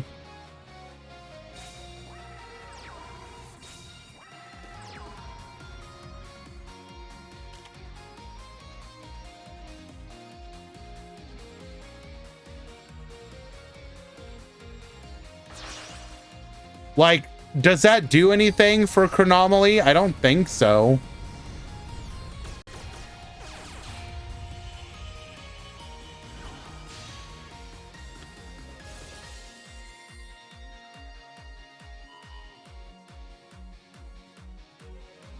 Yeah, I was gonna say Vimana is just better. In Chronomaly specifically.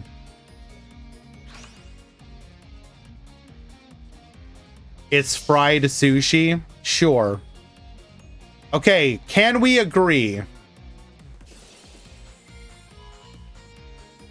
We're gonna do 2 polls.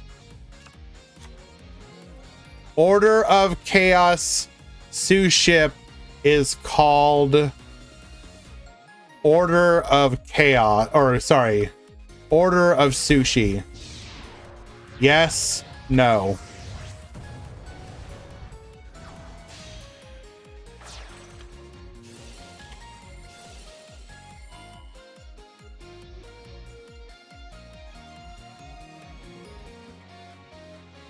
And then we'll check the Gearfried one next.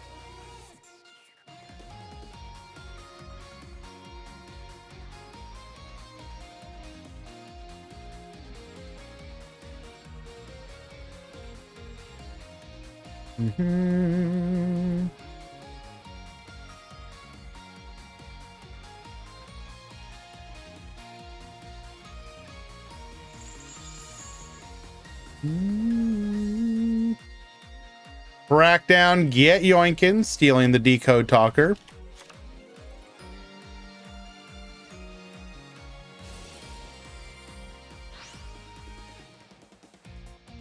Charmer sushi equals waifushi.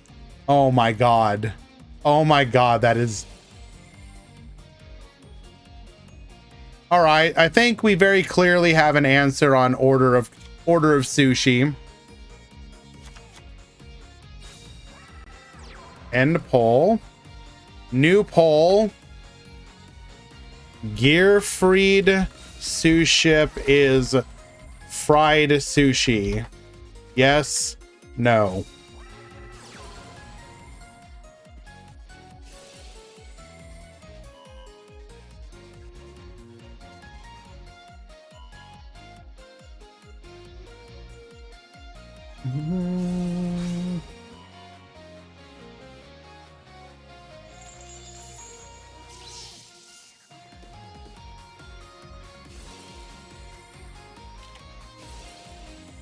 Ooh.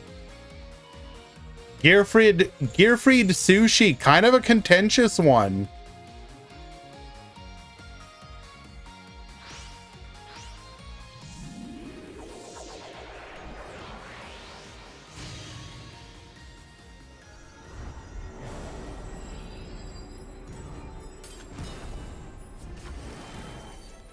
Yes, but not as definitively so.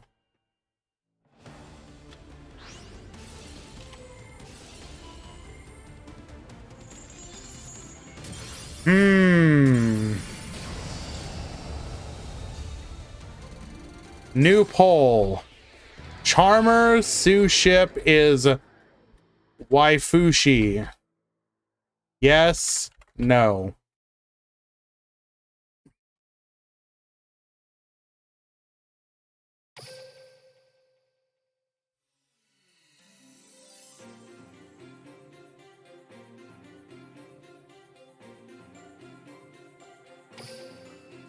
Two-0 for Ramon. Well done.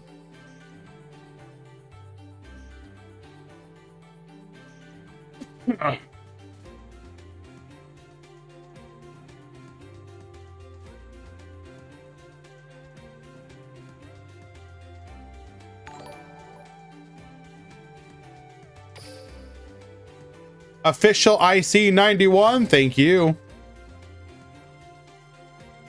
It should be called Sushita. Okay, that's pretty good too, to be fair.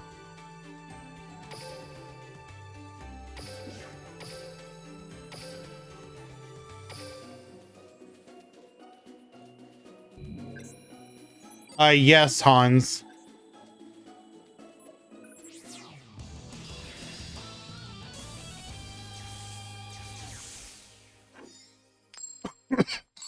Ooh, tied 50-50. Okay, fine. New poll. Charmer. Sue ship is Sushita. Yes, no.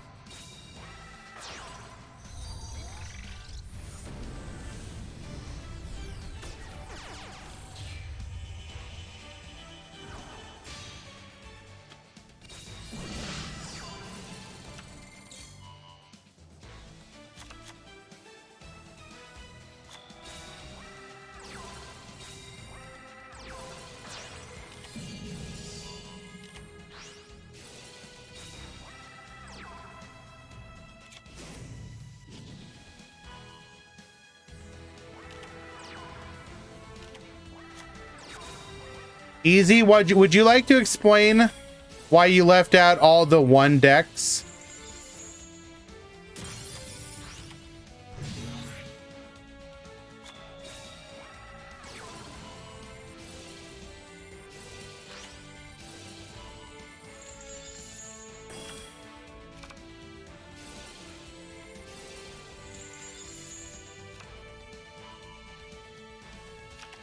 Damn. Sushita loses bigly.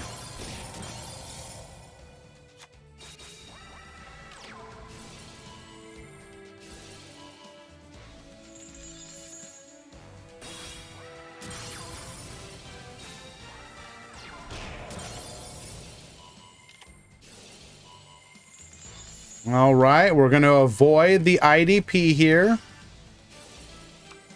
Returning it to hand, going for a copy of Gearfried in the end phase.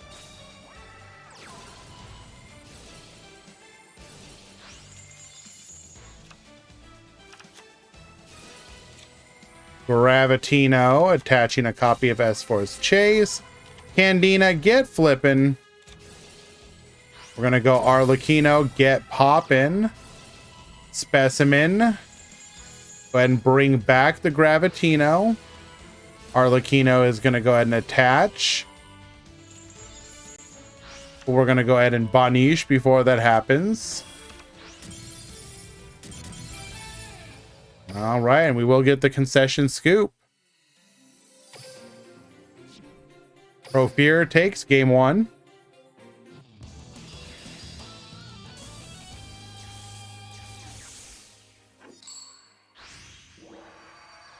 So the clear winner so far has been Order of Sushi.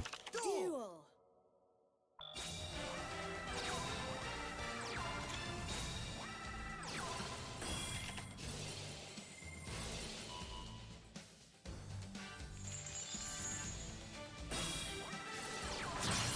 All right, going for a copy of Herald of Arclight here.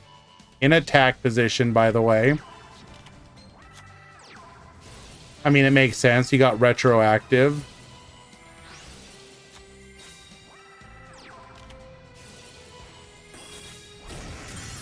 Attacking into the Platina. Doesn't yoink her. We're going to go for the Candiner. Flip it face down. Another copy of Gearfried. We're going to bring out Rapichiwamaru. Get flippin'. S-Force Chase, or rather using S-Force Chase. Wait. Why not go with Lapse so well into Platina? I guess we wanted to get searching. Well, whatever. Rapichiwamaru. Gonna go ahead and go for another copy of Gravitino. Grabbing a Specimen. Horror House is going to go ahead and put that face down. Bring back another Candina. Linking off into a copy of Nightmare Phoenix. We're then going to force out one of those back rows. Gearfried, get attaching. Taking out the Gravitino. Specimen into the Gravitino. Gravitino searching for a copy of Bridgehead. We'll then go for the Bridgehead here. Another copy of Gravitino. Level 5 reload. Level 5 reload. Interesting. Chiwamaru. Gearfried is going to go for the negate here.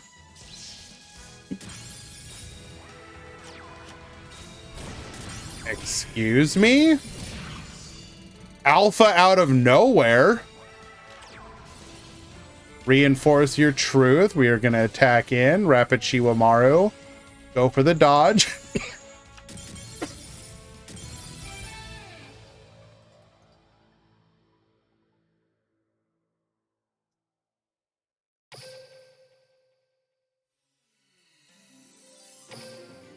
Is it because we were out of ways to deal with it? Couldn't we have gotten to Lapse so well and then won that way? Time limit. Okay.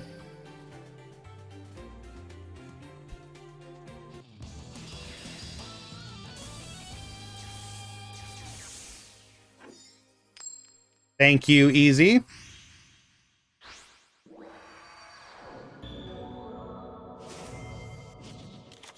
Duel.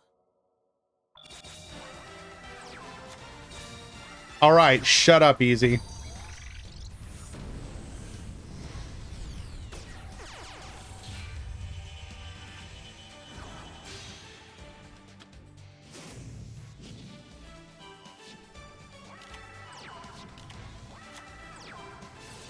All right, special summon out the Gearfried. Gonna go for the Reinforce Your Truth. Arlecchino to the field as well. Crackdown, get Yoinkin. Stealing the Gearfried so that we can't negate. We are then gonna S-Force Chase, return the Arlecchino to the hand.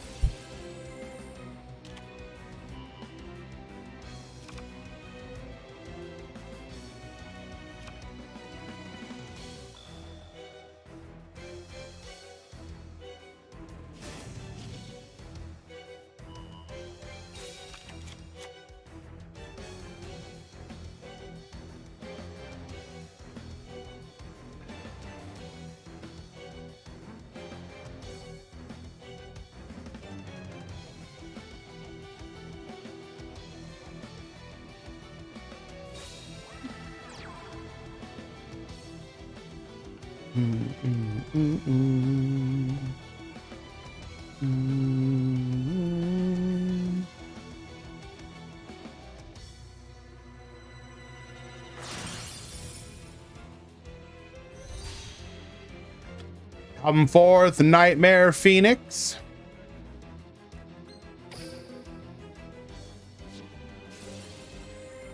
Does not discard, values the cards that we have in our hand. Ludi, thank you for the 7 streak, my friend. I appreciate you. Means a lot to me.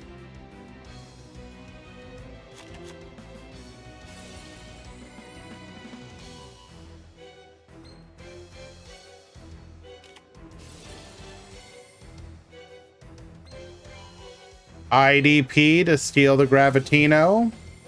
Horror House. Attaching to the Lapsowell.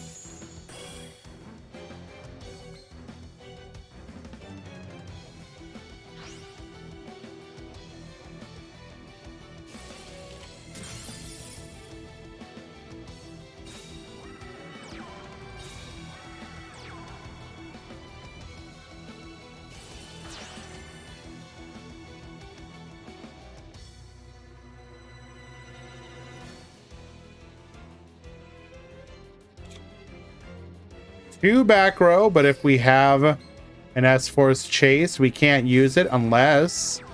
Ooh, that is a fantastic top deck.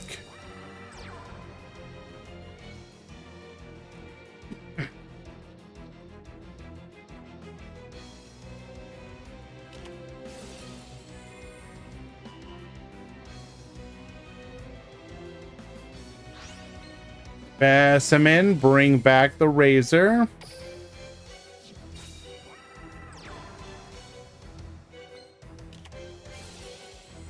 S-Force Chase, get returning.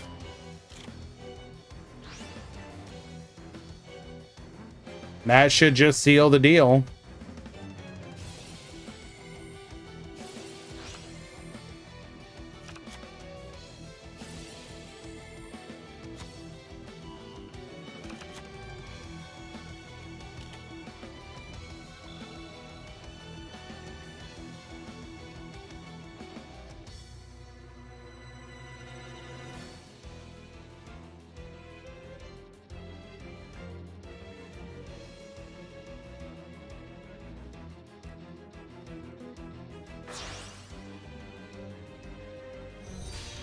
Link off into the Nightmare Unicorn. Get flipping. Spinning, rather.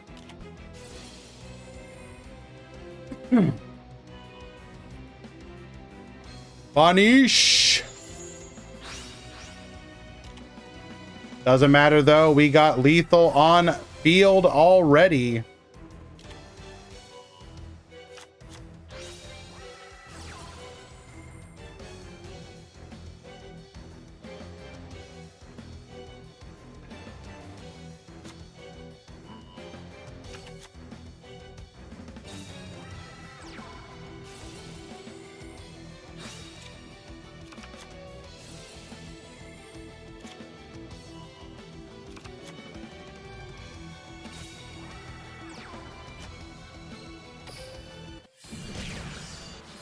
Attack 1, attack 2, lethal.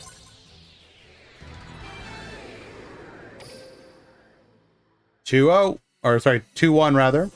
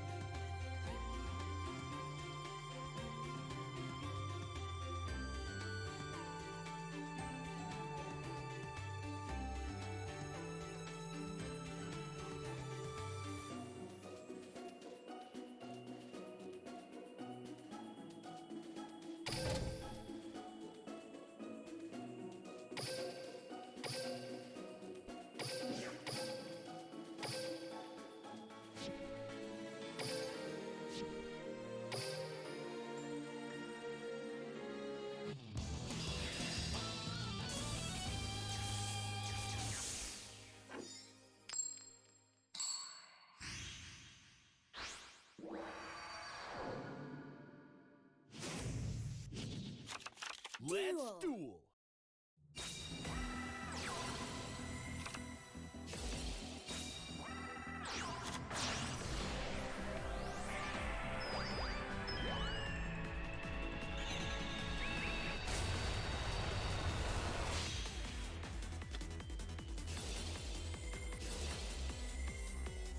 Oh, why didn't I think about this before? If you use a character with a sick theme like Yugo, you'll never interrupt it if you're playing a deck like Mayakashi.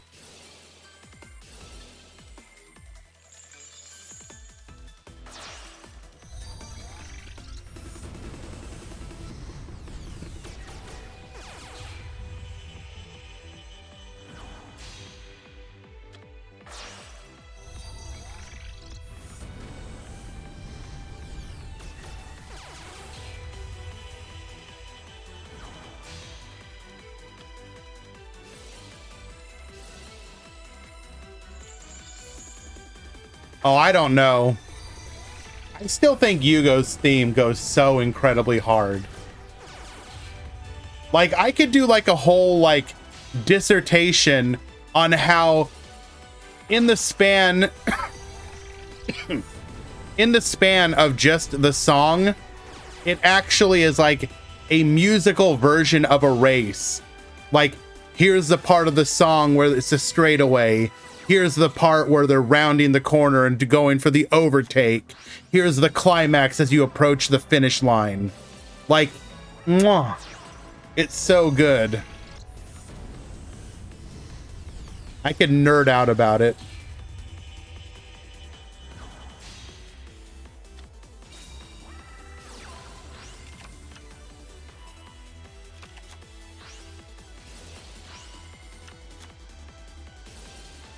Yuto's theme. I mean, okay, but oh, Jaime, Yuto's theme is also a banger.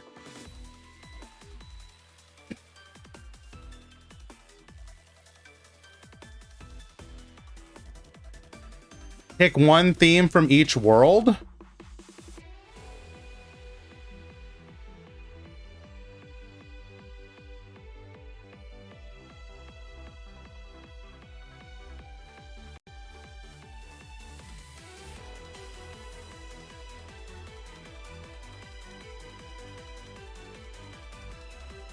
Okay.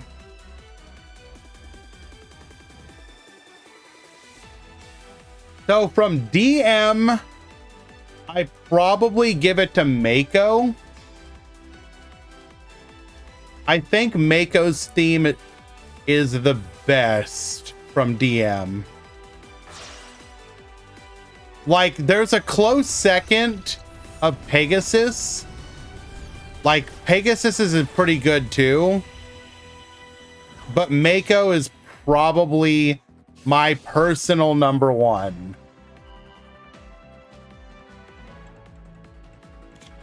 From GX,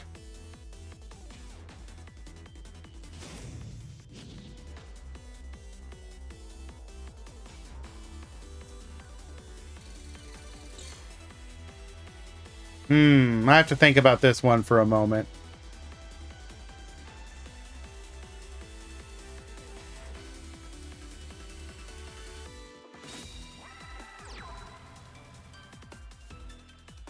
Like, I know everyone will probably say Alexis, and it's good. I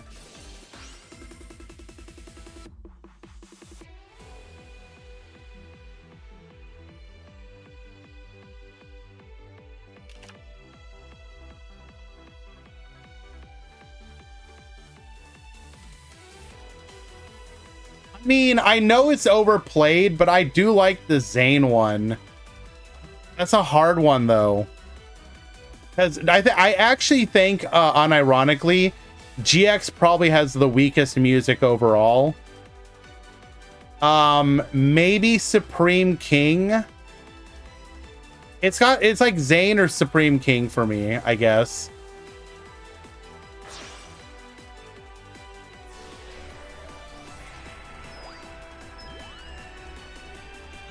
Five Ds for me is probably one of the ones. I mean, before Arc 5, I would have said 5Ds probably had the most bangers. Like, for me, it's a hard toss-up between Jack and Timony.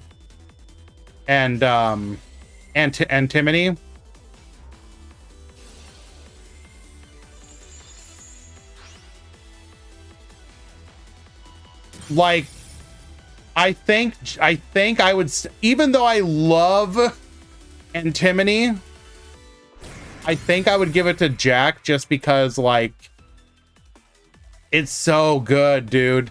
Like, I might put Jack's theme as like one of the best in the entire game. It goes so incredibly hard.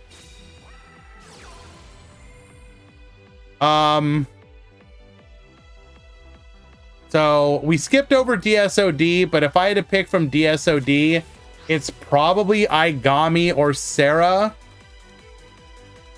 for different reasons.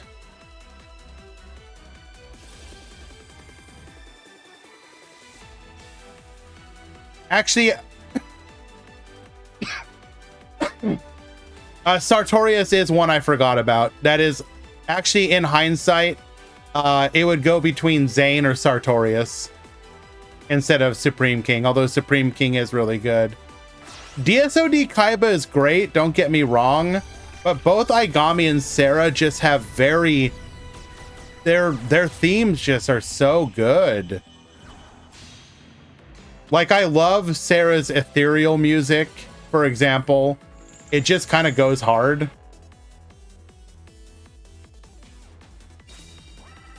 Zexal, for me, has got to be, like, hands down Kite, with Shark a close second.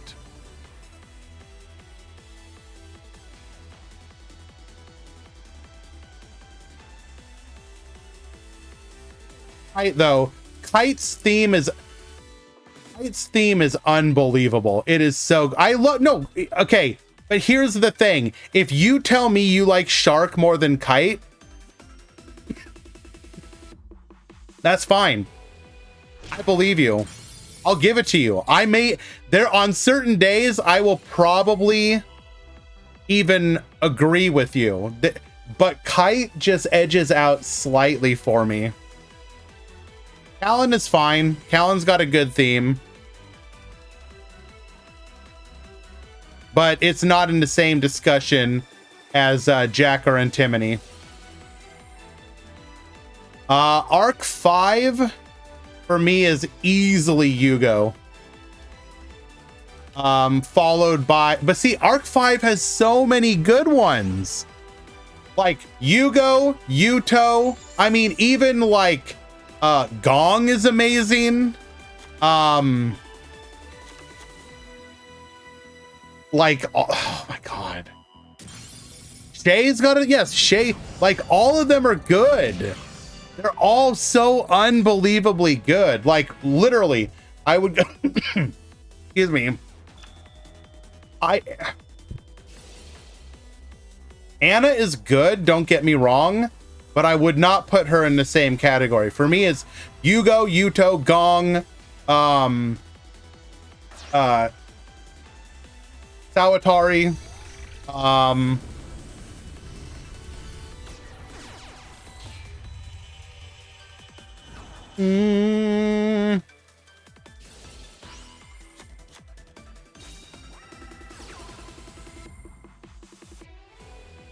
Anna. Oh, right. I don't know why I said Anna.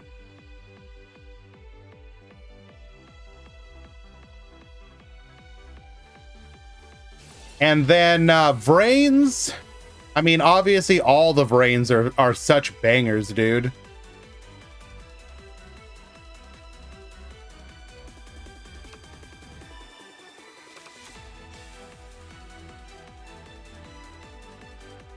But if I had to pick from Vrains, it's probably Playmaker.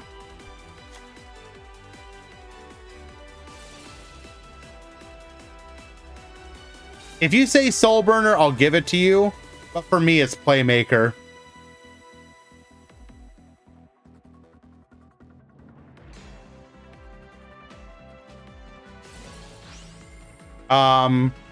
Soul Burner, I mean, but they're all good, basically.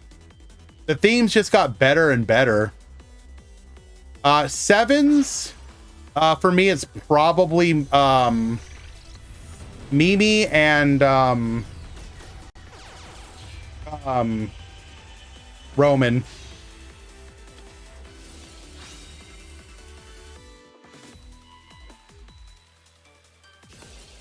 Never heard the Sevens themes? Dude.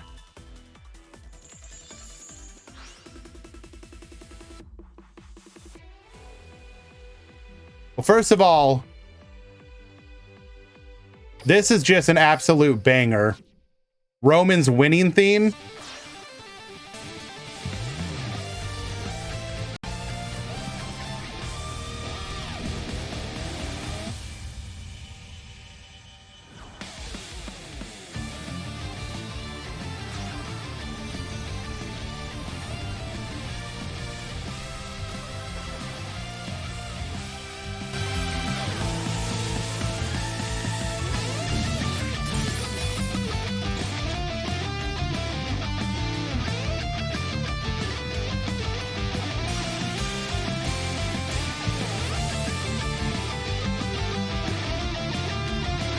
Anyone saying it's bad is wrong.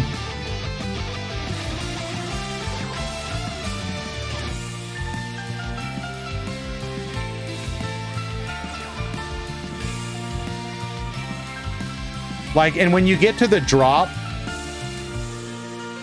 if a song has a good drop for me,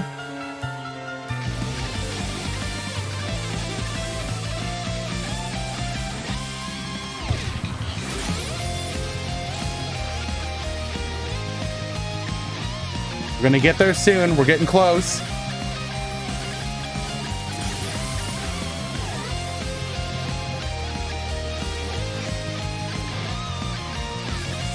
Oh, we're almost there.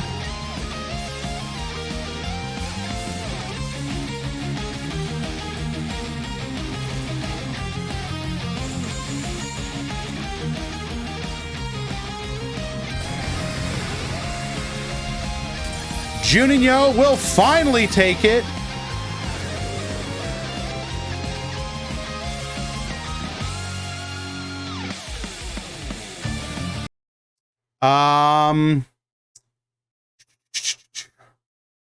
The Mimi winning theme also goes hard.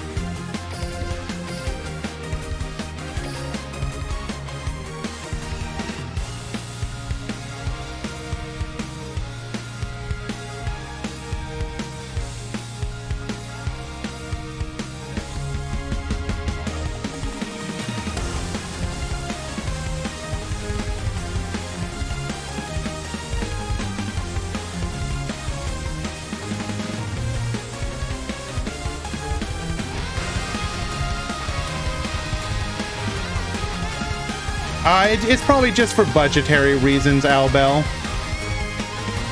What's Mizar's theme?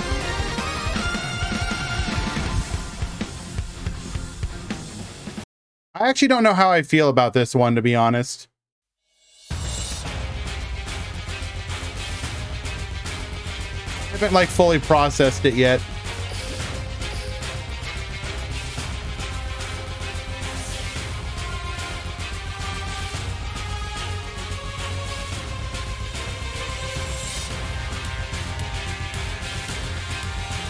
This is not like Kite's theme, dude.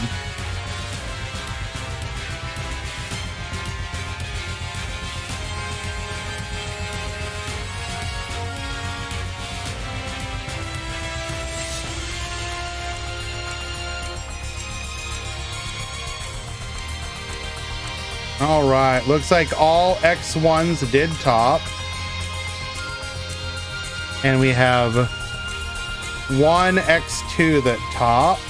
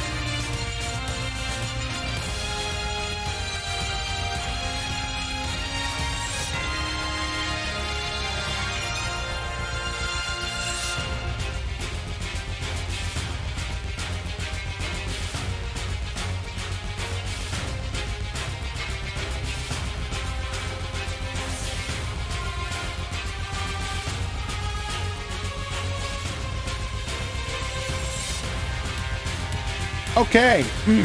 Thank you, Easy. I'm going to go ahead and get it started.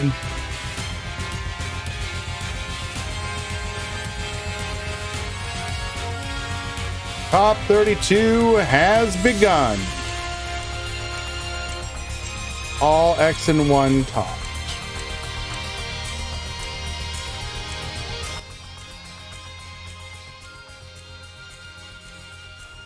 Like, this theme is okay, but I mean, you want to compare this to like Kite's theme though?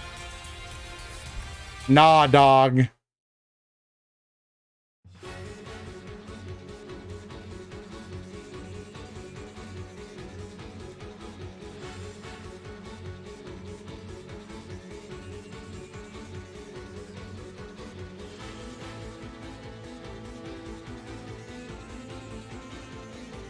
I hear this and I want to hunt.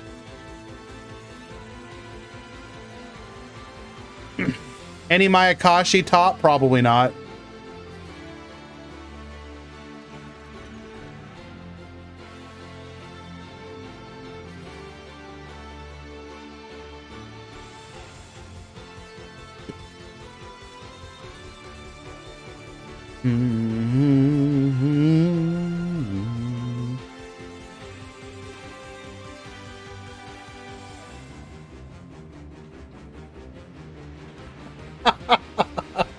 Oh my goodness.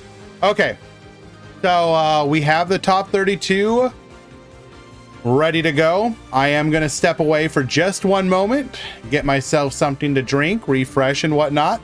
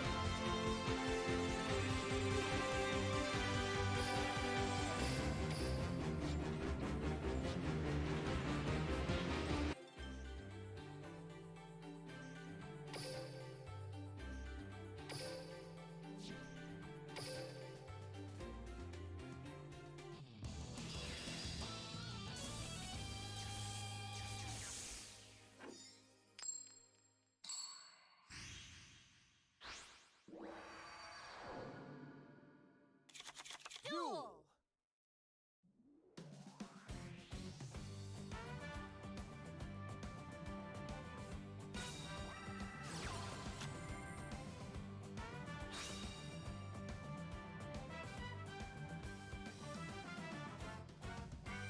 Thank you.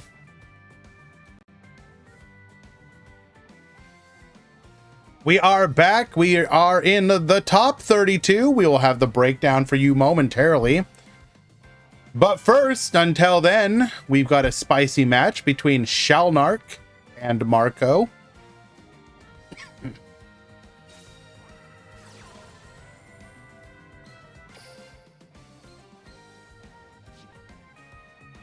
We're going to start with a Dark World dealings. Get digging. Our opponent will discard a Forbidden Chalice, and we will discard one of our Fossil Fusions. Miracle Rupture is going to be able to send a copy of Shell Knight. Shell Knight. We'll be able to grab a level 8 rock monster from our deck.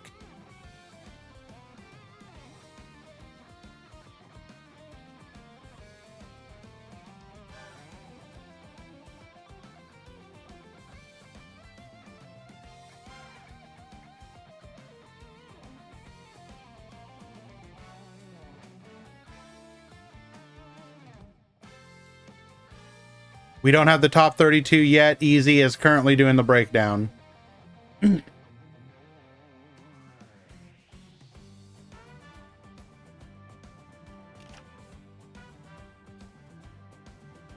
We are just going to straight summon the Gaia played out.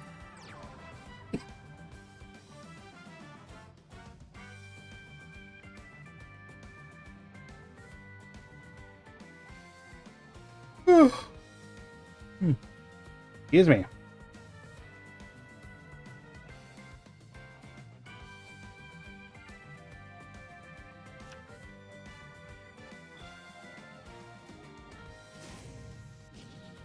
Went in with wrong deck first game. That's something that you just have to get used to. I'm sorry.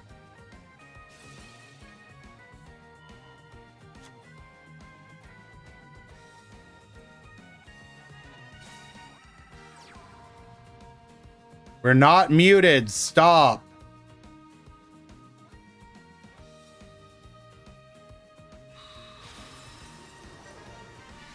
Honestly, Grand, I am down to watch you play other. I'm sure some people would.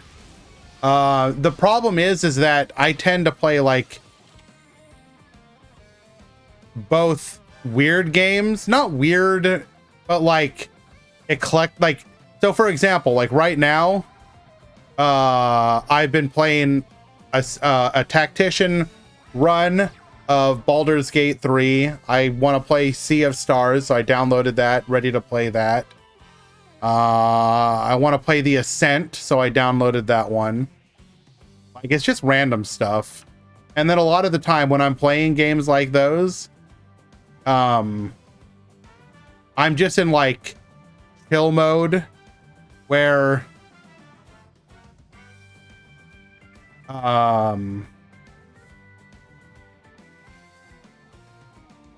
so for example, if I'm playing something like Baldur's Gate 3, I will 100% save scum and stuff. And I know, for example, like save scumming is probably not something that people enjoy from games. They want you to take it seriously. I just finished Act 2, so I'm going on to Act 3. Attacking directly for 29.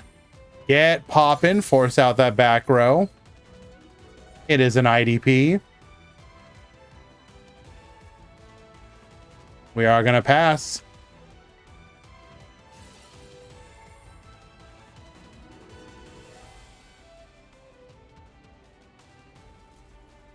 And yes, obviously I do a lot of tournaments, and that's like the main thing that I do.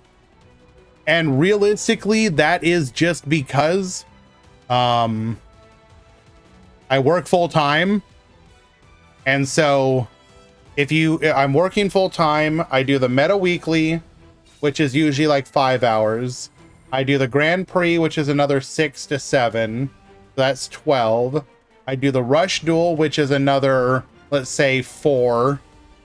So like all told, it's almost approaching 20 hours.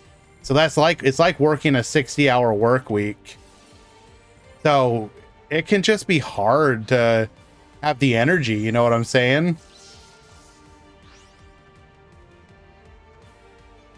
You can cut the Rush Duel and ain't nobody gonna bat an eye. I don't want to do that though. Even though it would probably make sense to cut Rush Duel, I don't want to do that for 2 reasons. Those of you who have gotten to know me through Duel Links here, know that my number one priority is providing for the community. I want a tournament scene for the community. So the idea that Rush players would have maybe, oh, Dark Hole, wipe everything.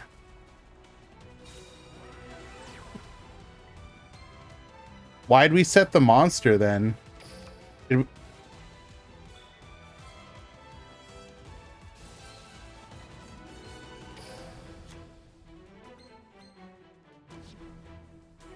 we think it was going to trigger?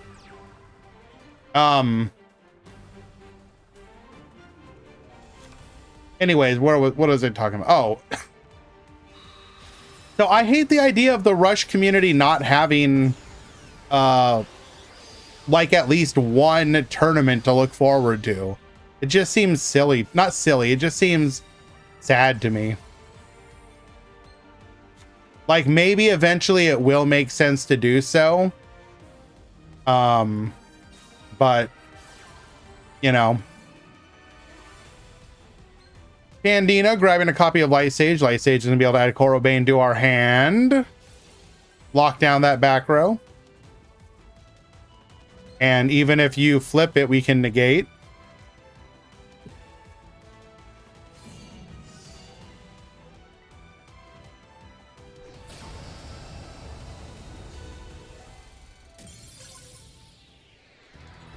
All right, Marco takes game one.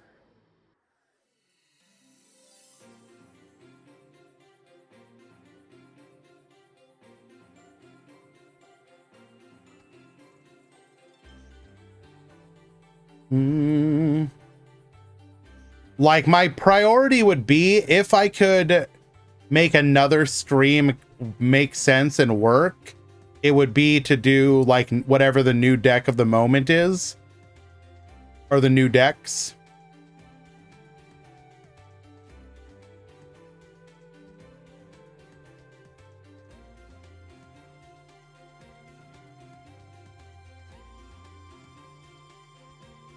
Thank you, Easy.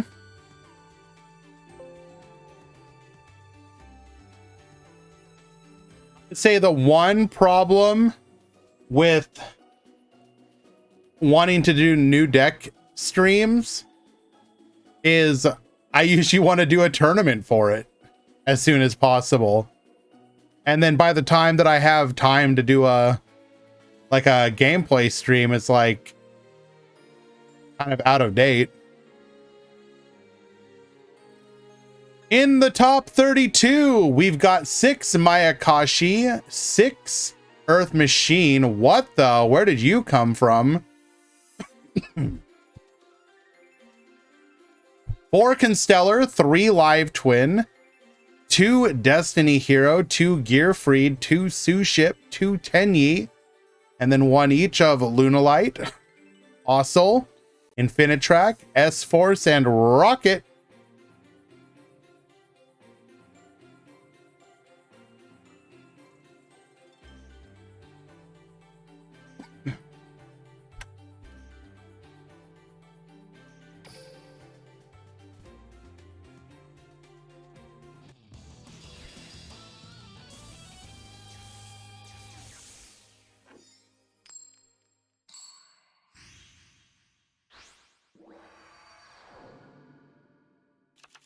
Duel.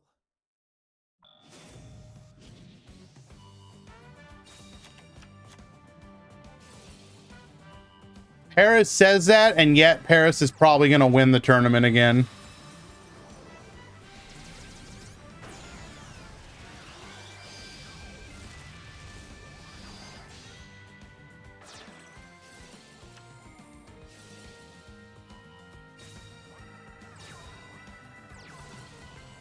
All right, Sushi going first once again. Or actually, no, this what they didn't go first last time.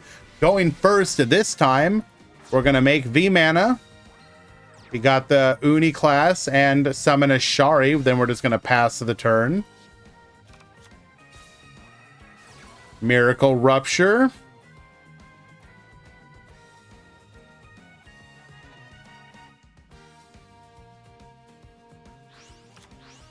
Sending a copy of our Weathering Soldier.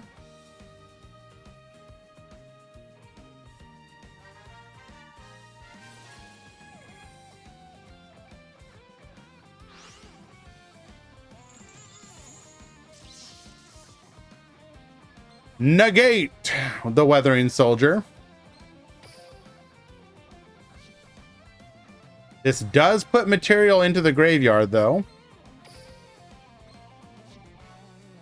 If we happen to have a fusion available to us.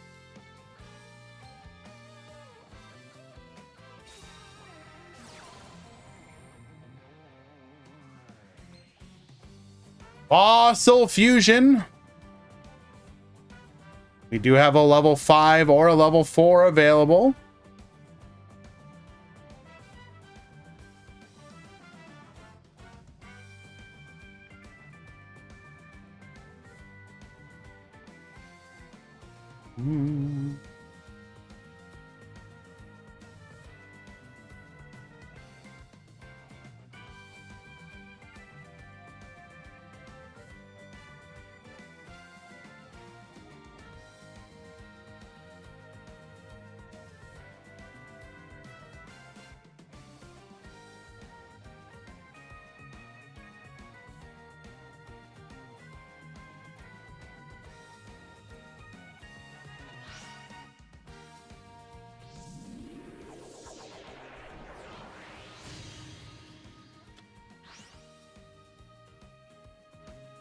Yeah, the Earth Machine's kind of out of nowhere.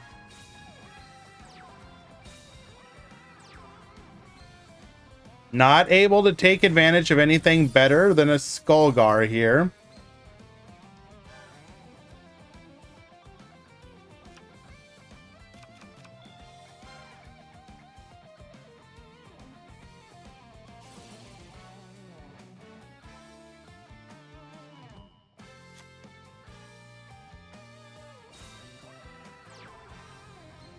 Bring forth the Shari Red.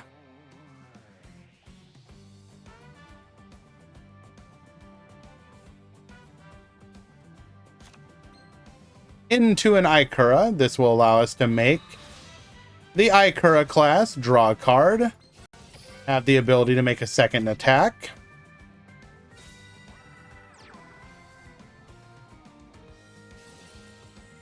Trickstar Candina, grabbing our copy of Light Stage. Going to be able to turn one of these back row off.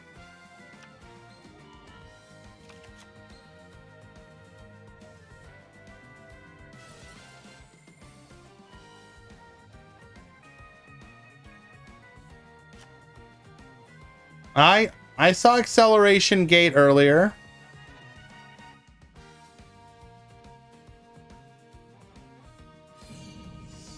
Going for the direct attack.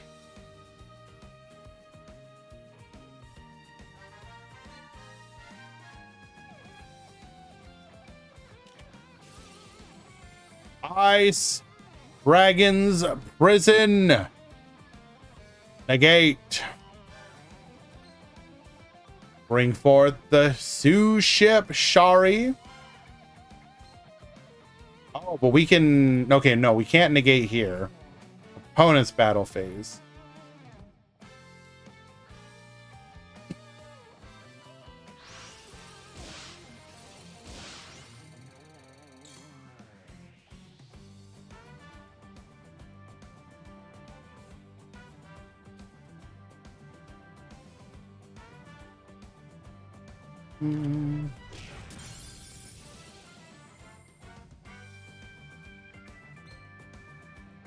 Taking out the Shell Knight, we're going to be able to float into a Gaia Plate. Can we do anything else, though?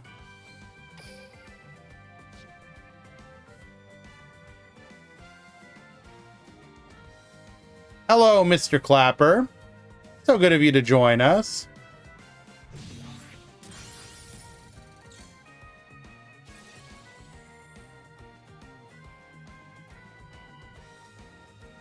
Hold.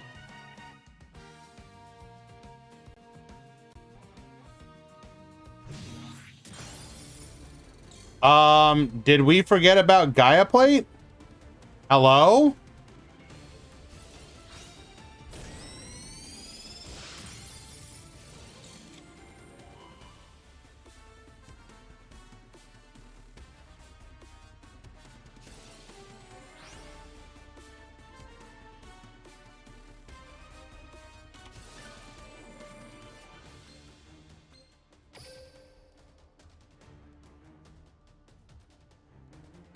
Hello, Tinkerbell.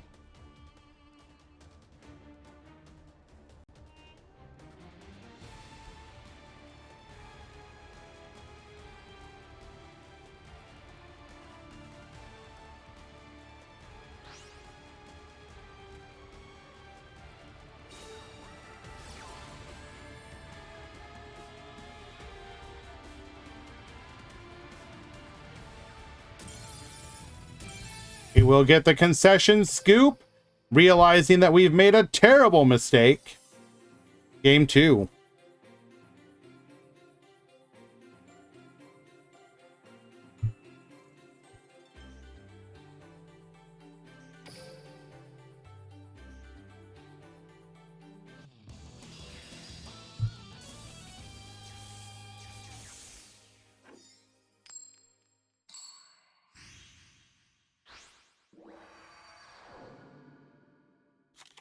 Duel.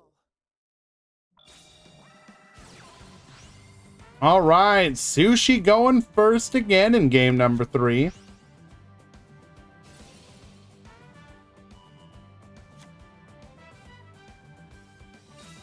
Hello, Drewy. Bald Pikachu.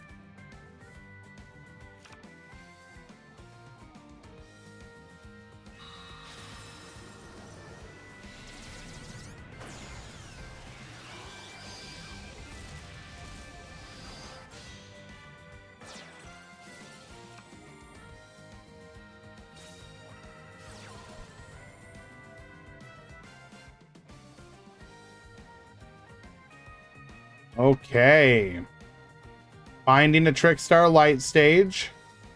I'm going to be able to get searching.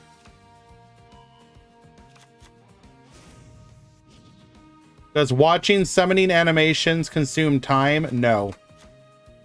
The timer pauses during them.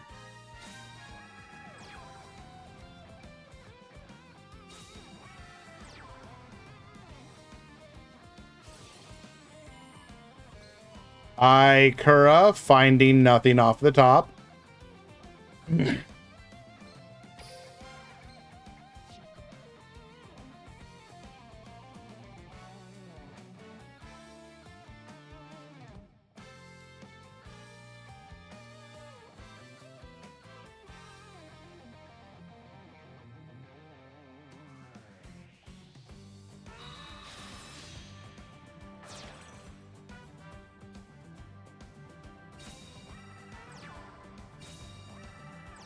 All right, going for Dweller. Setting 2 back row.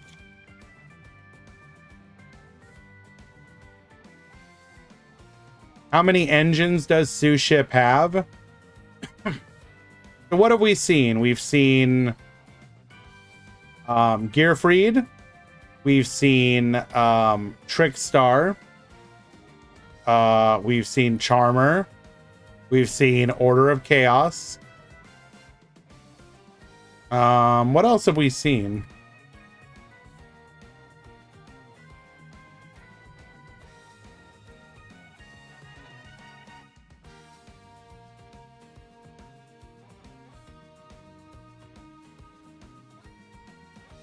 What in the hell is this?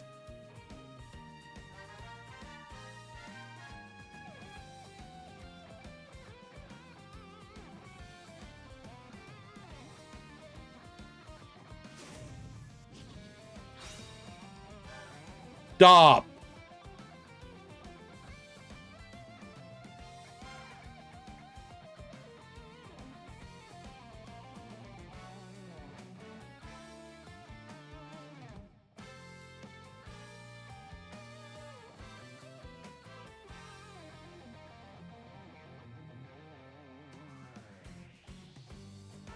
I'm checking the submitted deck list right now. I mean, not just for today, but in general. Magic Key.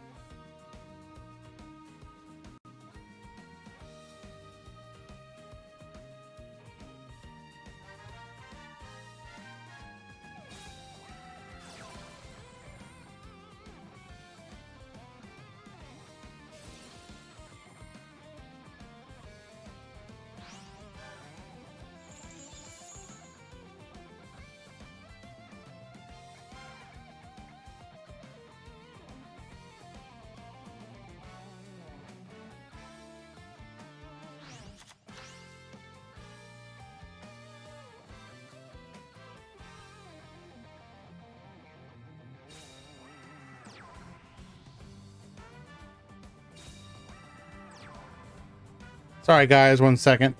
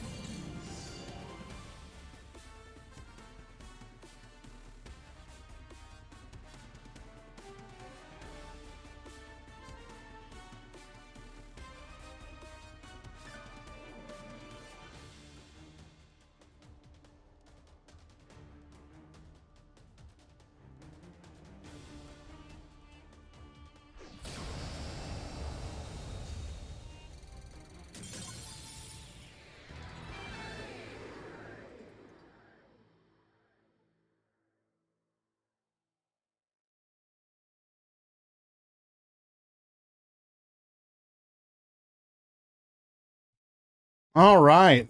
Sorry about that, guys.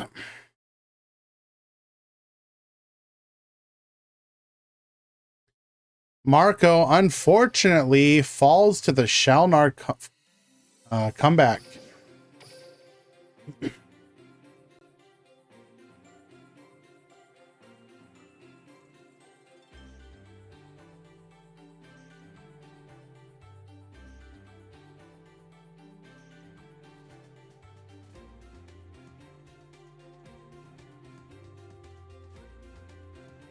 Al Bell and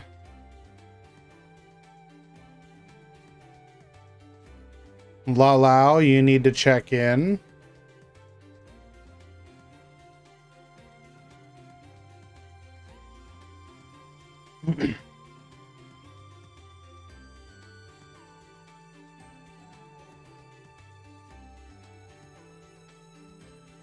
Okay. A 2-1 for Shalnark.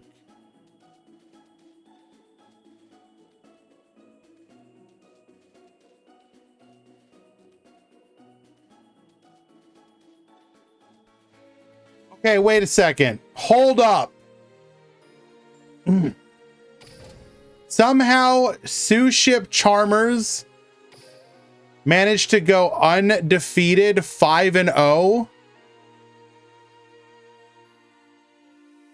And I just didn't notice it.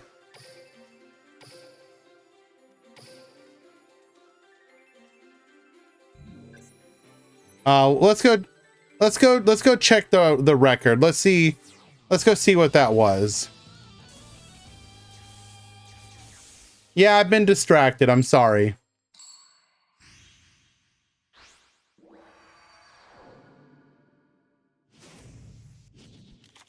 Duel.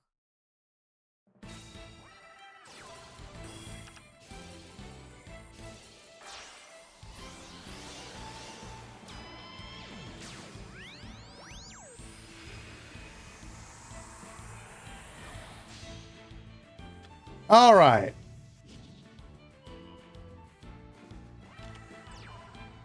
So round 1, we beat Sous Ship Gearfried.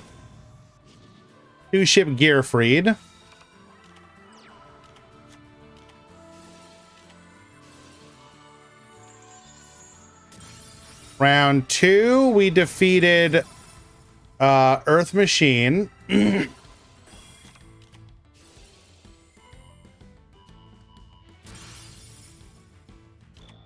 Round 3, we defeated Live Twin. So far, these are all good decks. Round 4, we did get a DQ win, so that doesn't really count.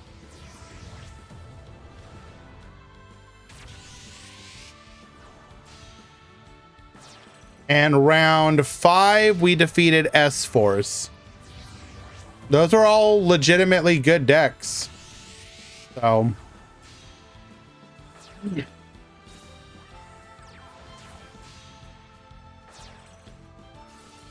Abyss Dweller, negate, get boosted.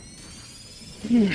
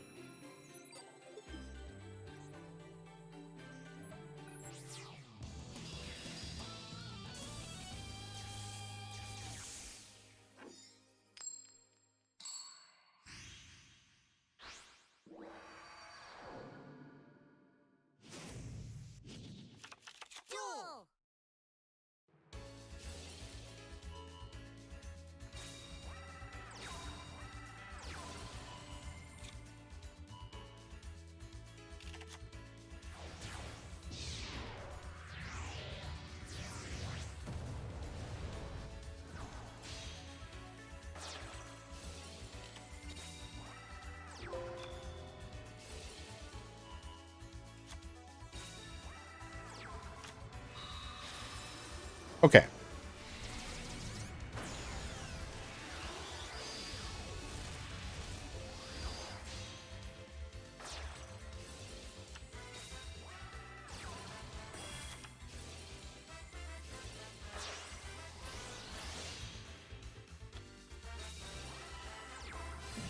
Okay, attacking directly. We are going to boost ourselves up to 3,400. Awakening of the Charmers. We're going to reveal our Hita, send a card back. Get our Awakening of the Possessed. Arclight 2. Negate. We'll link off for the Artemis. Possessed Partnerships. Terrors of the Overroot. Negate. But we're still negated. Now we'll just shut us down.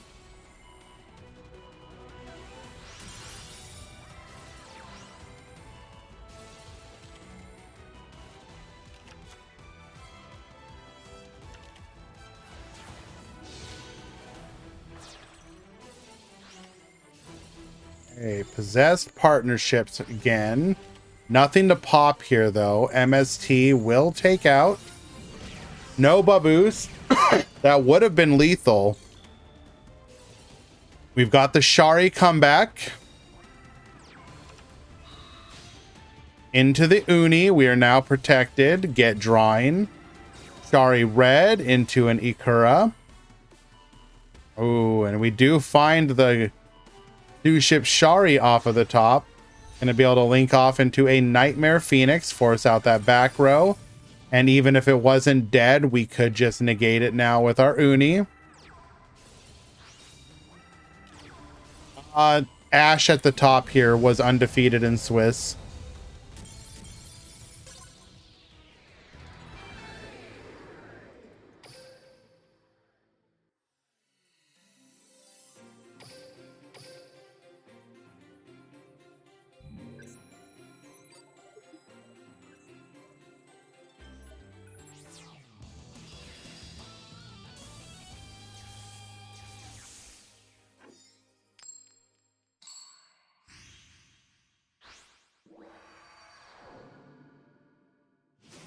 Duel.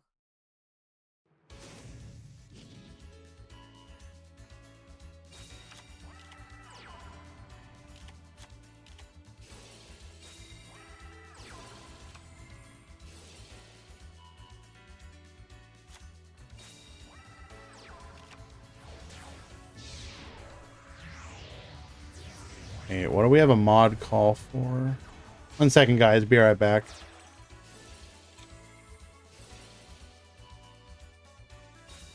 Okay. Lance CC Valor Challenge.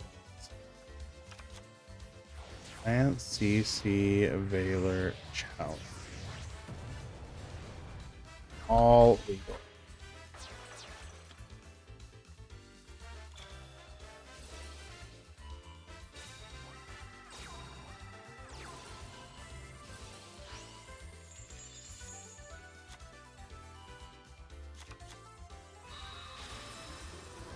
Okay. Sorry about that, guys. Let's notify the top 16. All top 16 players, please submit your deck list via the DLM deck editor.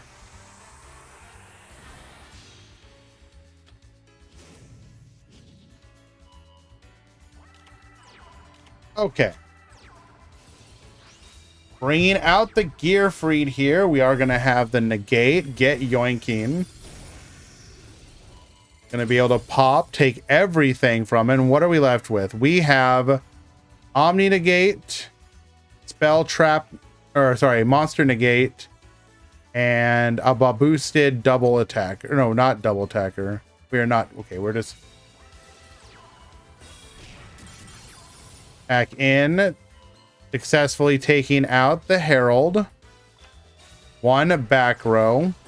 We're going to go Sublimation Knight. Link off into a Nightmare Phoenix. Force out that back row. It is a Possessed Partnership. We are going to be able to pop. But we had another Phoenix Gearfried. Get yoinking and lethal damage. Absolutely devastating. Well, Ash, You may have fallen here, but that was a hell of a run into Swiss. We will definitely be sure to show off your deck.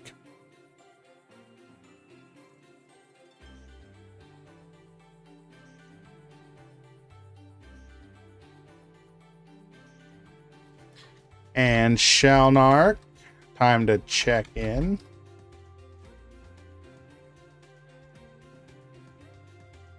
We are in the top 16 now.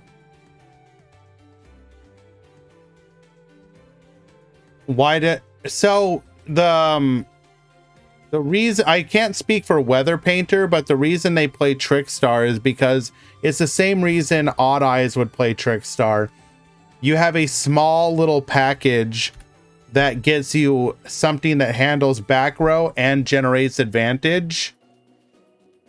And specifically in Sue Ship, they'll include like the field spell, a Korobane, and then like some number of Candinas. So even if you don't need the field spell, you can say, for example, go field spell, search Candina or Korobane. Then they use level 5 reload, send back the Korobane for essentially a free mulligan draw.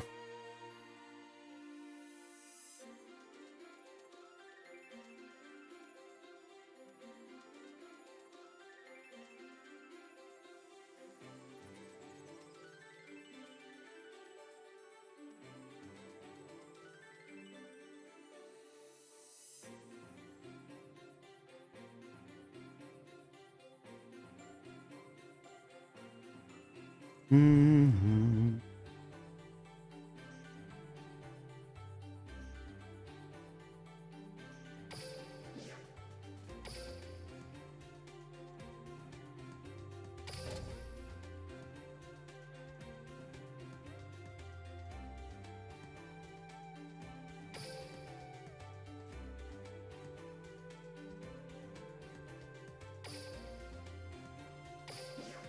You realize tier status is both a measure of representation and power, right?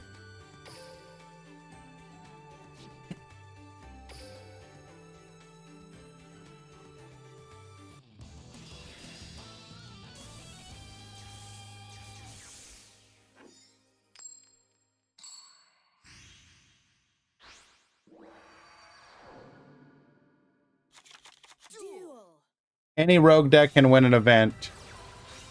Representation doesn't mean power, though. But people will tend to... Okay. How do you get representation? People don't tend to play bad decks. People lean towards good decks. And then there's typically a balance of affordability, power, and ease of play.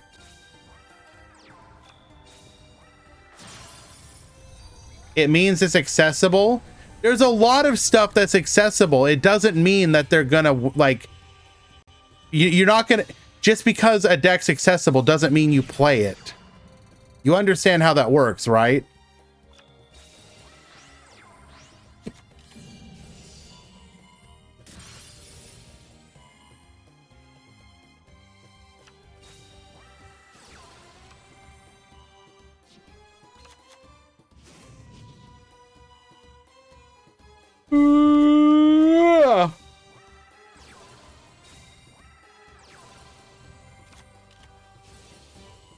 Rackdown and Book of Moon with the intention of interrupting our plays here. We've got a Crab Crane, though. Book of Moon number 2.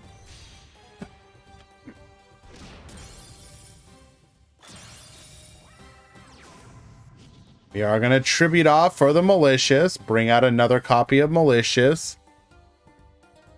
If people don't play bad decks, then why were there so many Ubel? Again, it is power, ease of play, and how easy it is to how ease of play, price / accessibility, and power. So in the case of Ubel, while the power may not have been as high as some other decks, its ease of play and price were relatively low.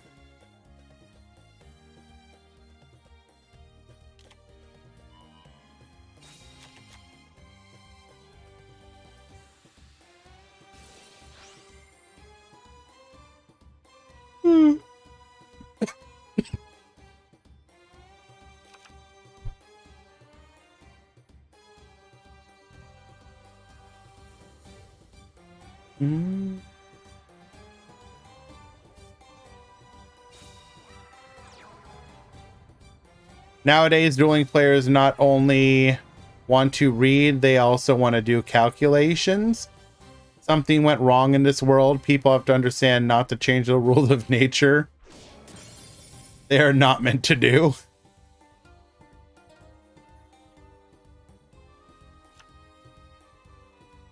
Fair. But so, for example, Constellar has Constellar is relatively cheap, and so it's affordable. The ease of play is fairly high. It's a very easy deck to play, and the power level is not low. It's got a high floor and a moderately high ceiling, or it's like a high floor, slightly higher ceiling.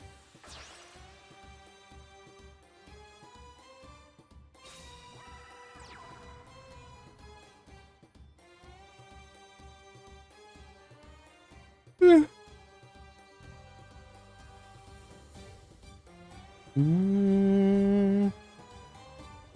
don't know how affordable it is since you have to go into 2 boxes for it.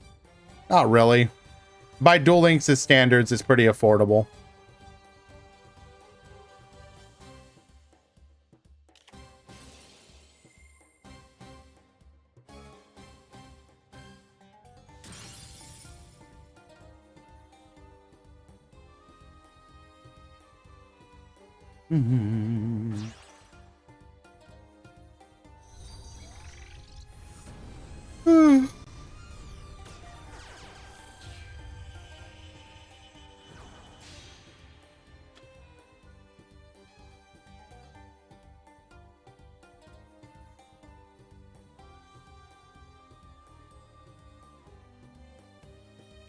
So you have to consider, though, that we're just in a very wide meta right now. Why do so many Constellars enter and then, you know, a significantly less top? It's because they cannibalize each other.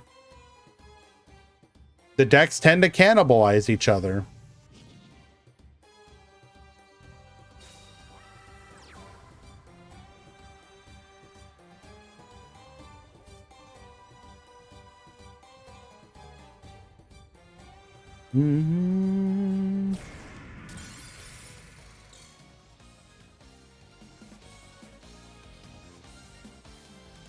What's the question?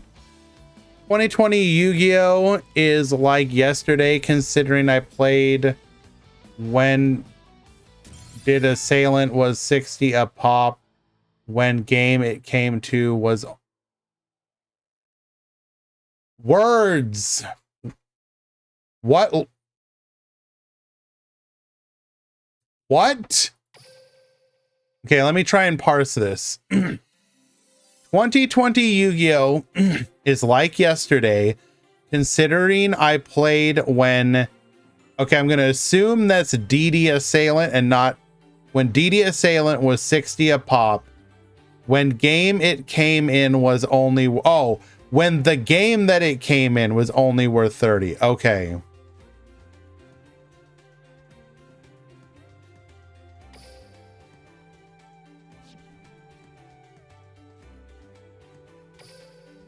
So Izerius takes game 1.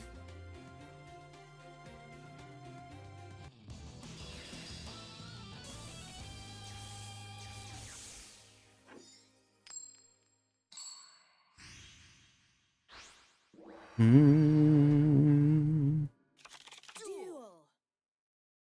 Boomers reminiscing. True.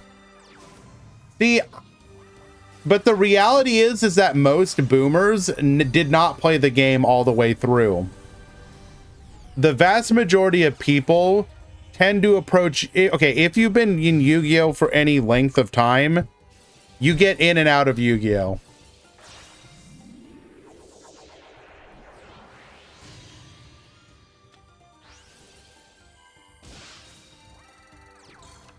Alrighty, we got our Dystopia pop, one back row.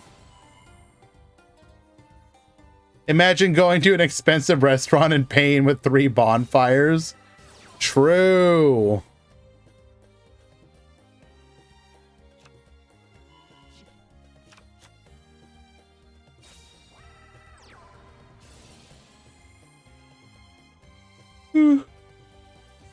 Bonfire is one of the money cards in the TCG right now, Salty Crab. It's like $100 each.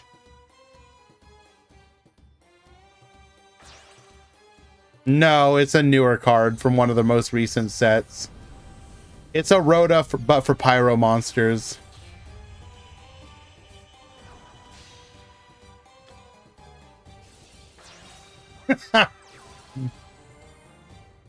Slaps 3 max rarity bonfire into table. Keep the change. Get your mom something nice. Roo. Yeah, Konami has adopted a strategy of making basically every deck they design fire or pyro or both this year.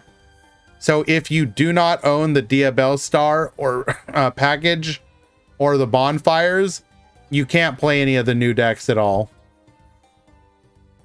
Like, for example, they announced the new TCG exclusive archetype. It's Pyro. So buy your bonfires or you can't play it.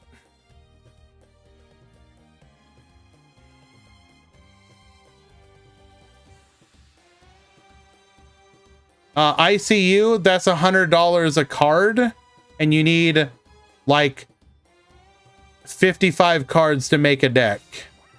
Your average deck right now is going to cost you about $1,000. Also, yes, you have to put it in context. I believe some of our Brazilian players have said that a bonfire is like 1 month's groceries.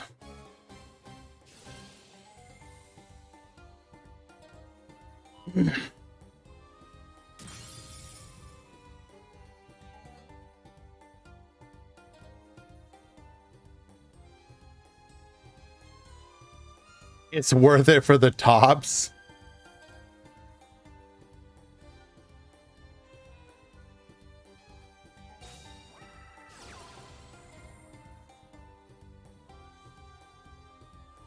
So it gets kind of ridiculous when you think about that kind of stuff.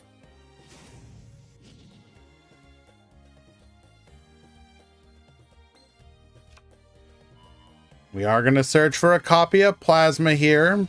Send the card back. I imagine it was probably the Plasma here. Not really worth committing to a Plasma with 2 back row. What's my opinion on proxying cards? It should...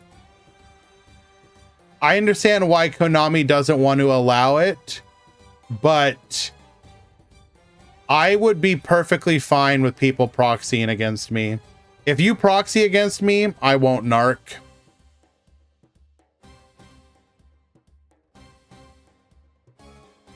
And realistically speaking, I think they should change the rules on allowing you to play OCG cards.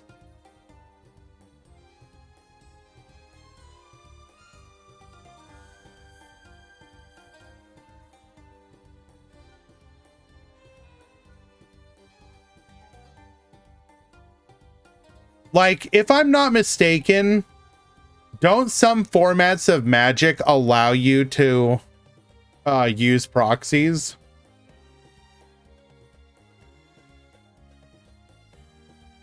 What is a proxy? It's when you make a copy of the card yourself, Dr. Dinosaurio.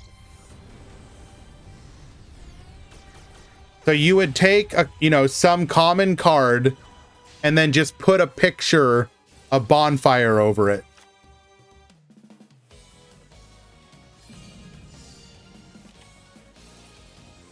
Book of Moon. Get flipping. Getting in for 2,200. In that context, can't I just print every card you need?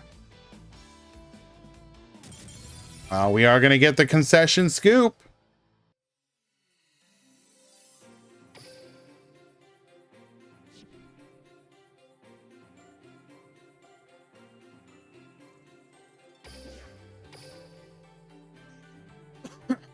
Well, if they made them like the OCG, it literally wouldn't be a problem.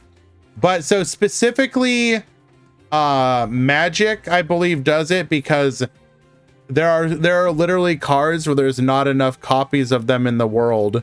They don't let you, I believe they don't let you proxy everything, but they'll let you proxy stuff like what? The Power 9, for example. Don't quote me. My knowledge is a little out of date when it comes to Magic.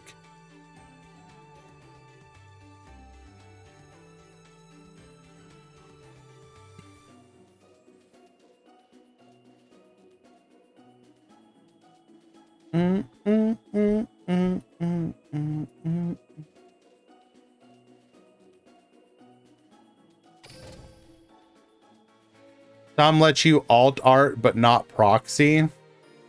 Isn't that like custom art? That's literally what a proxy is, BMAT. What are you talking about? How are you going to get custom art without proxying?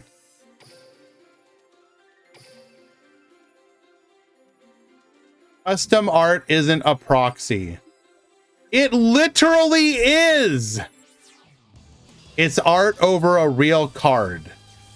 Yeah, dog. Let me just have somebody draw on my Power 9 card. I'm looking this up now. I'm pretty... Can you proxy in Magic?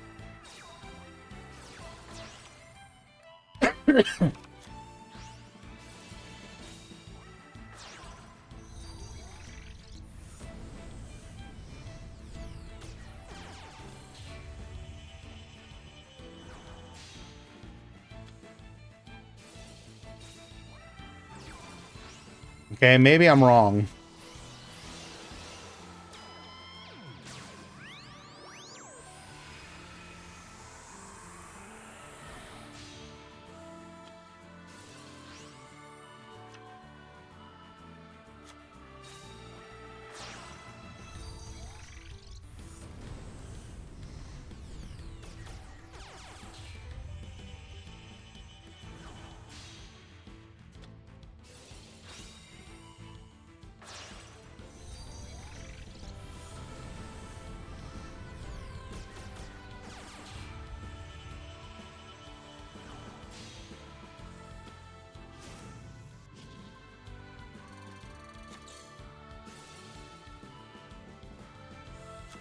Hey, wait.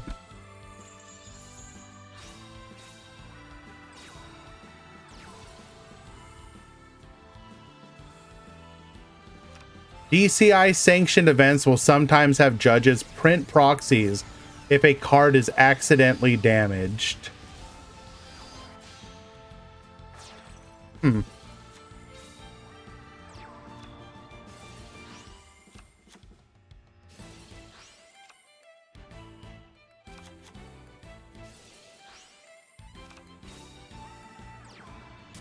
All right, we are going to scoop it up there as we do have the ability to go and do our Baxia. That was game number 1.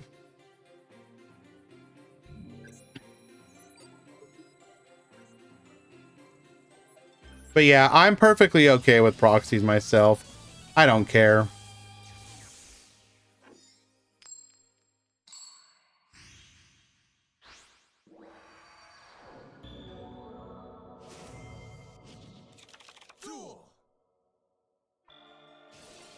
Didn't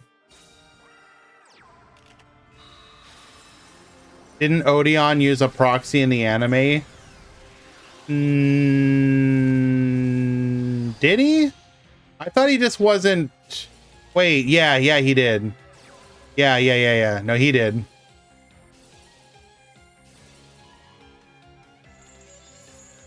The fact that he almost died for it is Konami warning you. Don't use a proxy.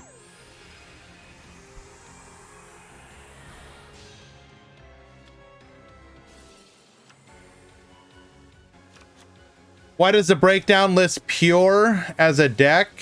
That's gonna be a pure so if you see it in yellow, it's a pure version of the deck above it. So we're breaking down when decks have engines, basically. So Live Twins with Mech Knight versus Live Twins Pure, for example.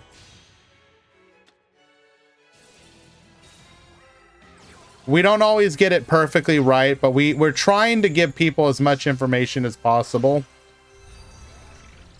about the nature of decks.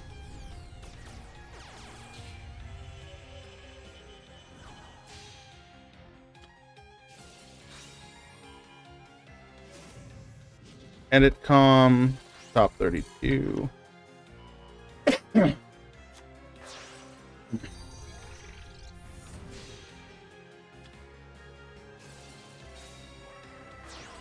do we lose here? Attack in. We're gonna get him for an additional 2,000. Okay. And what do we have in the graveyard? On double Shithana. Okay. Pretty good.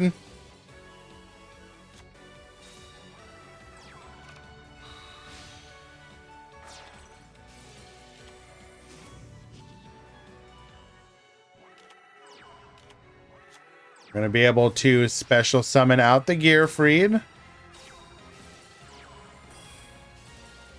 Attach. 4,100 direct. Allowing us to lethal over the monk. Incredible.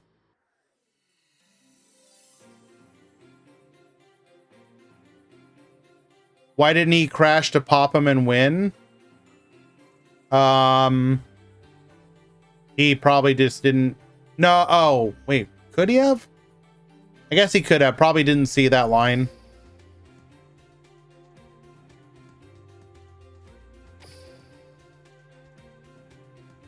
Sometimes people will tunnel.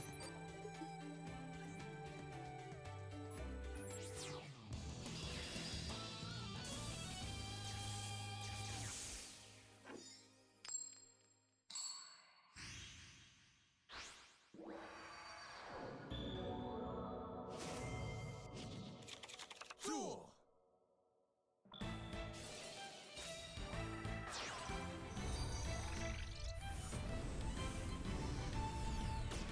What do I think about the new box? I think that it's going to be a really good one. But we've also been getting like banger after banger. I do not think that it is a necessary box. But if you have the Shiranui cards, I recommend going in for, at minimum, a copy of the Shiranui Skill Saga Supremacy.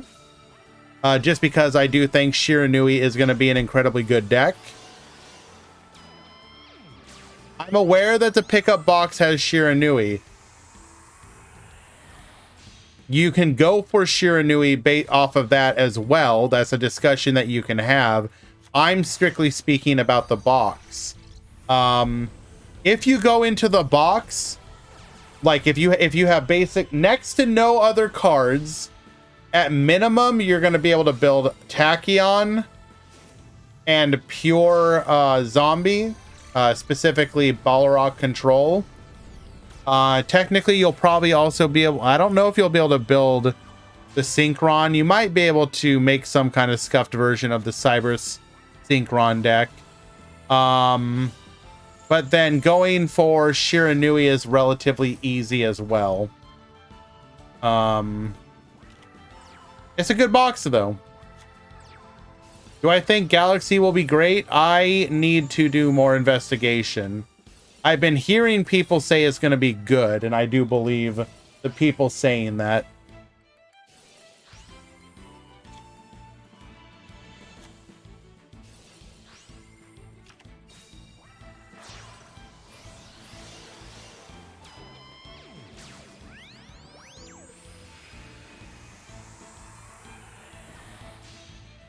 Ring fork, Baxia, get spinning.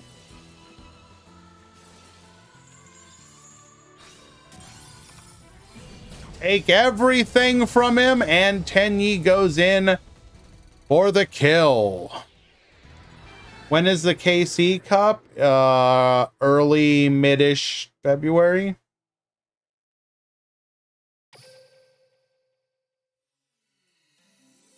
I don't see Shira being good after realizing the skill locks you into fire zombies.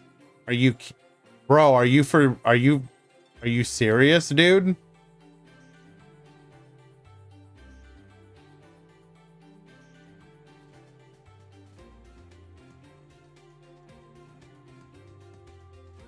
Are you serious, my dude?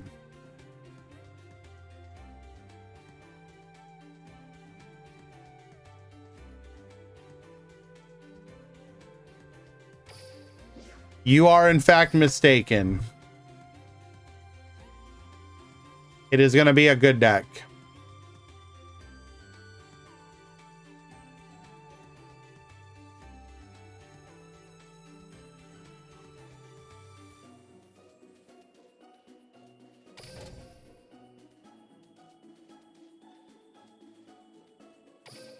Tinkerbell, not right now. No.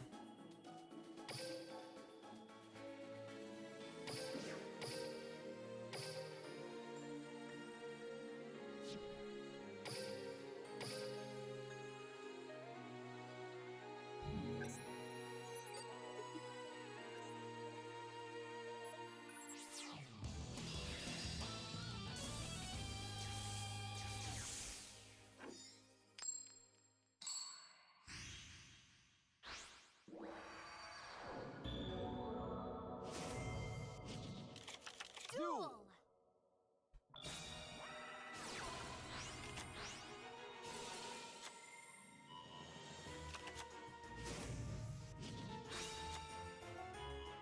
Okay. Shalnark at the bottom, ever at the top. We are going to go for the Fossil Warrior Skull King. We are against Mayakashi. So we do have the ability to yoink our opponent's monster at any point.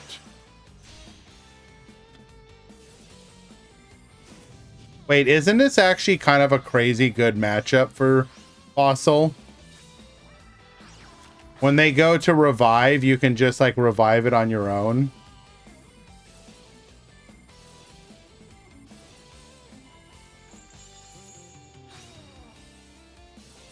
Bring back the Yoko. Yoko's gonna be able to pop here.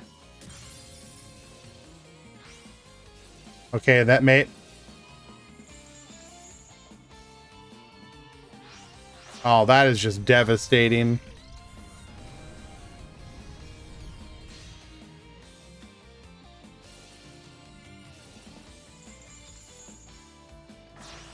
Your Yoko? No, my Yoko.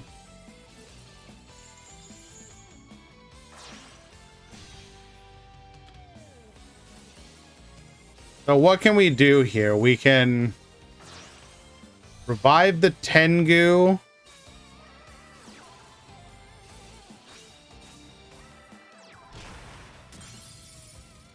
Okay. Okay. We can revive the pop the back row. Actually, no, we can get the Yoko back now. Golgios to the field, and...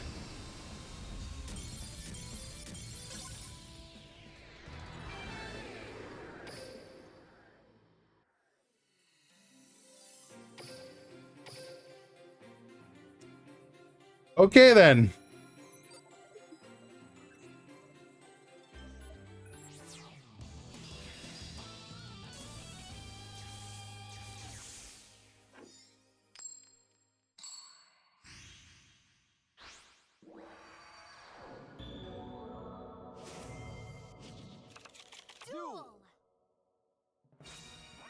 All right, we are now officially in the top 8, though. In the top 8, we've got Mayakashi, Destiny Hero, Earth Machine, Mayakashi, Henyi, Fossil, Destiny Hero, and Tenyi. So 2x Maya, 2x Tenyi, 2x Destiny Hero, 1x Fossils, 1x Earth Machine.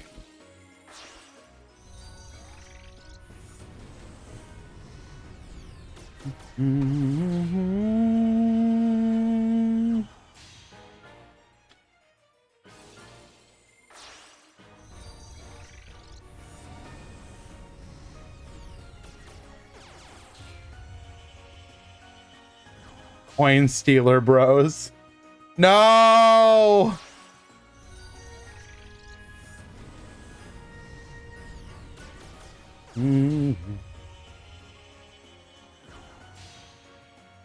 Now remember, Harris does say that Tenyi's a bad deck. You keep that in mind. Words of wisdom. Dark Hole, wipe the field.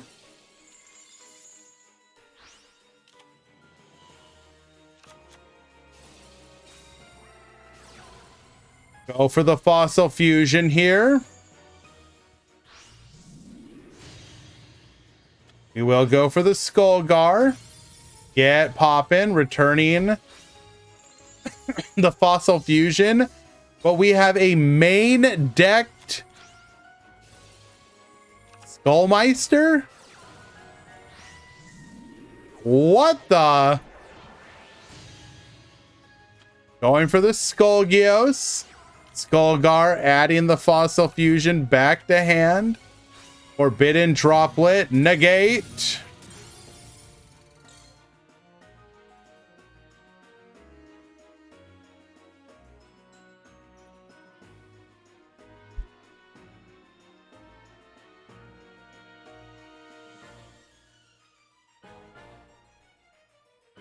How do we still win this? Okay, Crackdown, that is certainly a way. We had no way, and okay, Tengu is banished here, so we can't bring it back.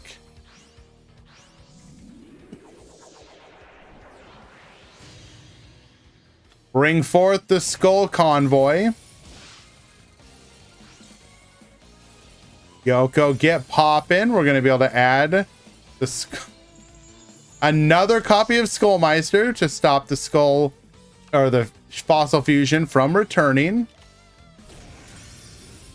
Attacking in, bringing out another copy of the Gaia Plate. Dark World Dealings.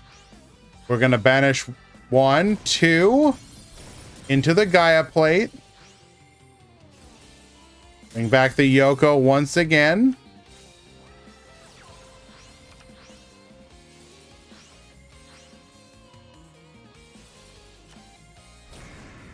Gonna go for the Yashidikoru. Don't we just lose here? Yeah.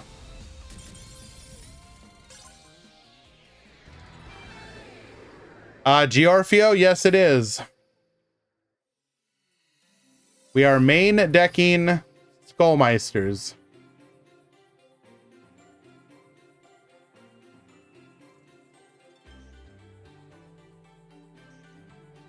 Okay, excuse me. This room number though. Ain't no way this is real. Oh my god, it's real.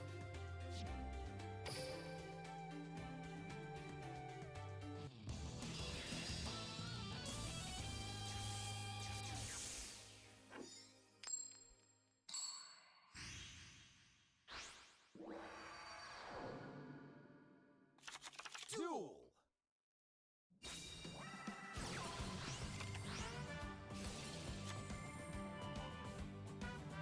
We're gonna follow Shelnark.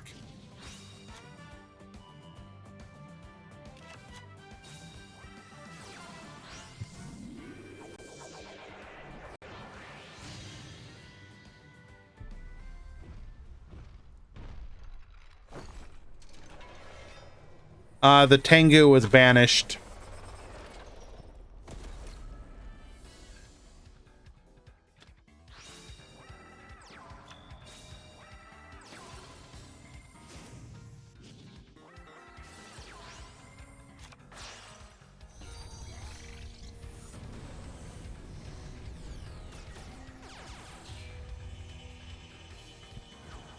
It does, but if you summon it from the banished, it doesn't get its effect. It's only when it's summoned from the graveyard.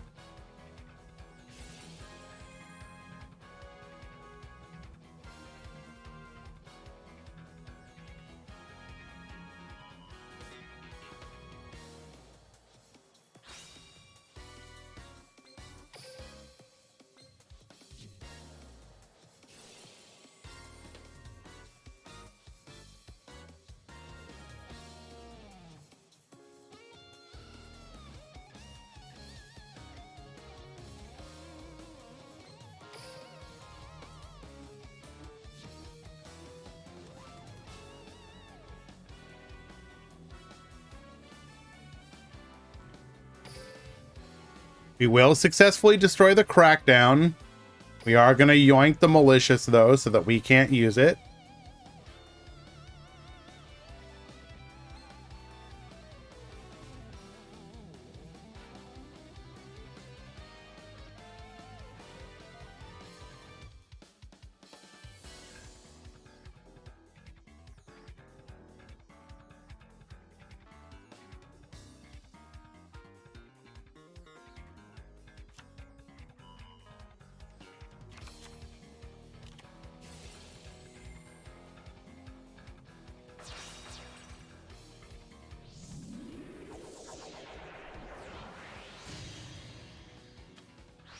Polymerization into our dystopia here.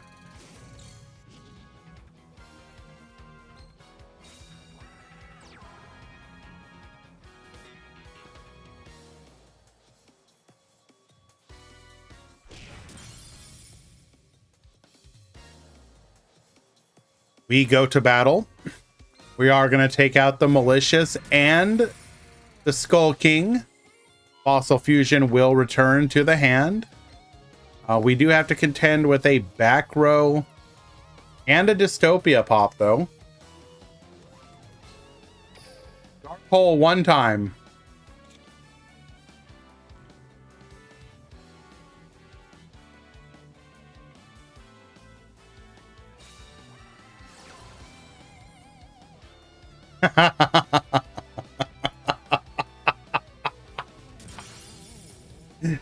Isirius, I'm sorry.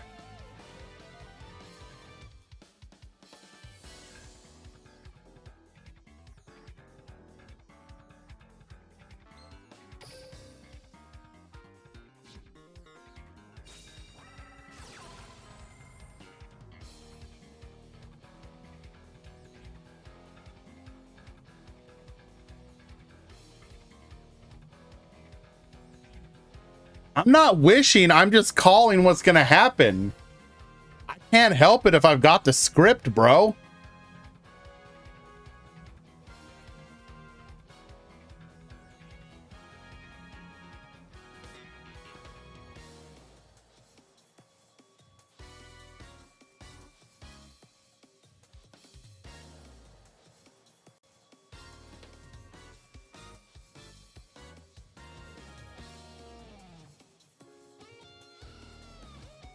I will say, though, the more I watch Fossils, the more it feels pretty solid in this meta.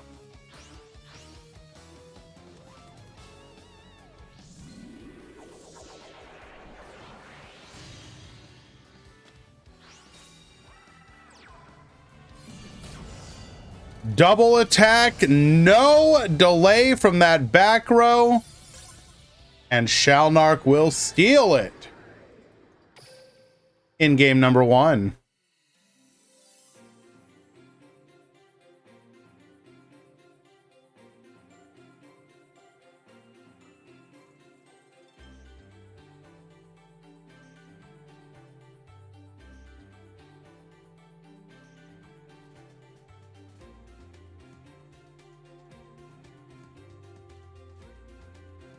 I would like to announce our collaboration and meta manipulation with the 6K community.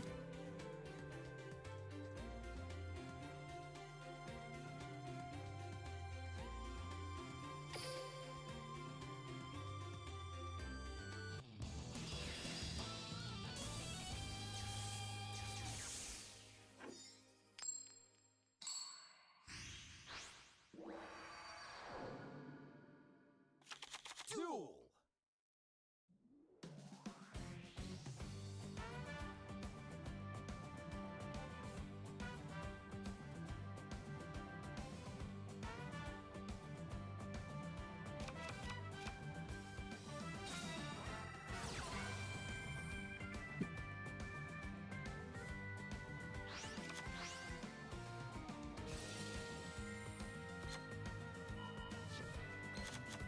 All right, Miracle Rupture. We're going to go ahead and dump a copy of Shell Knight to the graveyard. Shell Knight's going to add us a copy of Gaia. We'll then send to Gaia to search for a copy of Fossil Fusion.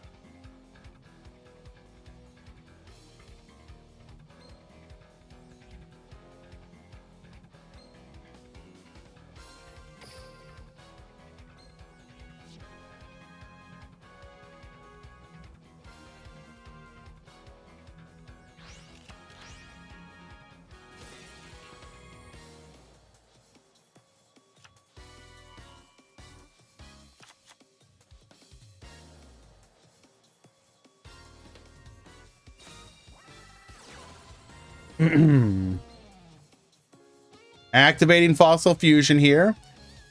Very tasty plasma that was discarded off of the offerings.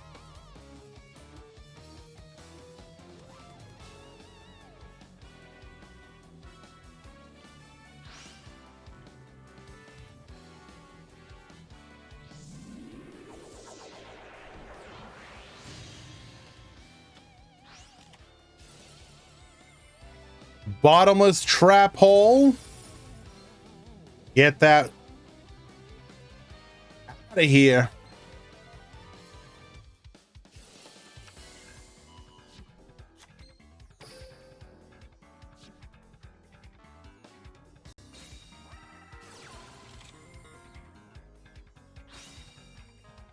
It's legal.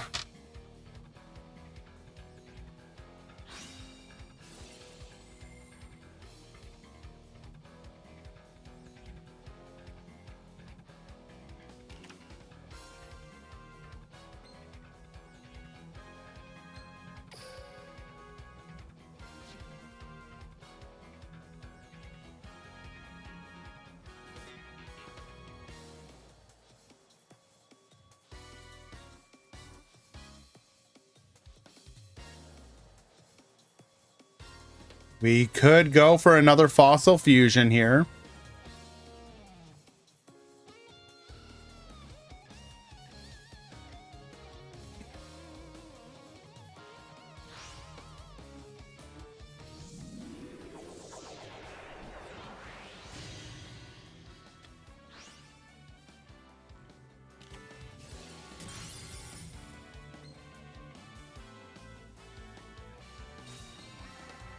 Bottomless trap hole once again. All right, no card draw, but we have gotten a filter twice.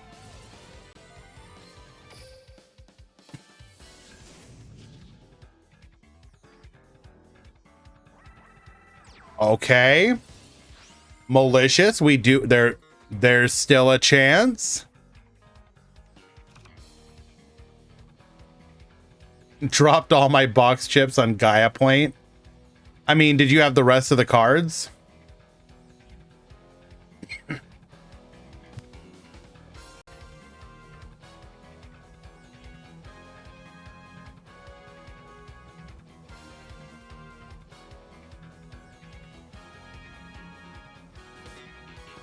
I think as far as box chips go, that's a fantastic use of them.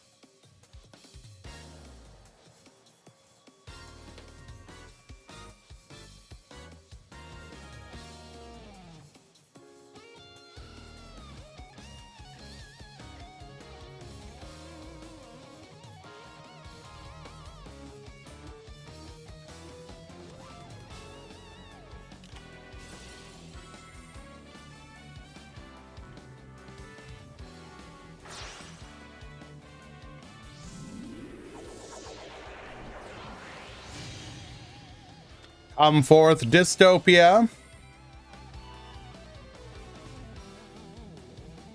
Any responders? Okay, well.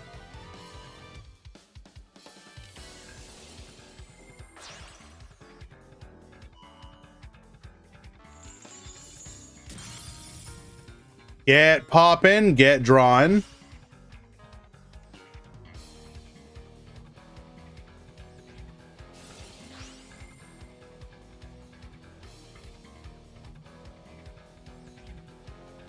Will the devs ever update the latest cards with box chips?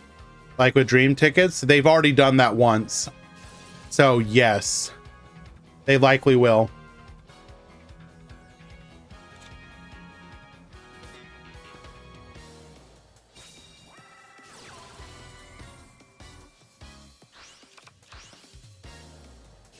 I think it's only been one time.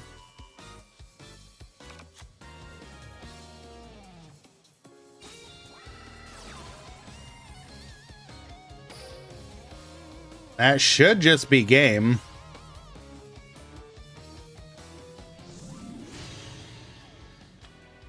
Bring forth a convoy.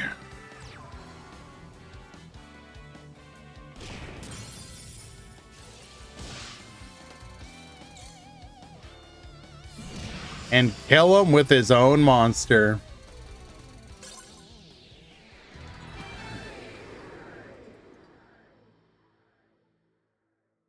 All right, well done, Shellnark.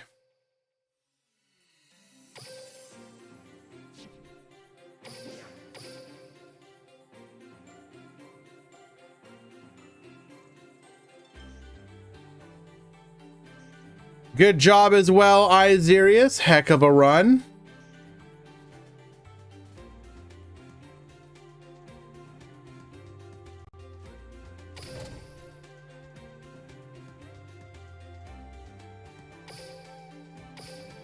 And by the way, the reason I kind of freaked out about the room was it was one of those low digits you don't always get. It was 830.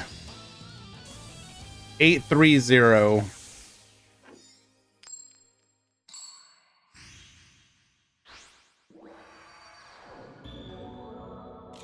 Let's duel.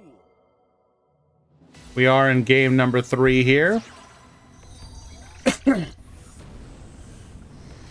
What do we have in top 8? 2 Maya, 2 Tenyi, 2 Destiny Hero, 1 Earth Machine, 1 Fossil.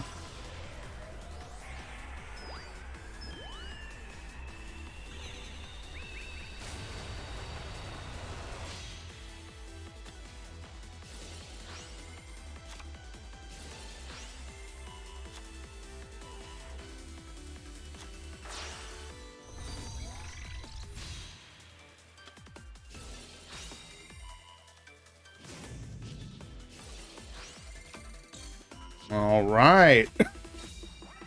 We are going to have the perfect setup. Good luck, gamer.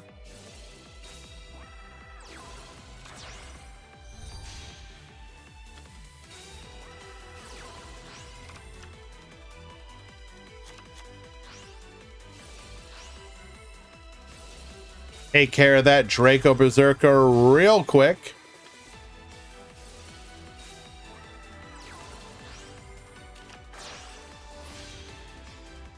Gonna go for a copy of Baxia here.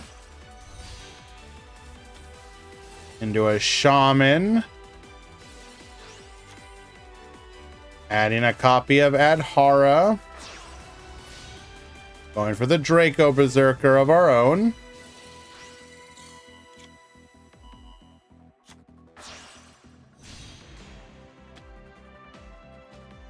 All right, and then passes the turn.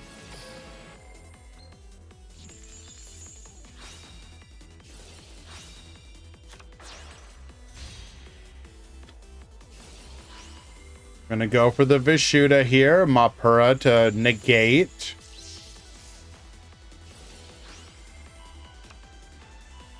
Now we just have to set up our own Baxia, right? And that's just gonna be lethal. Bounce them both. Lethal on field. Tenyi is such a bad deck.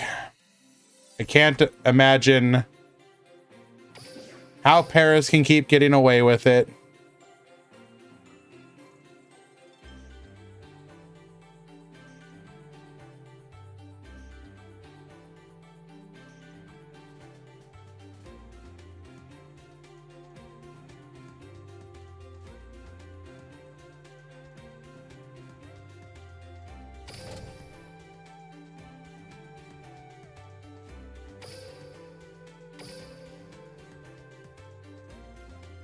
All right. On to the top 4.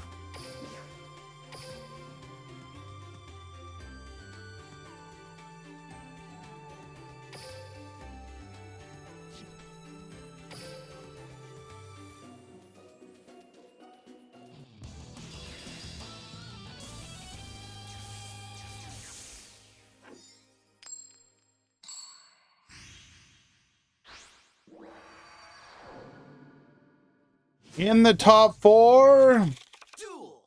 we have Fossils, Tenyi, DDD, not DDD, Destiny Hero, and Mayakashi.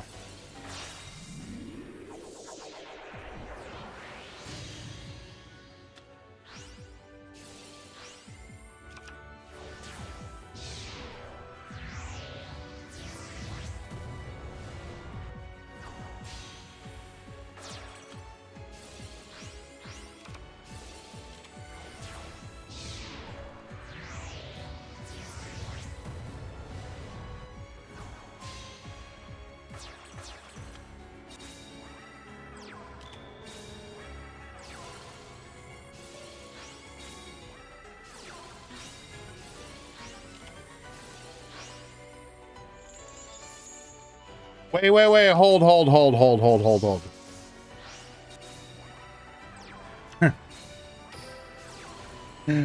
Bro! Forbidden Droplet to negate the Dweller. We chain the Beatrice. So then we can chain our copy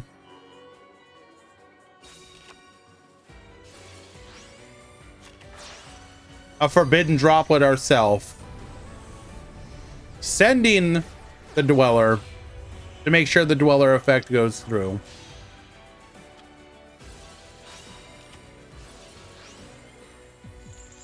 Droplet number 2, negate. 1 back row. We need a top deck here. We need a top deck. That is exactly what you needed. Pray for no interruption.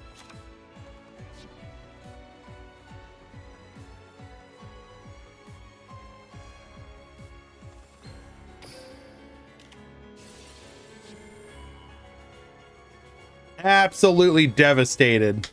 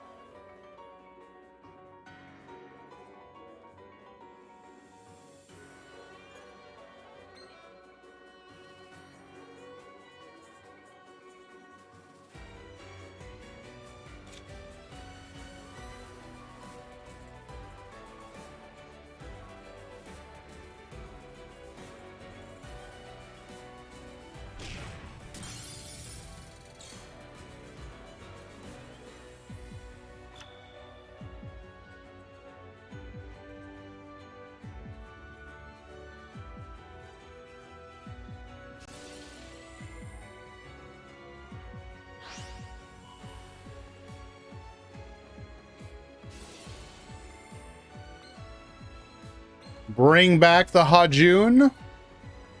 Do we get to play the game now? Yes, we do.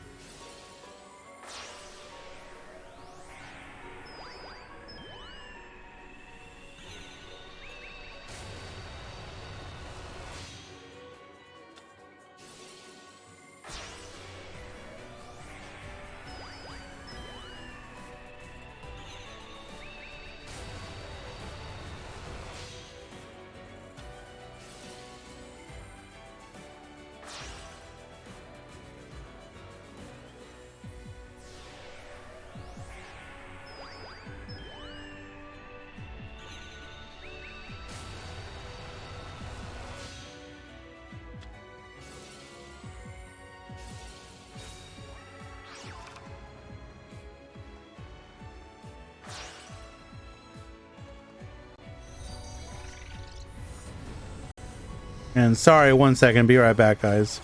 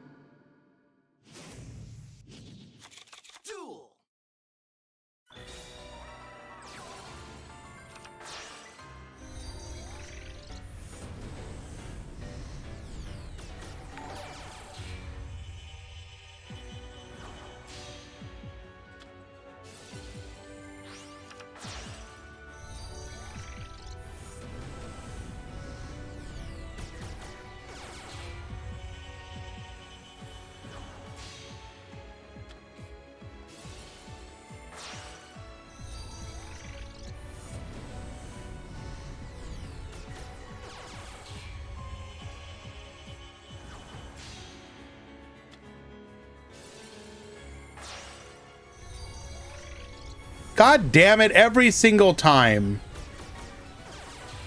God damn it.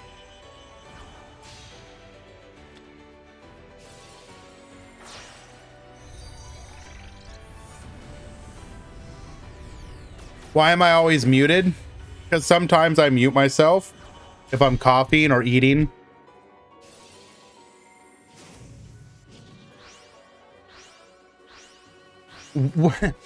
I do find the discussion of whether or not a format of Yu-Gi-Oh is real or not. Nah, you just wouldn't hear that, Muscovy. It was so yeah, sure, no problem. I got you, bro.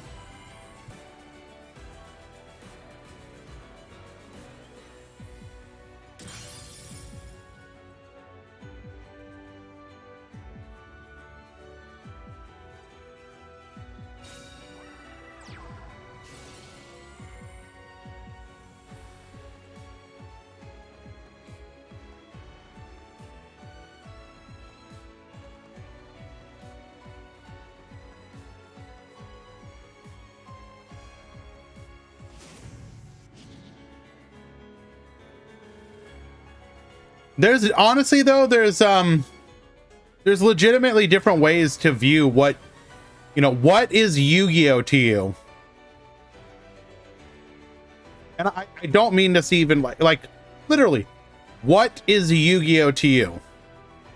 I don't know. I'm not even saying a format. What is Yu-Gi-Oh to you?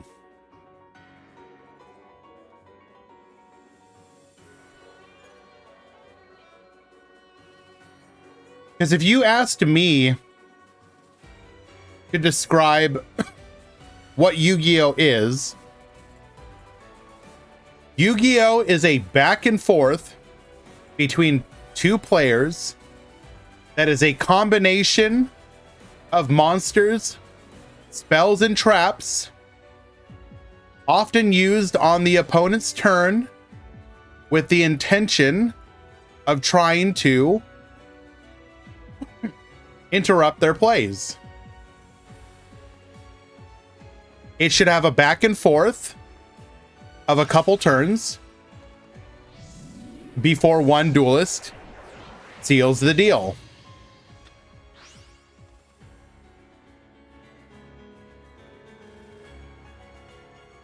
So, because that is what Yu-Gi-Oh is to me personally,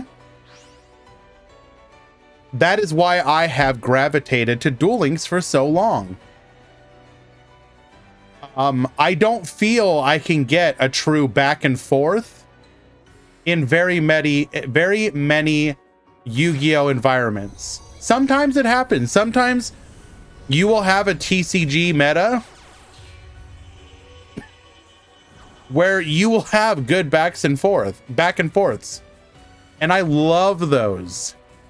But I think one of the things that is always like that I've disliked about Yu-Gi-Oh as it has gotten, and this is the boomer in me talking, to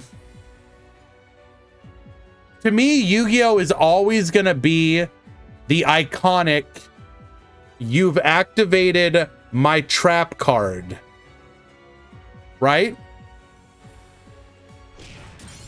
And so one of the things that I really have always been disappointed by is the fact that trap cards have become so irrelevant in you know, physical Yu-Gi-Oh. And it's why I tend to like a format like I think Edison is fantastic. Not because of Edison, the specific format, but because I do feel, for example, that Edison embodies the spirit of Yu-Gi-Oh far better than the current TCG. And this is not me saying I don't like the TCG. I have a couple decks, and I mean, obviously right now at the prices, I have problems with it, but in a couple previous TCG metas, I've been able to enjoy it. What's the top four?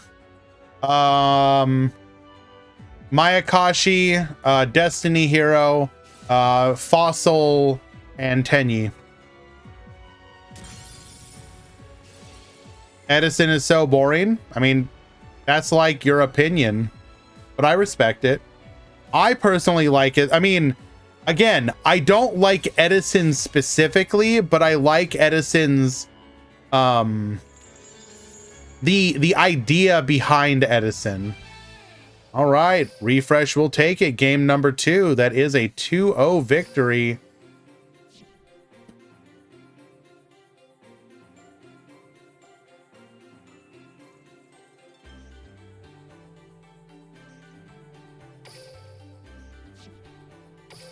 Good run, Albel.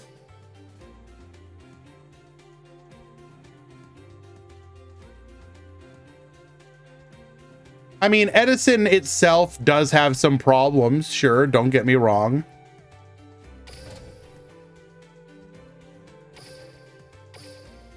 But it has just enough right that I enjoy. I don't know.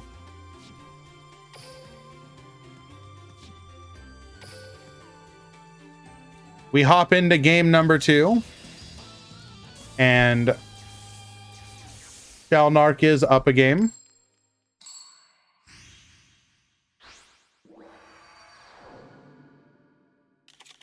Let's duel.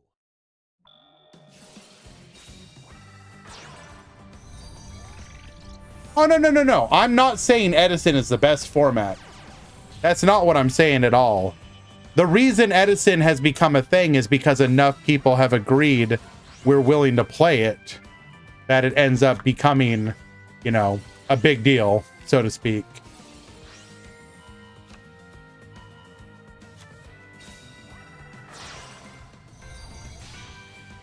All right, going for the Berserker, Legend of the Heroes. Doing everything in our power to keep keep high levels out of the graveyard, so that Shalnark can't use them. Ooh, that's devastating.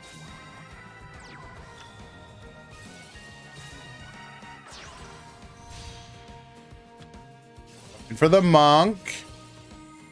Wait, hold up. We are main decking light imprisoning mirror. The hell? Also, hello, Duel Links free to play. Thank you so much for the raid, my dude.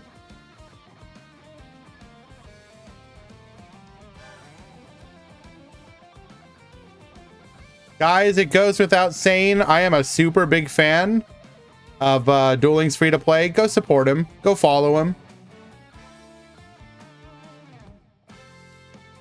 Watch his content. Thank him for all the cool stuff that he does. Githana, bring back the Monk of the Tenyi. Get poppin'. There's a delay.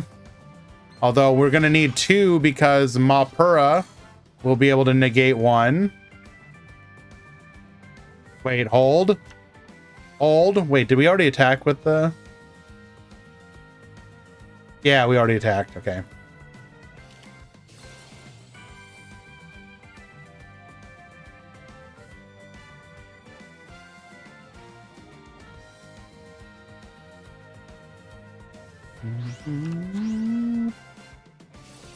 What were we doing today? What's the video we're working on?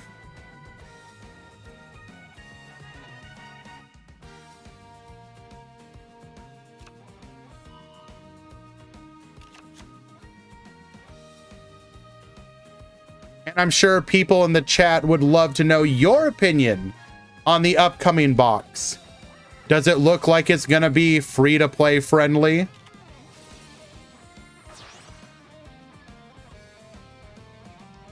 We're not muted.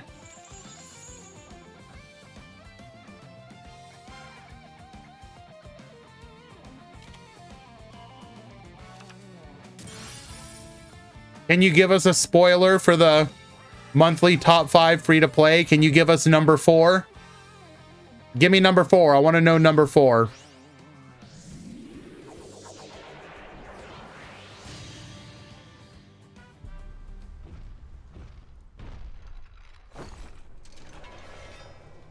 Fossil Warrior Skull King to the field.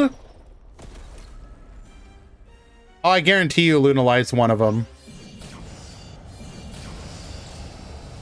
And just like that, Shalnark defeats Paris. He will not win another tournament. Not this week. Well done. It's Suship? Yes. We've all been extremely pilled on Suship here today. We had a 5-0 undefeated in Swiss Charmer Suship.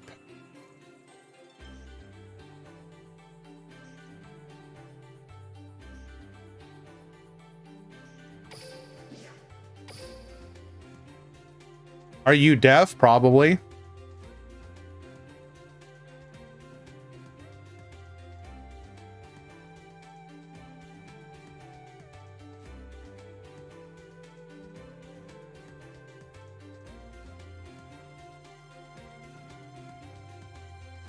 Do. Do, do, do.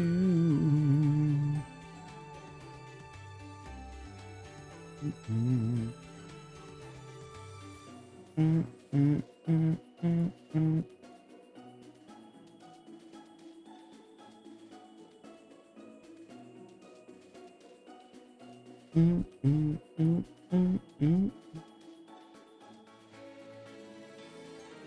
Anti-luminescent night is so insane for a free card. Yes.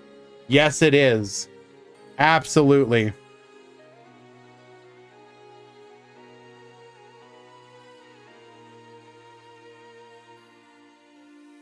We're gonna do a quick leak. This went undefeated in our Swiss rounds today against meta decks, mind you. Undefeated against meta.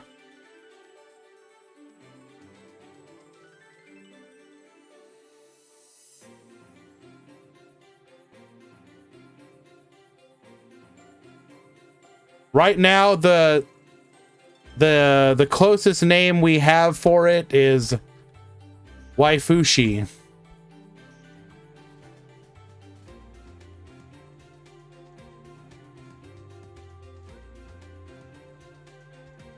What did it lose to?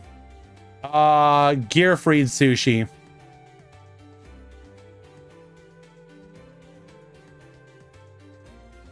Mm-hmm.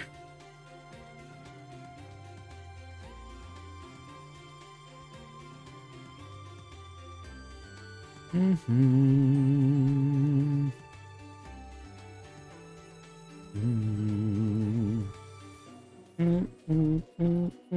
Mm-hmm.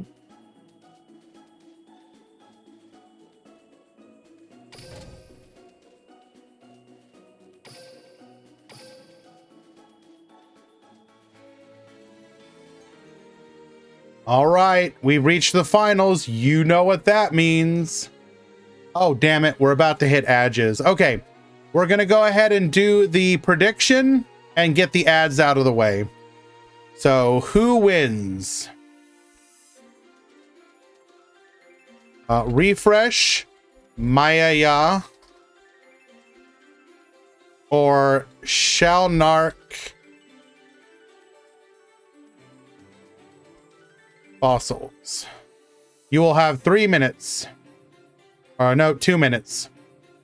And we'll be right back after the edges.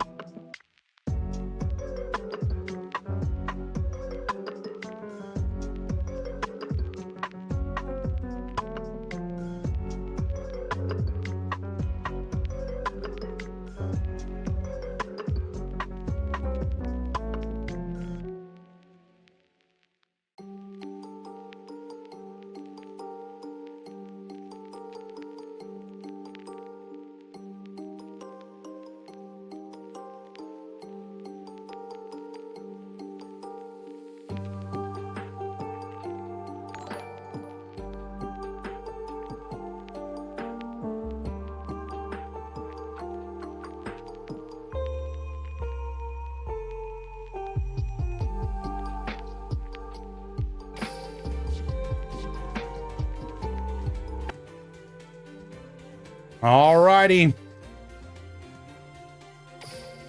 Let's go. Your grand finals. Refresh versus Shalnark. Mayakashi versus Fossils. The graveyard deck or the deck that hates your graveyard. Who wins? Hello, Jose. Josep. Thank you so much for the follow. Cristobal. Thank you for your follow as well. And just in case I missed them, official IC. Thank you. Appreciate it. And Oluap. Thank you. Kiss, kiss. Appreciate it as well. All right.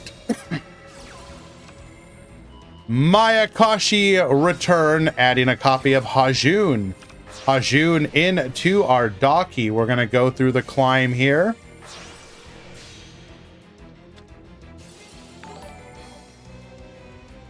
Yo, Kiss Kiss, thank you for the Prime subscription. That's very kind of you.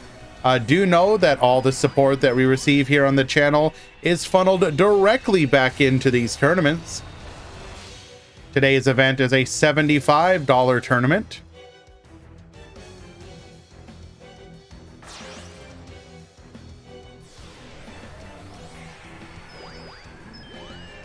We give back to the community.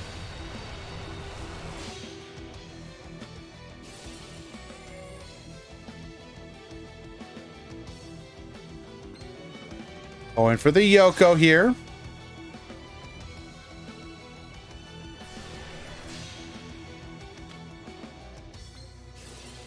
Into the Gasha Dekoru. I'll be right back. Hold on a second.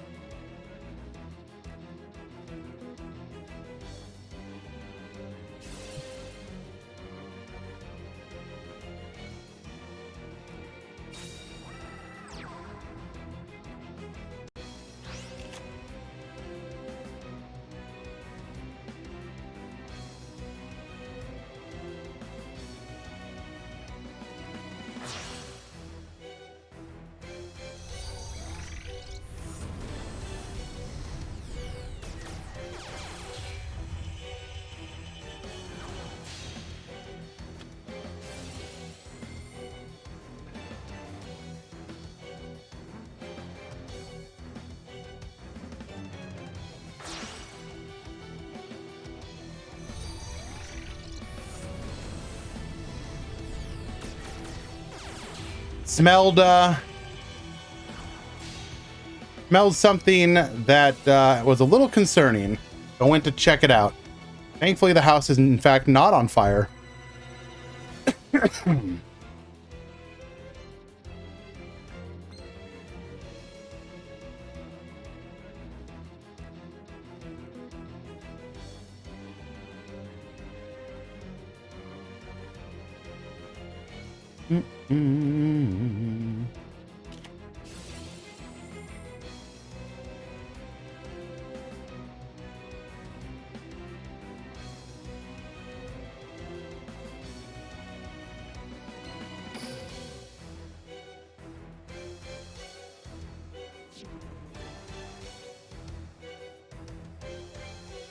This is pretty rough, although we do have access to a Yuki Masume, so it's not the end.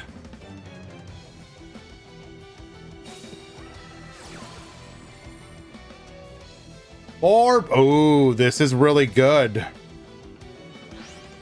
Forbidden Droplet sending the Yuki Onna.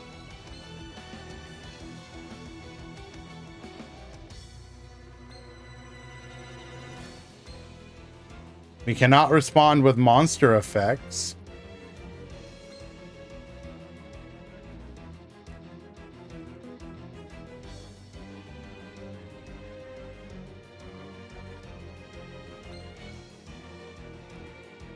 Yeah, Prisma Droplet doesn't matter.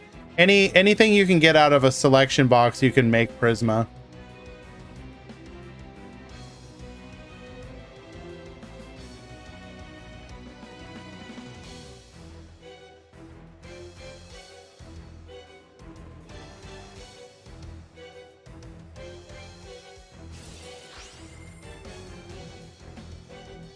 Oh, wait, are we misplaying here?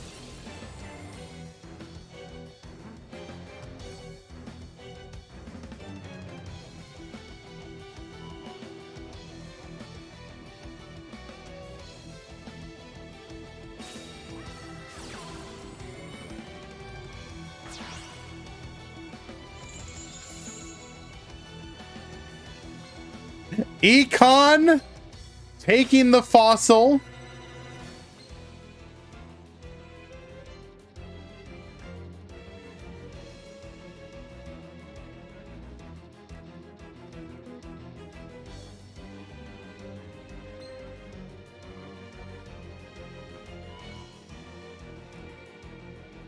We're gonna negate the Yoko.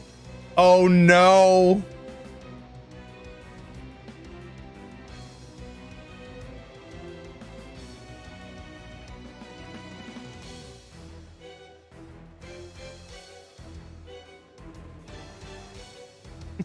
Yeah, which deck is which? True.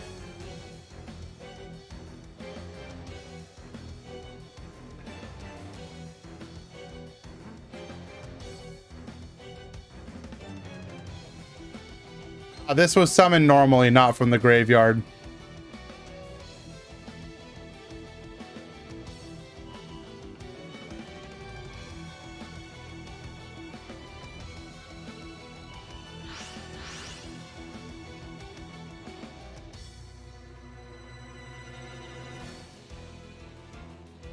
Although, if we destroy the Yoko, it will be able to... Oh, doesn't even matter.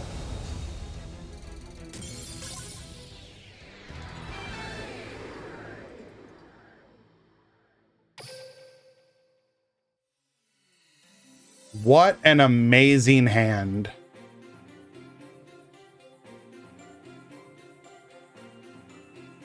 Econ, Droplet, to play around our opponent's IDP, and Fossil King. Refresh one.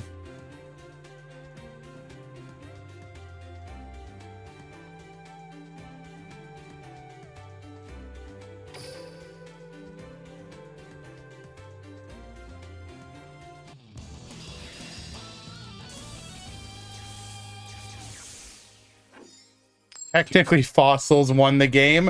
True! We're giving that one to Fossils. Duel.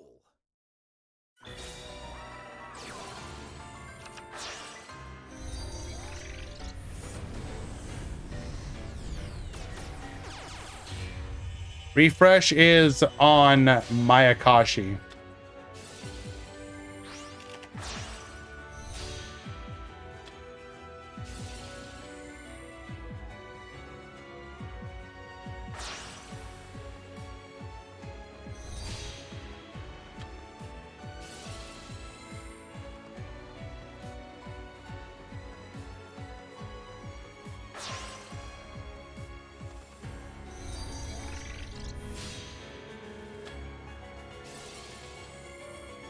Thank you, Easy.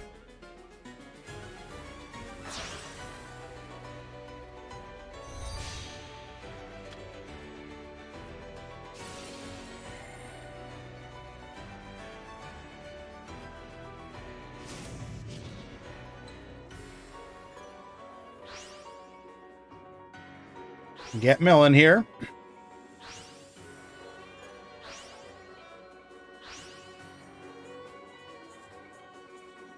Three cards in hand. Not able to play him.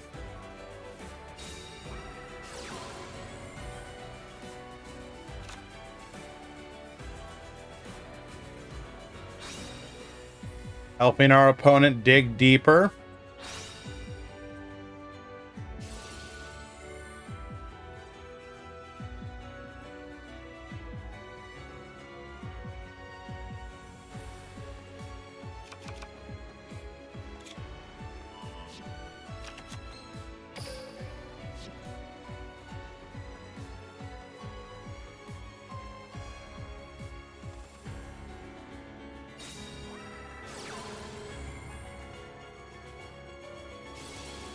We do have the crow. This is going to interrupt our fusion.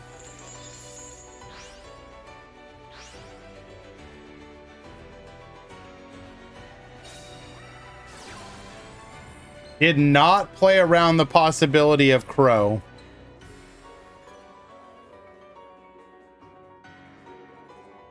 Probably should have done the miracle rupture first.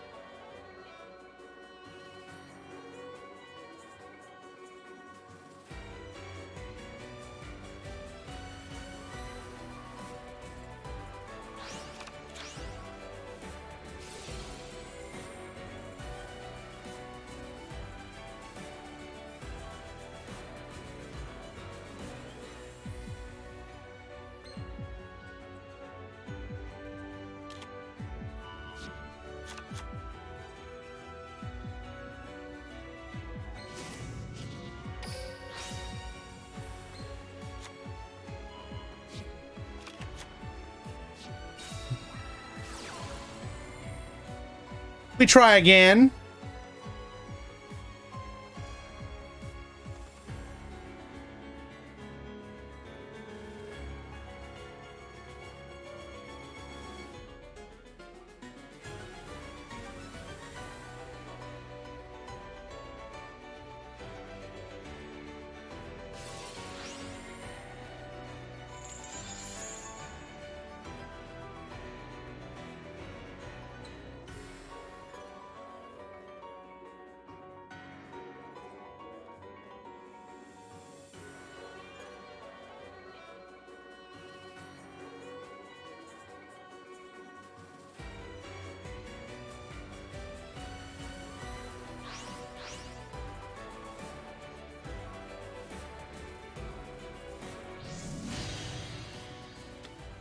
Come forth, Skolgios.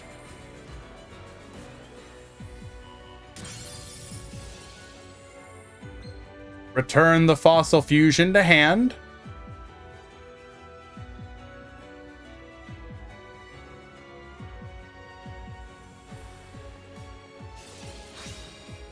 Crow again.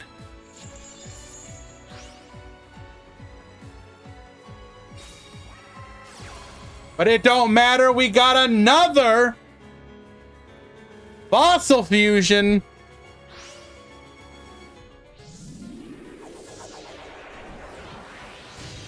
Skolgios to the field once again. We tried so unbelievably hard. Absolutely farmed. Kalnar takes game number 2.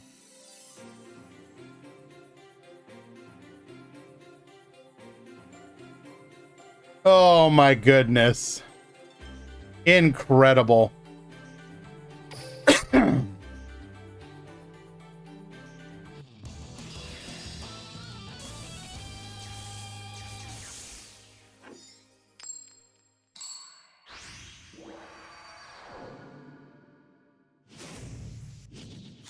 Duel.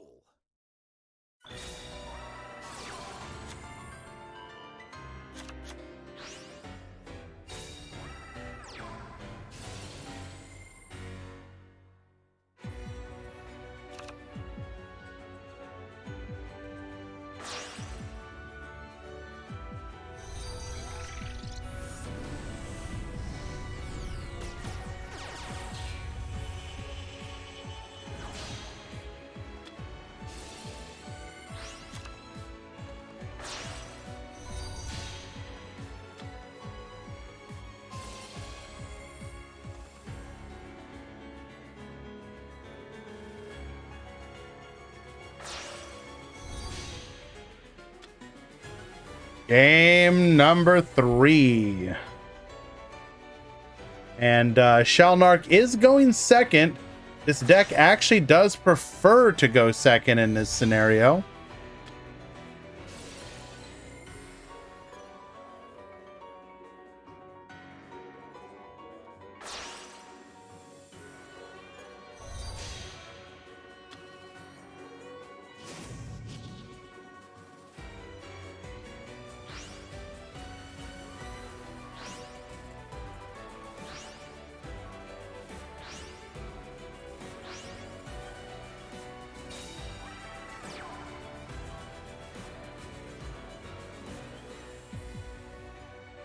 All right.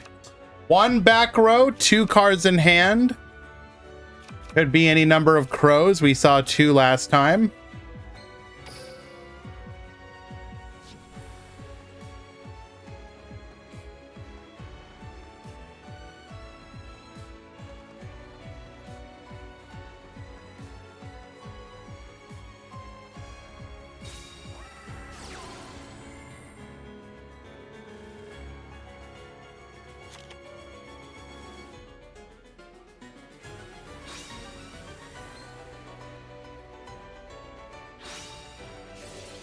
Sending the Shell Knight. Shell Knight searching for the Gaia plate.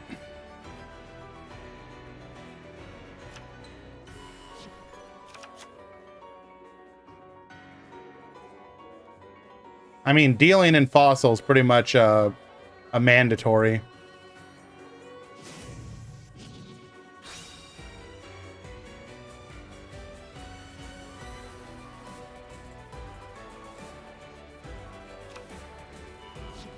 Adding a copy of Fossil Fusion here.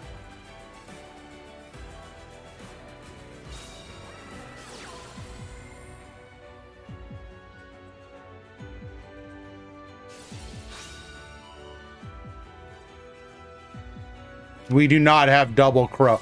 We've got double crow. You are kidding me. How?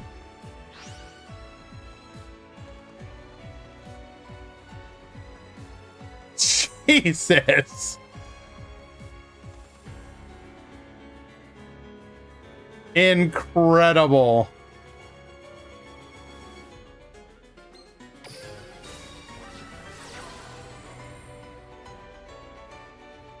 Shalnark says, all right, bet.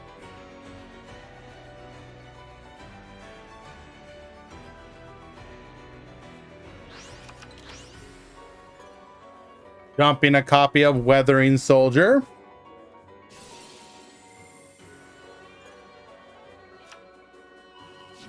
Adding a copy of Fossil Fusion.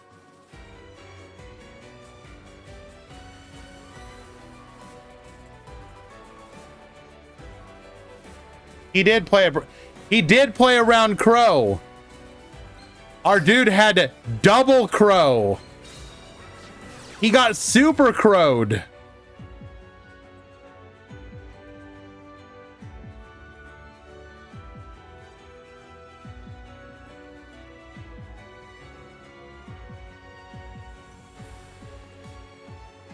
I mean, so refresh can do the thing that he did before, which is to revive the Yoko, hop on summon, which will give our opponent the Fossil Fusion returned.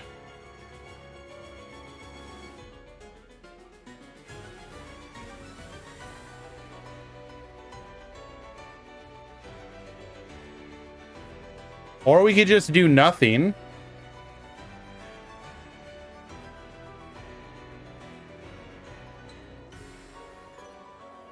But surely we do something.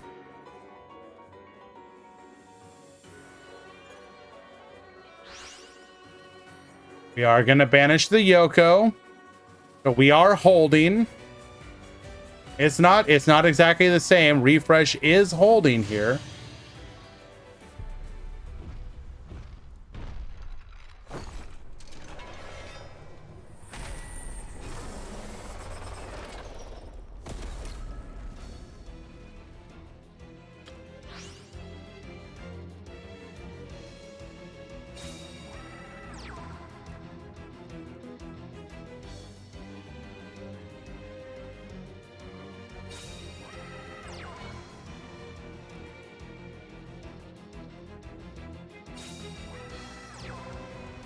Ripple sets to the back row.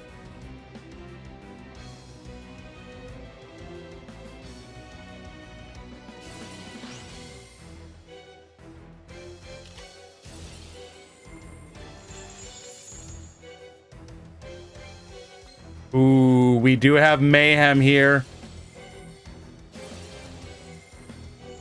Hop a back row. Get rid of the Skull King. Hitting an Ice Dragon's prison.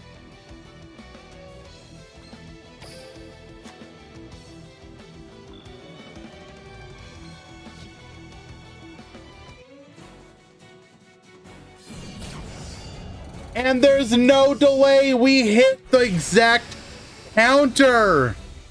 Oh, unbelievable. Double Crow. Mayhem waited, had the patience to let her opponent make the first move, and hits the right one. Unbelievable. Well done, Refresh. Well done, Shalnark. Incredible finals.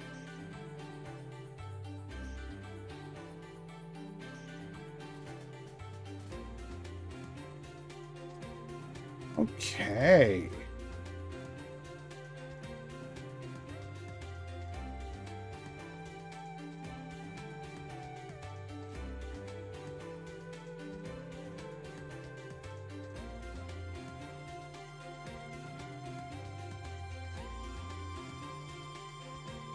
Go ahead and choose the outcome. Number one, Maya Ya Ya.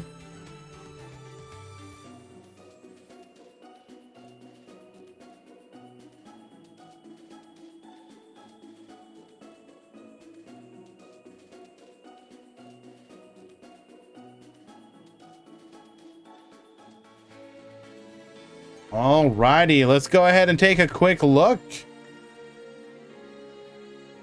at the decks.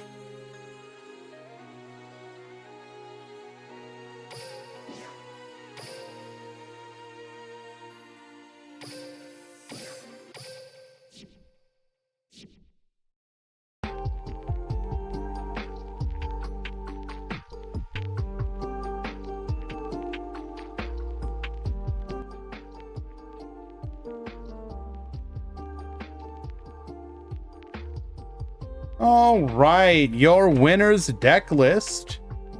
We are main decking Triple Crow, Double Droplet, 1 Econ, only 1 copy of Yashka. Triple Crow, though. Triple Crow. Shalnark.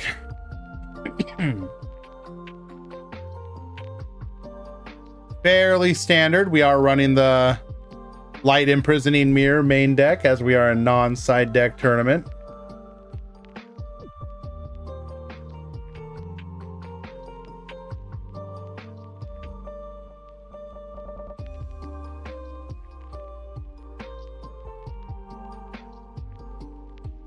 Paris.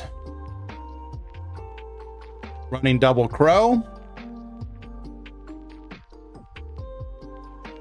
Albel.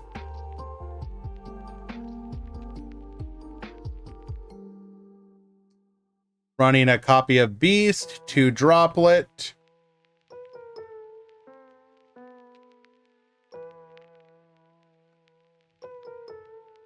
Destiny Hero put in a little bit of work today. Xerius's version.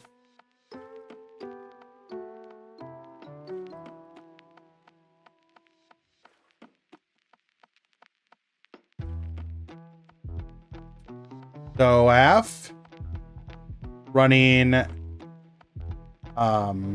effect veilers instead of crows.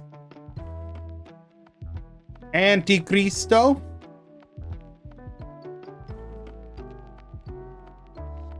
Earth Machine. Senpai.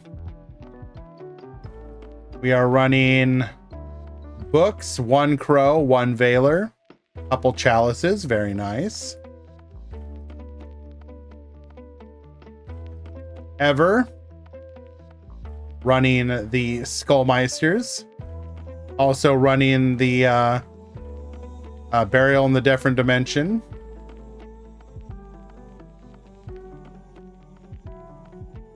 Donnie PS. Crow Veiler Pure Infinitrax. Alistair.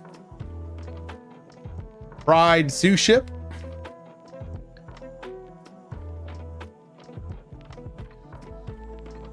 Kuwabara. Earth Machine.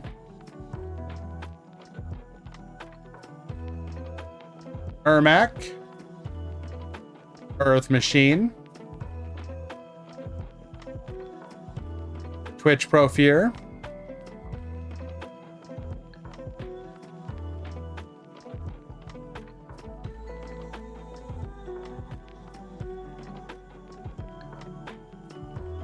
S-Force. Safadine. Earth Machine running Synchro Destroyer.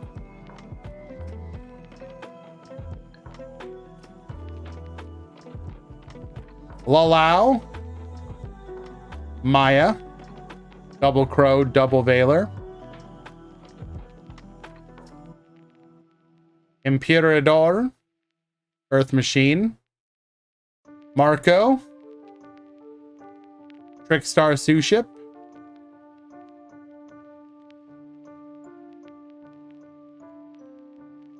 Kaitos.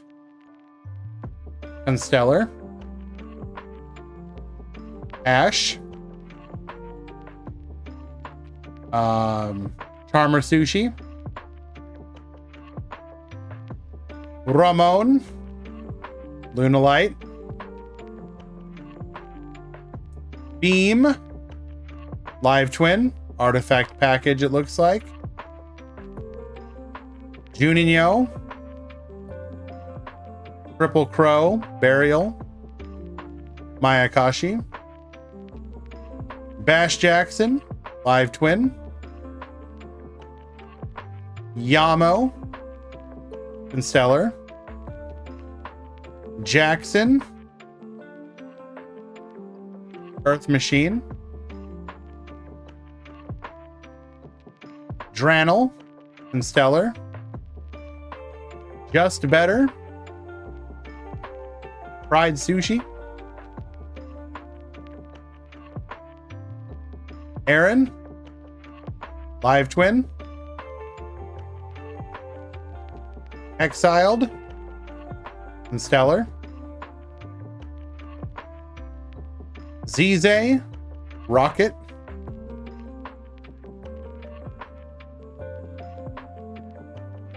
And then one last time, we'll go ahead and show off the breakdown.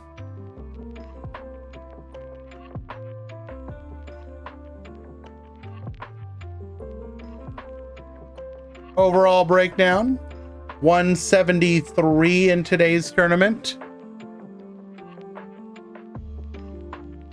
That's right, 173 in a weekly tournament. Absolutely incredible. I really appreciate you guys.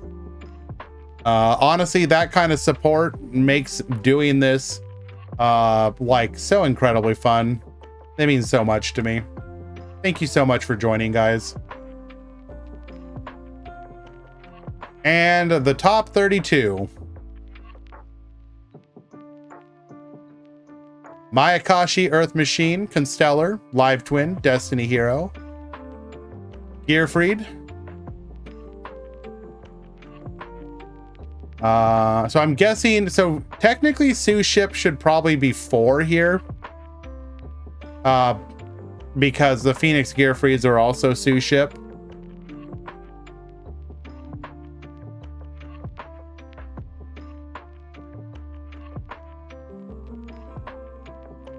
Tenyi, Lunalight, Fossil, Infinitrack, S-Force, and Rocket.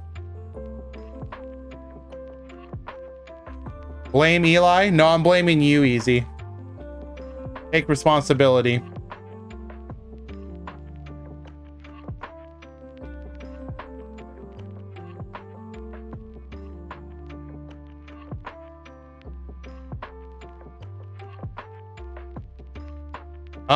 I believe the highest Constellar went is top 16.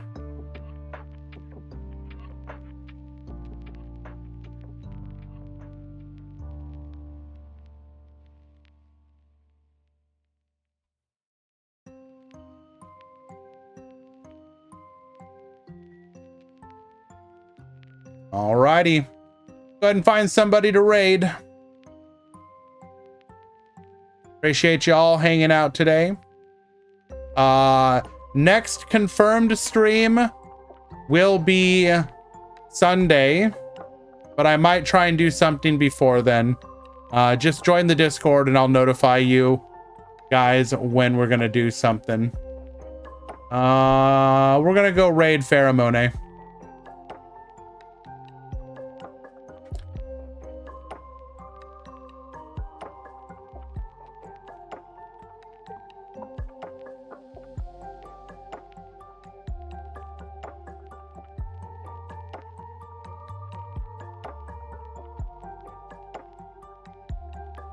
Take care, everyone. We'll see you around.